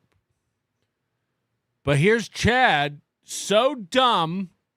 Not only here's the problem with Chad trying to do a show. Here's the problem fundamentally with Chad trying to do any kind of a show ever. Chad doesn't have the brain power to keep up with anything and have a full scope of knowledge about any subject. He's not following it. Even if he was trying to follow it, he wouldn't be able to keep a thread of thought. He wouldn't be able to store facts, recall things, tie things together, make clever assumptions. None of that. What was just said is a big scoop. But Chad's too busy drinking vodka. Scott just said, I know Aaron was upset when Jonathan Geyer put him on his live stream. Oh, we've never heard that. We've actually never heard that. Aaron didn't want to be filmed at his gym working out. Now, he loved the videos that he set up with Scott. Anything else you want me to say? He loved those. But what Scott just said is, I know he got upset when Jonathan Geyer put him on the video. Got on, when John, I know he's upset when John Geyer, put him on boxing and that. See now, Chad's like nodding, but he's not listening, because that's good info. But that. Can you see Aaron yelling at Jonathan Geyer? I mean, Aaron's really not a coach. I don't know what the hell he was always wanting to try to do. I mean, give him a chance, but Jesus, just shut the hell up. So again, we're hearing Scott was illegally letting Aaron instruct people and train people without insurance, without accreditation, which is a big deal. Scott doesn't get off completely here. You're paying a guy, according to Aaron, and letting him teach boxing who's not a part of the official program that's required. Yeah. So I don't know. Well, and that's another thing. He's complaining about how he was bringing that homeless guy in, and he says, "Oh, and I want to train him." And you're like, first of all, you're not. Aaron again, Chad again, falling for the red herring. Nobody cares about the homeless guy. This isn't a real topic. This is what idiots who fall for Aaron shit fall for? This isn't even a question on my interview sheet. This homeless guy doesn't exist, and if he does, he's not important. This is nothing. Chad thinks this is how surface level Chad is with everything. He thinks this is part of the story. He thinks this is like important. This is why he's not the guy for this. It's hilarious that he's going to fly himself and lose money on a gig because he's so butthurt that I went to Minnesota. So now he's like, I'm going to go do it too. I'm going to go do it too. Stonies, Patrick did it. I'm going to go. Scott, I'm going to go. I'm going to go see Scott. Okay. Trainer. Second of all, you got to pay. And this is my business. And he's upset by that. I mean, I don't know what he... So again, Chad arguing about the faux argument that Aaron has created with Scott, who knows nothing about that because it's not real. What he doesn't get, I mean, and you know, to it, I mean, yeah, you can help people, but, you know, don't pass them off. I mean, I know who he is. I already spoke with him. Okay, end of story. I don't know what more you want, Aaron. I mean, if you want to take the time, great, but you still got to pay to be here. Yeah, it's a business. I mean, we have night. Yeah, it's a business. And, yeah, you know, being, you know, kind of with, I mean, downtown, yeah, once in a while or once a week, you know, we'll all, you know, some of those folks that come in. But, you know, they got to kind of meet me halfway. If I'm going to give a little bit, they got to give a little bit. So... Yeah, but now he's like online, like recklessly bad mouthing you, and like you said, this guy constantly steps on rakes. His mouth gets him in trouble every time, and he used to like last year he would praise you. He's like, Coach Scott's a genius. He's been doing it for almost 40 years. I learned everything from him. But now he acts like he's never met you. He's like, he's a piece of shit. I don't even want to go to his gym. I got my new gym. Don't go there. Everyone's leaving that gym, and it's just like it's gross. So again, Chad's uninformed, but even the arguments he's making aren't valid. Now he's acting like he never even met you. What? He's not saying that or acting like that, Chad. Way to be completely unplugged from what's going on. Yeah, it's funny. Even though he has been gone for now 2 months, you know, nobody is even. I mean, there hasn't been one person. Okay, my mom. But my mom don't count. Right. You know, my mom, hey, where's the, you know, the tall guy, the one that you always call kind of nerdy looking. Now, if you don't remember, Scott's mom works the front desk during the week. She answers the phone, if you remember. So listen to this.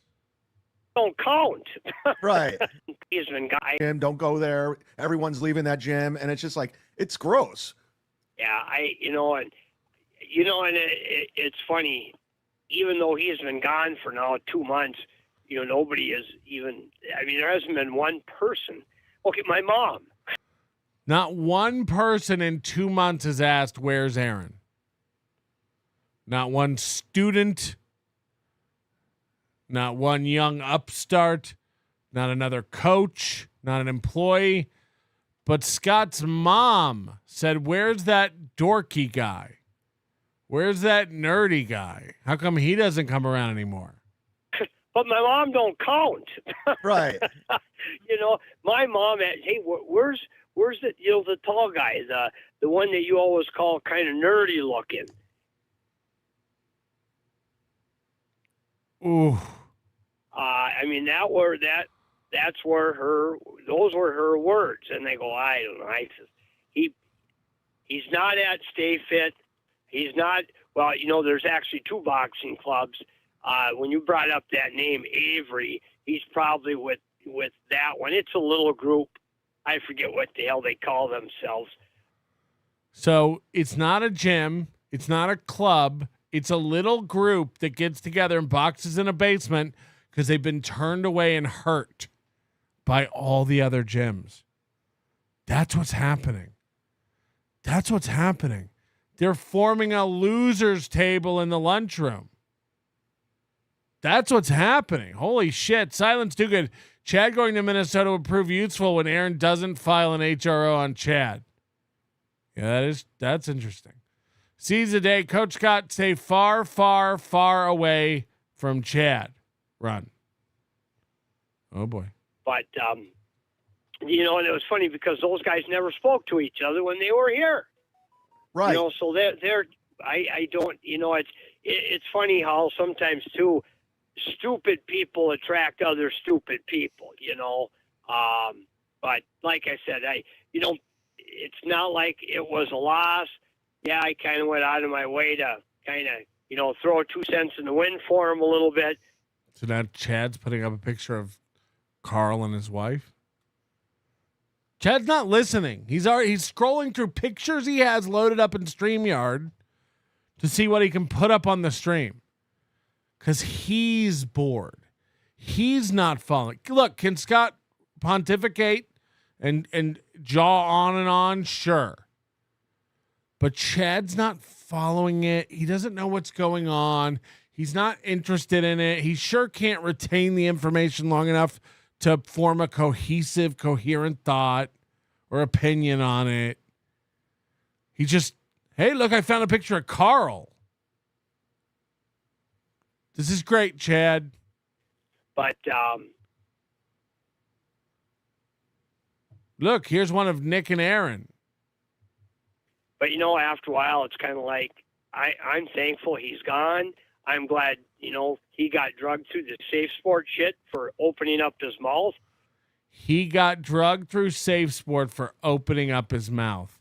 Now, again, he'll tell you to this day that people turned him in and made stuff up, and we know what happened. He ran around town screaming, "I'm a coach at this gym." The owner at the gym said, you got to stop telling people that until you pass your safe sport. He goes, fine, I'll do it. Signed up for safe sport, and they went, not so fast. You're a felon. Right? I mean, all of that. I mean, what's his name? Came up from Vegas. Hello. And he got with the attorney when Aaron was to be sentenced. I got with the attorney. Yeah, and he stopped in. He's got a restraining order on him now. That's how crazy it's gotten. He's got restraining orders on Nick Rekieta and Patrick Melton.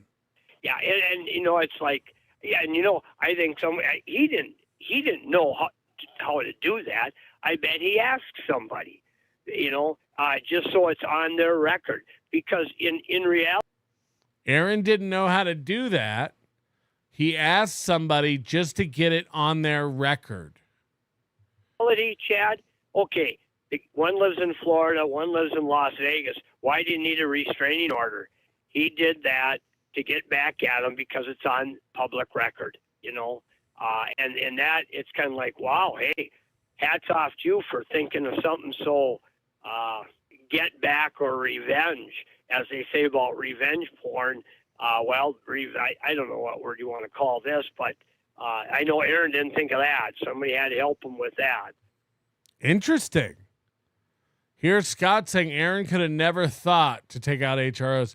Now, the reason I think Aaron could have thought is because it's been done to him repeatedly. So Aaron thinks that this is probably a good way to get people ordered by a judge to shut the fuck up about you. But again, judges aren't in the habit of suppressing free speech. It's the First Amendment, so it's pretty important. The reason a judge would do that would have to be pretty extreme. And that's another thing. Like, he's currently on probation for that revenge porn, and he talks. He's not. Again, Chad's not smart enough to follow any of this. Aaron is not on probation for revenge porn. That is not true. Aaron has not been sentenced for the unconsensual dissemination of revenge porn. But he hasn't been sentenced yet. So he certainly isn't on probation. So we don't need you calling. This is the thing, Chad. And Scott doesn't seem to mind the calls. I get it. But You're not that guy, as you like to say it. You're not the guy we need telling us what's going on because you can't follow it. You don't know what's happening. You don't know what's going on with Steel Toe. You can't tell his court interactions apart.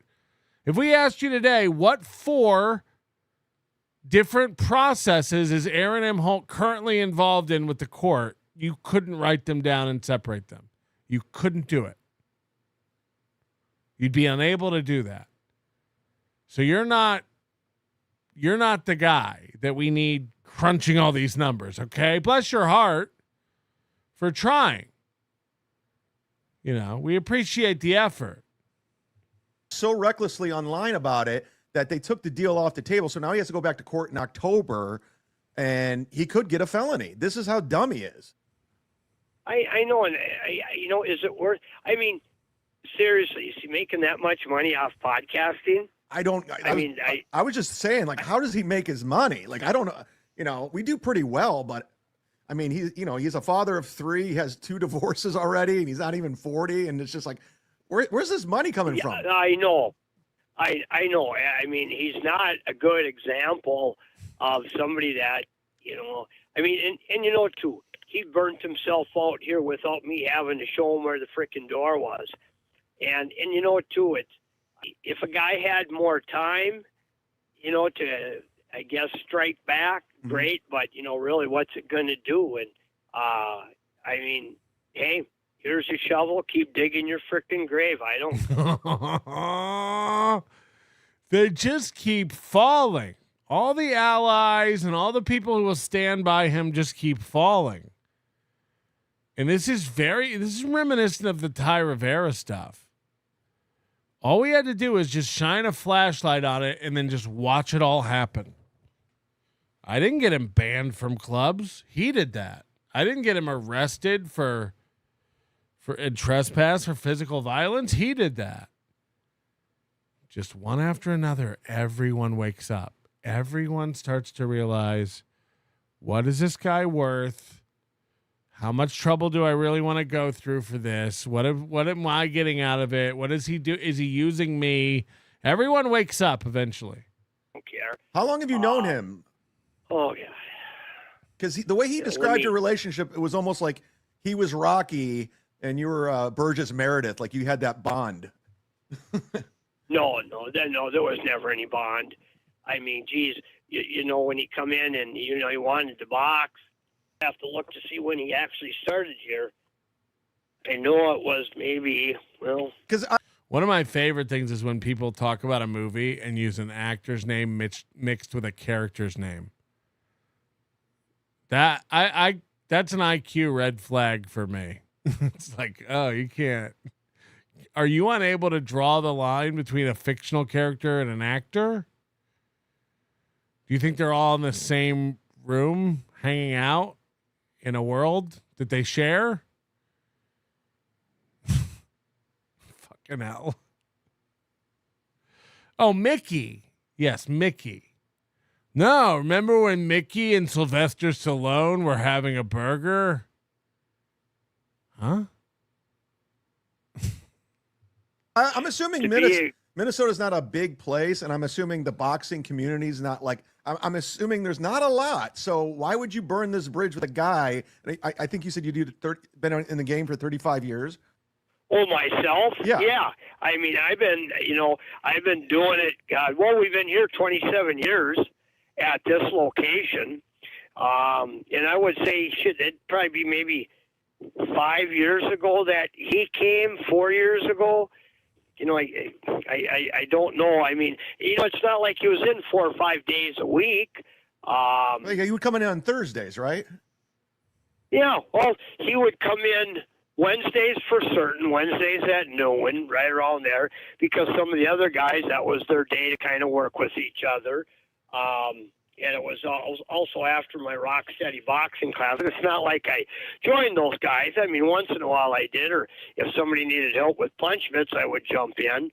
But he got off on the wrong foot with his very quiver lip Cam first fight. And that was up in Wadena. trying to remember when it was. Well, but, as an amateur, I was like 0-2, and I think he lost in the first 90 seconds.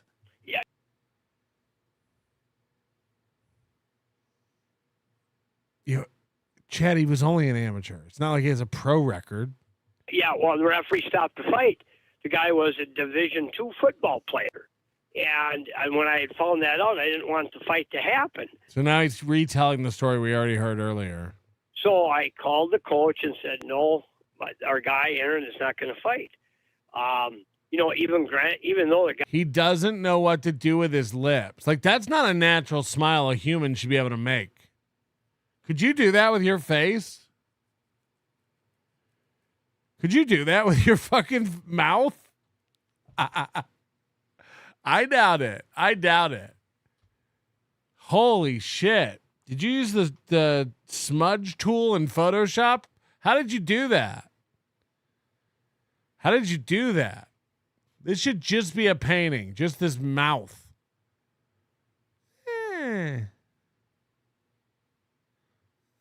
It's a totally normal human mouth. It's just a totally normal human mouth. Guy was brand new at fighting. He was an athlete. Now we're going to go back to pursing our lips, licking our lips, tucking our lips, and quivering our lips. You ready? Aaron's not an athlete. Well, I'm a baseball player, he'll say. Well, yeah, you're kind of chubby. You're kind of fat. You don't do conditioning. I mean, like, you're going to get in shape for this. Plus, you had a family. And, if you got a family, why do you want to take the chance to get hurt? Who are you trying to prove this to? You got, Chad's not listening and hearing this story at all. You're over 30 years old, for crying out loud. Yeah, why? I mean, what's the dream scenario here? Is he gonna is he the next Rocky Balboa? I know. He already did a Rocky reference, but here's another one because that's kind of one of the only boxing things I guess he knows. I mean, it's not like pro boxing, even in Minnesota, is not. What is this lip problem? Gigantic. Right. That's what I'm saying. It's like a small community. So why would you burn that bridge with a guy? I'm assuming pretty much every boxer in the area and every, so why would you burn that? On the amateur side? Yeah, I know. I mean, it's only amateur. Even he's always blowing kisses.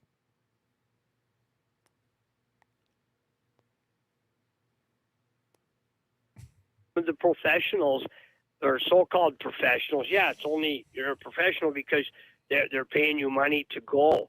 That's what separates you. You're not anything bigger than anybody else.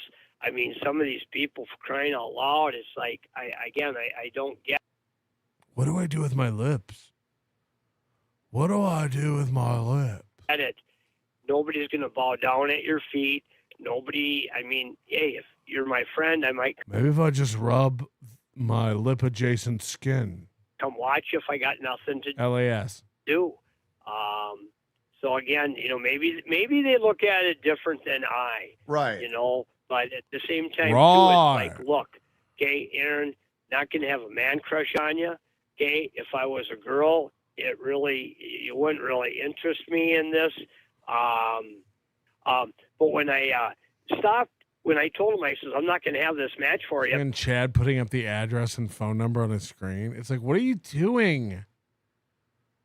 What are you doing, Chad? Again, the guy has nothing, and this feels fucked up.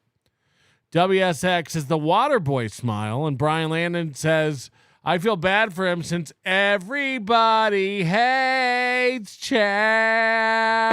Everybody hates Chad. Thank you, Brian Landon, the creator of such amazing jingles as Rod Pockets. And of course, now the Everybody hates Chad. Ladina, well, you just don't like the coach up there. Wait, no, that has nothing to do with it. I'm just looking out for your safety. Yeah, it sounds like a nice guy and a guy who's been around and understands, the science of what you're doing. And you're like, hey, I'm trying to protect you. You're a husband, you have children. I'm looking out after you.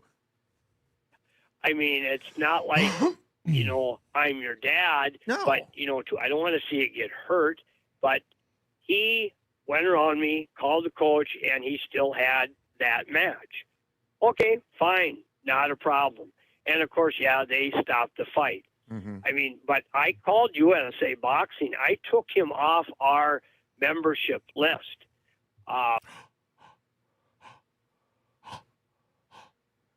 Chad doesn't know what any of this means. He has no idea how this ties into the story. He's just heard. I guarantee you, there'll be no commentary. They'll just be, I hope you guys know what this means and tell everybody, because it sounds like it could be a scoop. When somebody calls, when somebody signs up, they would be a part of your club. Well, if you're a part of the club, okay, and say I make a match for you, I have knowledge, I make a match for you, I have a knowledge of this boxer. If I let you go and you fight under our name and all of a sudden you get hurt, you know, your attorney would say, well, you made the match. And I don't want to be responsible for him getting smashed because, well, what kind of protocol do you have, Mr. Kilm? Well, so in other words, Mr. Right. Kilm, I could come into your facility, give you $50. I could spar that day and get a match the next day. Then I would say no. Oh, you have right. No protocol. You didn't tell me that when I signed up. This is what I want. And as a customer's always right, so I should get something. And, you know, that's kind of how American ideology is. You know, and I don't want to be held responsible. But even at that point. Right. I totally follow what's going on. Right. I don't want to see you get hurt, you know? Absolutely. Of course.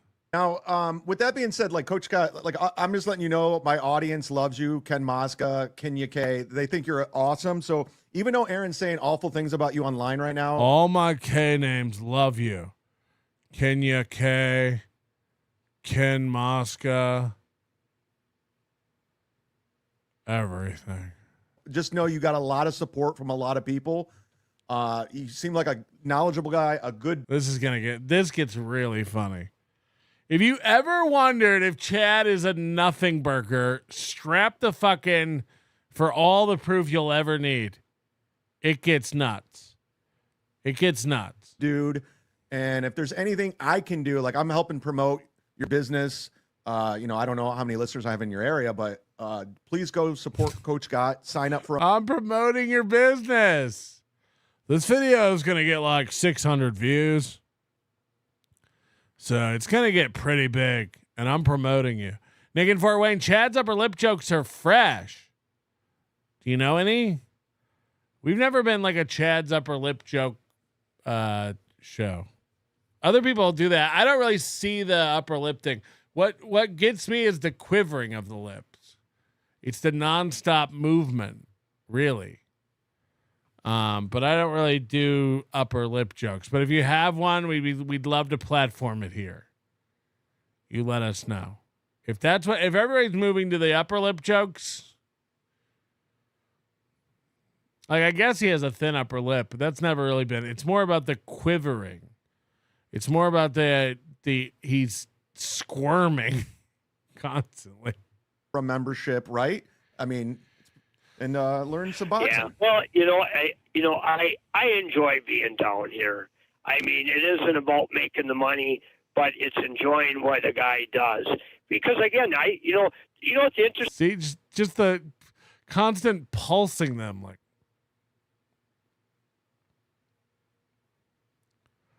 a cow when it's cud. Part is, Chad, okay. Does stuff like this happen if I'm a factory worker for Amazon? Hell no. No. You know, does this happen if I'm a clerk at Quick Trip? Hell no. I mean, you might get robbed, at Quick Trip, convenience store. But I mean, here, I don't know what's going to walk through the door. I mean, I hope there's more pretty girls that, would come into the gym to work out. Hello. When they find out they got to really, it's kind of like that mentality of Aaron. Hey, you want to get in shape? Chad has a picture of a pretty girl. Chad has a girl. April looks like a really cool bird today. You want to do something? You're going to sweat your you-know-what's off. We're here to work. This is Alabama football. He never liked that. He never liked that. I can do He didn't that want on to put my the own. work in. He didn't want to put the work in. There you go, Chad. Yeah, there you go. Look, hey, Coach Scott, I'm coming out to Minnesota next week. I'm doing a comedy club. Oh, Minnesota. Would you mind if I stop by the Okay. gym and just kind of show me a tour? Not a problem, Chad. If you want to tape it, Pat did when Pat was up here. Yeah. And I says, I got no problem with that. Yeah. And we got to, like I said, I never knew he was going to walk. I got a This decent is sized cool. audience. So I think, yeah. I got a decent sized audience, so get ready. Strap in. You guys are going to need some new employees after I got a pretty big, if I had to guess, I have the 27th largest audience in the Dabbleverse. These people, these are real adult humans. These are real adult people. I got a pretty big, I know Melton was up there. I get it. I know Ricada was there and Aaron, but I got a pretty, sometimes I get 400 people watching and 6 to 7, like I said, 6 to 700 people will see it before I hide it behind my paywall because I'm embarrassed of the low numbers. We got a pretty real audience over here. They're definitely not bots. They're definitely not bots. When Pat was up here. Yeah. And I says, I got no problem with that. Yeah. And we got to, I never knew he was going to walk. I got a decent This is sized cool. audience. So I think, yeah, it's cool. And, It's cool. I got a decent sized audience and it's pretty cute. I would love to like a tour and, so I think that'd be cool and meet you too, because you're a pretty good dude. So like I said, I like it, Chad. I mean, I'm here every day. I like it. We had the state tournament here in St. Cloud, actually Wade Park. So Isaac Walmart gifted a membership here, which you should be doing, by the way. But watch where Chad takes this. And this is the proof we've been waiting for. Is Chad retarded? We're only a few hours from Rumble Friday. You played the interview. Predict my excuse and cope for tomorrow. Big sauce.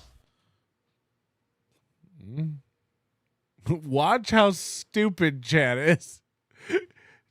Coach Scott's talking. Chad's not listening. He's happy because he got a gifted membership. And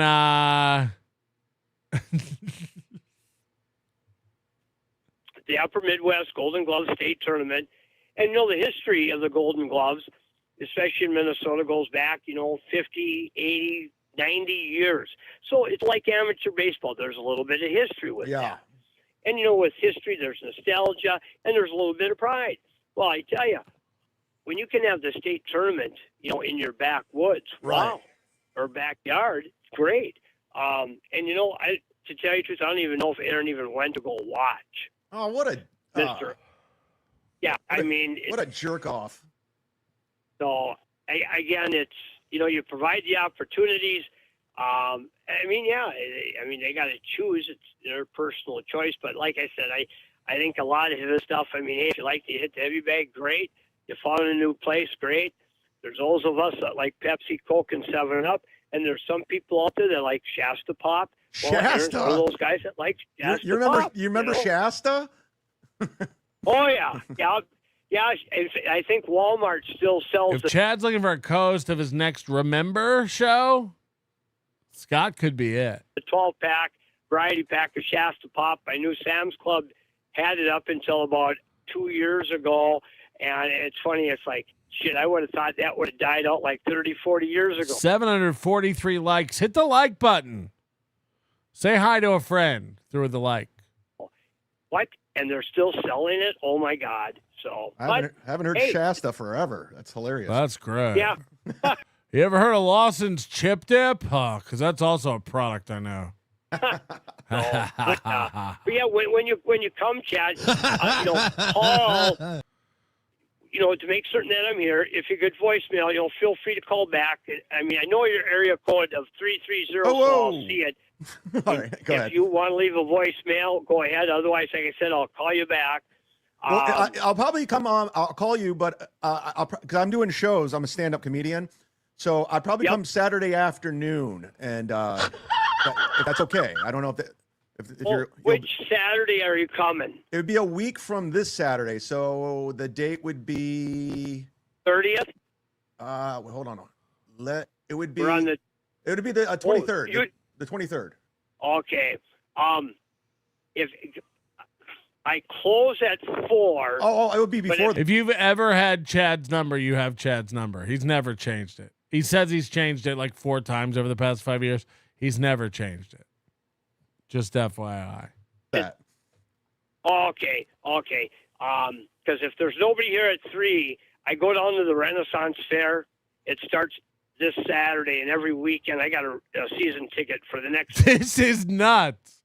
The gym closes at 4, but if it's dead around 3, Scott leaves because he has a season ticket to the Ren Fair.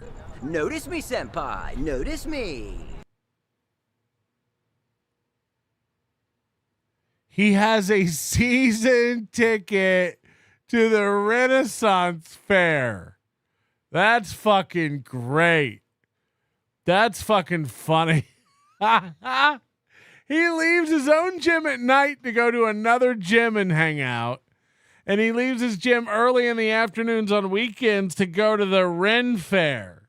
7 weekends. That's where I go spend my time. That's what I do in my downtime. I like a turkey leg. I like a big turkey leg and a mug of ale. Down there. Mead. So, and yeah, if there's nobody here, I sneak out early. But yeah, you should. If it's before 3 o'clock, I'll still. I like to get to the Ren Fair before 6 p.m. when things start really popping. You know, Jesus Christ, those maidens be fair. Am I right?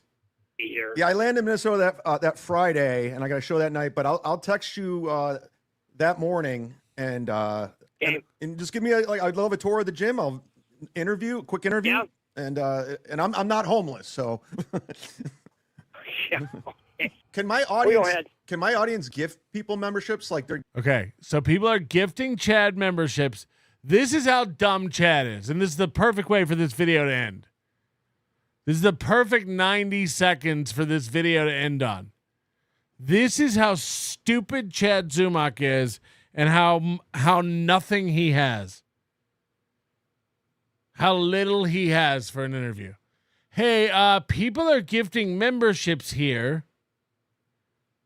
So now this. Ken Mosca, Kenya K, Isaac Walmart, can they gift somebody memberships? Is there a way to do that for people that want to come to your gym?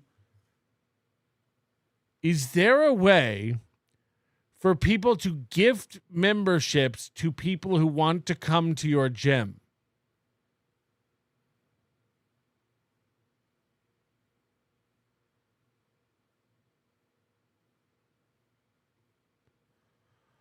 What?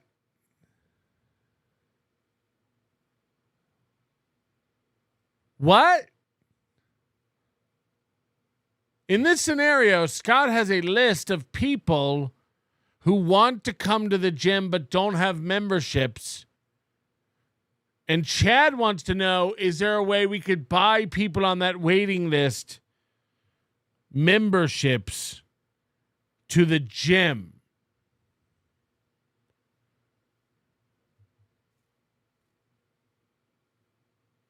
Hello? Good question. I've never had that asked. I mean, Right. Because no one comes in and goes, hey, do you guys have a group of people online who buy free memberships for people who want to come here? And people online don't ever reach out and go, hey, is there a list of people who want memberships, but I could buy them one? Huh? I mean, we send out gift certificates. Well, they buy gift certificates during Christmas time. Well, I mean, I have those certificates. It doesn't say Merry Christmas. Here's a gym. So Chad's already not listening to his stupid questions answer, and he's watching a video and making faces to the camera. Membership for you, but but to do it from someplace far away, And again, Scott, I don't know if Scott's confused or stupid, because it's like, why are you even entertaining this question? Be like, the answer to this is no. What are you talking about? How would that work? I suppose they would. I mean, they'd have to call. I don't have a thing online where you can buy a membership, but if anything, they would call the phone like you did and put it on their Visa card, and that would probably be the simplest way that I can think of. I don't have where you can buy a membership online or anything Right. Because why would you? like that. We're not fancy at all. Okay, it's all good, Coach Scott. I tell you what, man. Listen, I can't. All right, I wasn't really listening anyway. Gotta go. Thank you for talking to me. I hope this gets clicks. Wait to meet you in person. And again, it will have more views on Doom's channel than Chad will ever get on a show, ever again. Fun, and I appreciate your time. And again, we got your back. Aaron's out of control. I hope you don't see the video that he said all those awful things about you in, because it was gross. It's just like, way to call and make sure he knows about it. Hey, there's a video out of Aaron saying all this awful shit about you. I hope you don't see it. No, I don't know anything about it there, Chad. Yeah, well, it's out there, and it's really bad. It's really, really bad. Yeah, I wouldn't watch it if I were you. Shmuel Buckman says, you're a good man, Scott. I'm not Scott. Cindy says, did we meet the goal? Love you, Big Sauce. We're actually $143. I love you, short of the goal today. We're actually 143 short. So I'll just stay here until we get it. Really. I had some other stories to do, but I'm not going to be able to focus without that 143. Let me just check and make sure nothing's coming in on my Venmo. P-Melt on Venmo. Patrick at nobodylikesonions.com on PayPal. No, nothing coming in. Nothing coming in. Guys, we are 143. Hey, if you want to be on our list, you give over 50, we put you on our list, and that's fun. That's fun. And so we will be doing that. Let me just do a refresh on the StreamYard. And no more gifteds are coming in. We do accept gifteds now. I know for a while we didn't. So a lot of people might not understand that we are doing gifteds. Muttering Jay is triggered in our chat, losing his mind. That's just how it works. We are honest about our goal over here. We only say what we need. We need 143.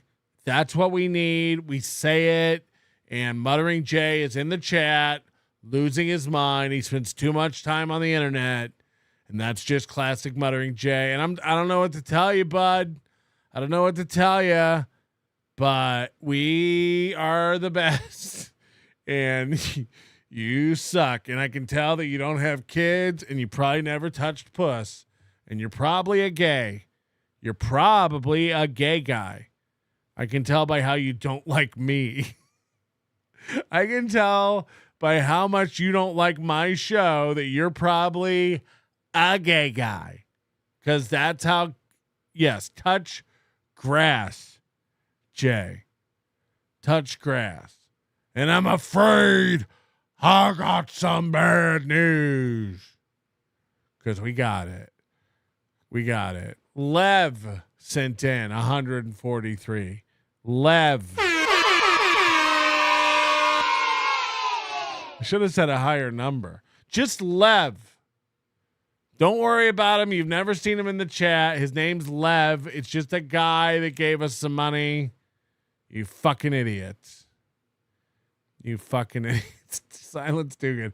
I had a dream last night. You came on to do a show and you just kind of sat there and played clips to music.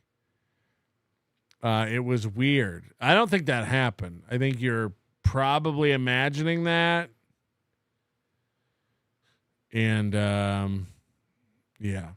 Patrick, did you give Scott any onion merch? No, but I would trade a hat with him. We should trade a hat. Of course, it'll have to be a stock hat. It can't be one of the cool ones. Again, only Cardiff's kids and I have this hat. This is 2. There's only 2 in existence. And that's how it works. Oh, wait. Fuck. What did I do? Lava Star. Are you Star? I don't even know. Thank you for becoming an Overdose Light membership level. You can join the Overdose Light, and get access to our show from last night, where I may or maybe didn't play a bunch of clips to music. I don't remember. Anyway, I hope this sunburn heals tomorrow. This little piggy is on Carl's channel. Boo, boo. So don't give him any money. Remember, we're actually fighting Carl now because him and Megan have been talking mad shit about me with their Is It Gay game. And we're actually against Carl now. We're actually against him. Because he's doing Point Dabble Point, which is basically doesn't even talk about Stuttering John anymore. They just talk about Aaron. So he's basically doing 2 This Little Piggies, and I don't get invited over to Point Dabble Point for a profit share of that. So why do I should do all the This Little Piggies, and Carl should do the Point Dabble Points. And I get all the money. And it's not like I wouldn't still come on your new Aaron show, Point Dabble Point, because that's gotten so fucking stale you can't keep it going anymore. So now you're like appropriating This Little Piggy over to Point Dabble Point. Don't think we don't notice, Carl. And we're all pissed. Me, Moody, and Rocco, we've all started a separate chat. And we're all thinking about overthrowing you from the entire organization. That's a fact check. Coach Lev Kumar says, Riles, prove you're not poor or I win. Did you hear us talk about the cigars? Did you hear this hot cigar talk from Riles? And then he's like buying crypto every 2 minutes. He's just posting screenshots of his crypto. Moody says, I'm the most pissed. Yeah, he's always like, I do it for the love of the game. I don't really like... That's his accent. I don't really like money. I do it for the love of the game. That was a mistake. I do it for money. I do it for money. So, Moody, you're a fucking tard. You're dumb. You're dumb. I do it for dollars. Brian Land and Lev just bought at least 3 more hours. What? And by the way, Brian Land, I see you dropping hundreds on everybody, and then you're over here with your $3. How much is this worth?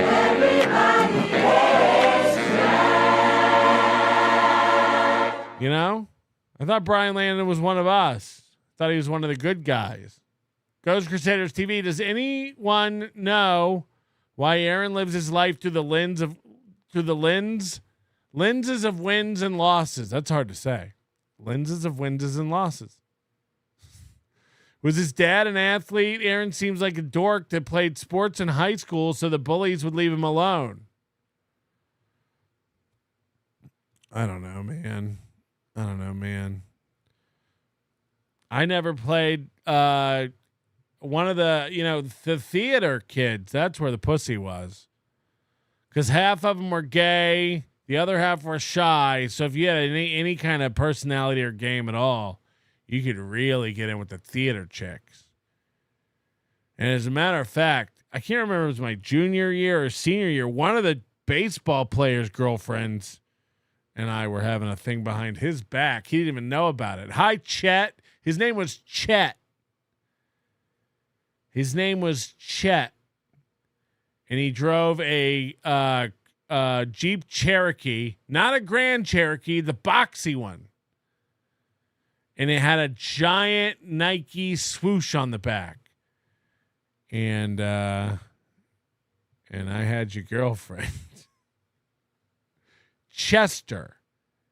His name was Chester. Chet. Find him. Tell him about it. Seize the day. Yeah, Lev for 4 more hours. Thank you, Lev. What? Get real. Based on a conspiracy theory, so no Metropolitan Detective, huh? We had a 5-hour show about Coach Scott. This was an emergency. These were the Minnesota files, and you're over here screaming about Metropolitan Detective? Ryle says cheating was bad. It was high school, not real life, stupid. It was high school, not real life. Nobody got hurt. Chester the molester. Ugh. We want more. You can't afford me. I gotta sleep. This isn't about you. It's about money. I have to take a break so I can save up. Wait. I have to take a break so you can save up money to give to Carl tomorrow on this little piggy. And I have to sit there and just be like, yeah, this is great on Carl's channel while he just cucks me out of my life. You know, it's bad enough to steal Is It Gay? It's bad enough to steal Megan as a fan. It's bad enough to repurpose Point Dabble Point to be a new This Little Piggy program and cut me out.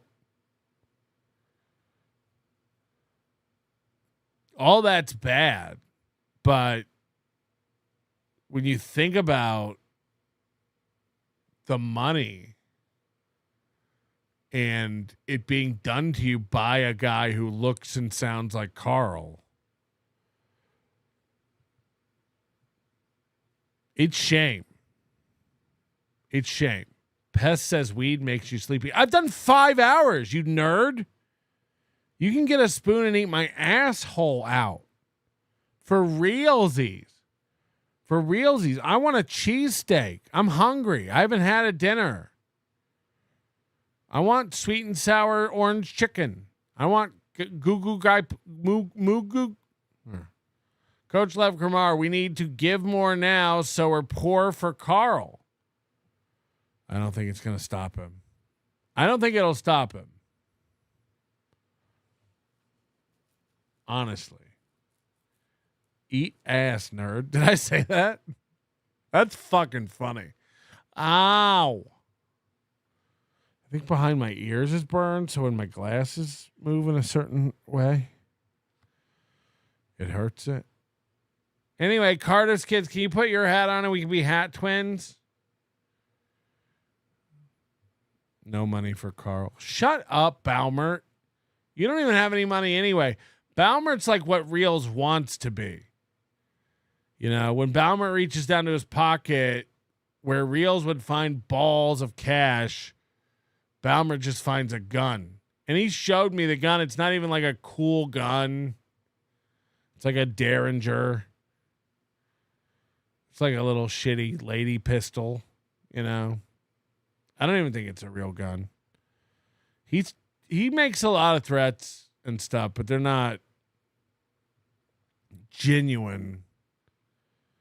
Like, he can't back up most of what he says. That's a fact. Aaron the Ratata. Aaron the Ratata says secure. Secure. Jimmy Derringer. Hi, everybody. I'm Jimmy Derringer. Do me a favor. Hit the like button. We've had a good time tonight. People want us to end so they can go back to the beginning and watch it in its totality. That's fair. That's fair. G-Rob says a Derringer only has 2 shots. No. Mine's belt fed. You don't even know. I have an adapter.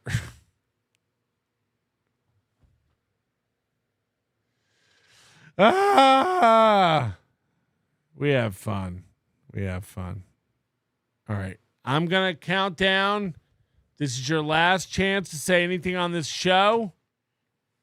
I'm going to give everybody 20 seconds. Okay? And then we're going to do a nice, clean exit. I've had a good time here with you tonight. You're all very special individuals. And you have 15 seconds left. I don't want to drag it out. You don't want to drag it out. There's probably nothing of importance left to even be said. Except for this. I'm afraid I got some bad news. Lev Kramar is a poor. Lev Kramar is a poor.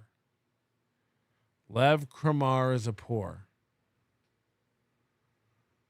Think about that, Lev. Think about that.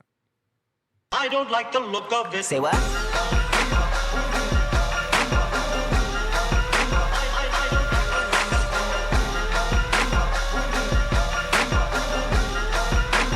I don't like the look of it.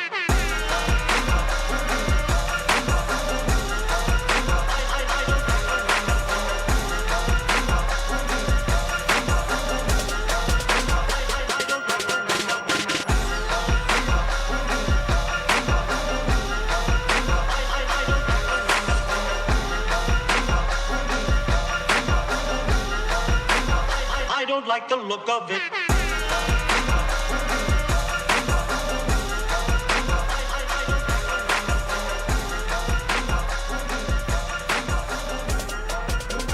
I don't like the look of it. If you are wise, you'll listen to me.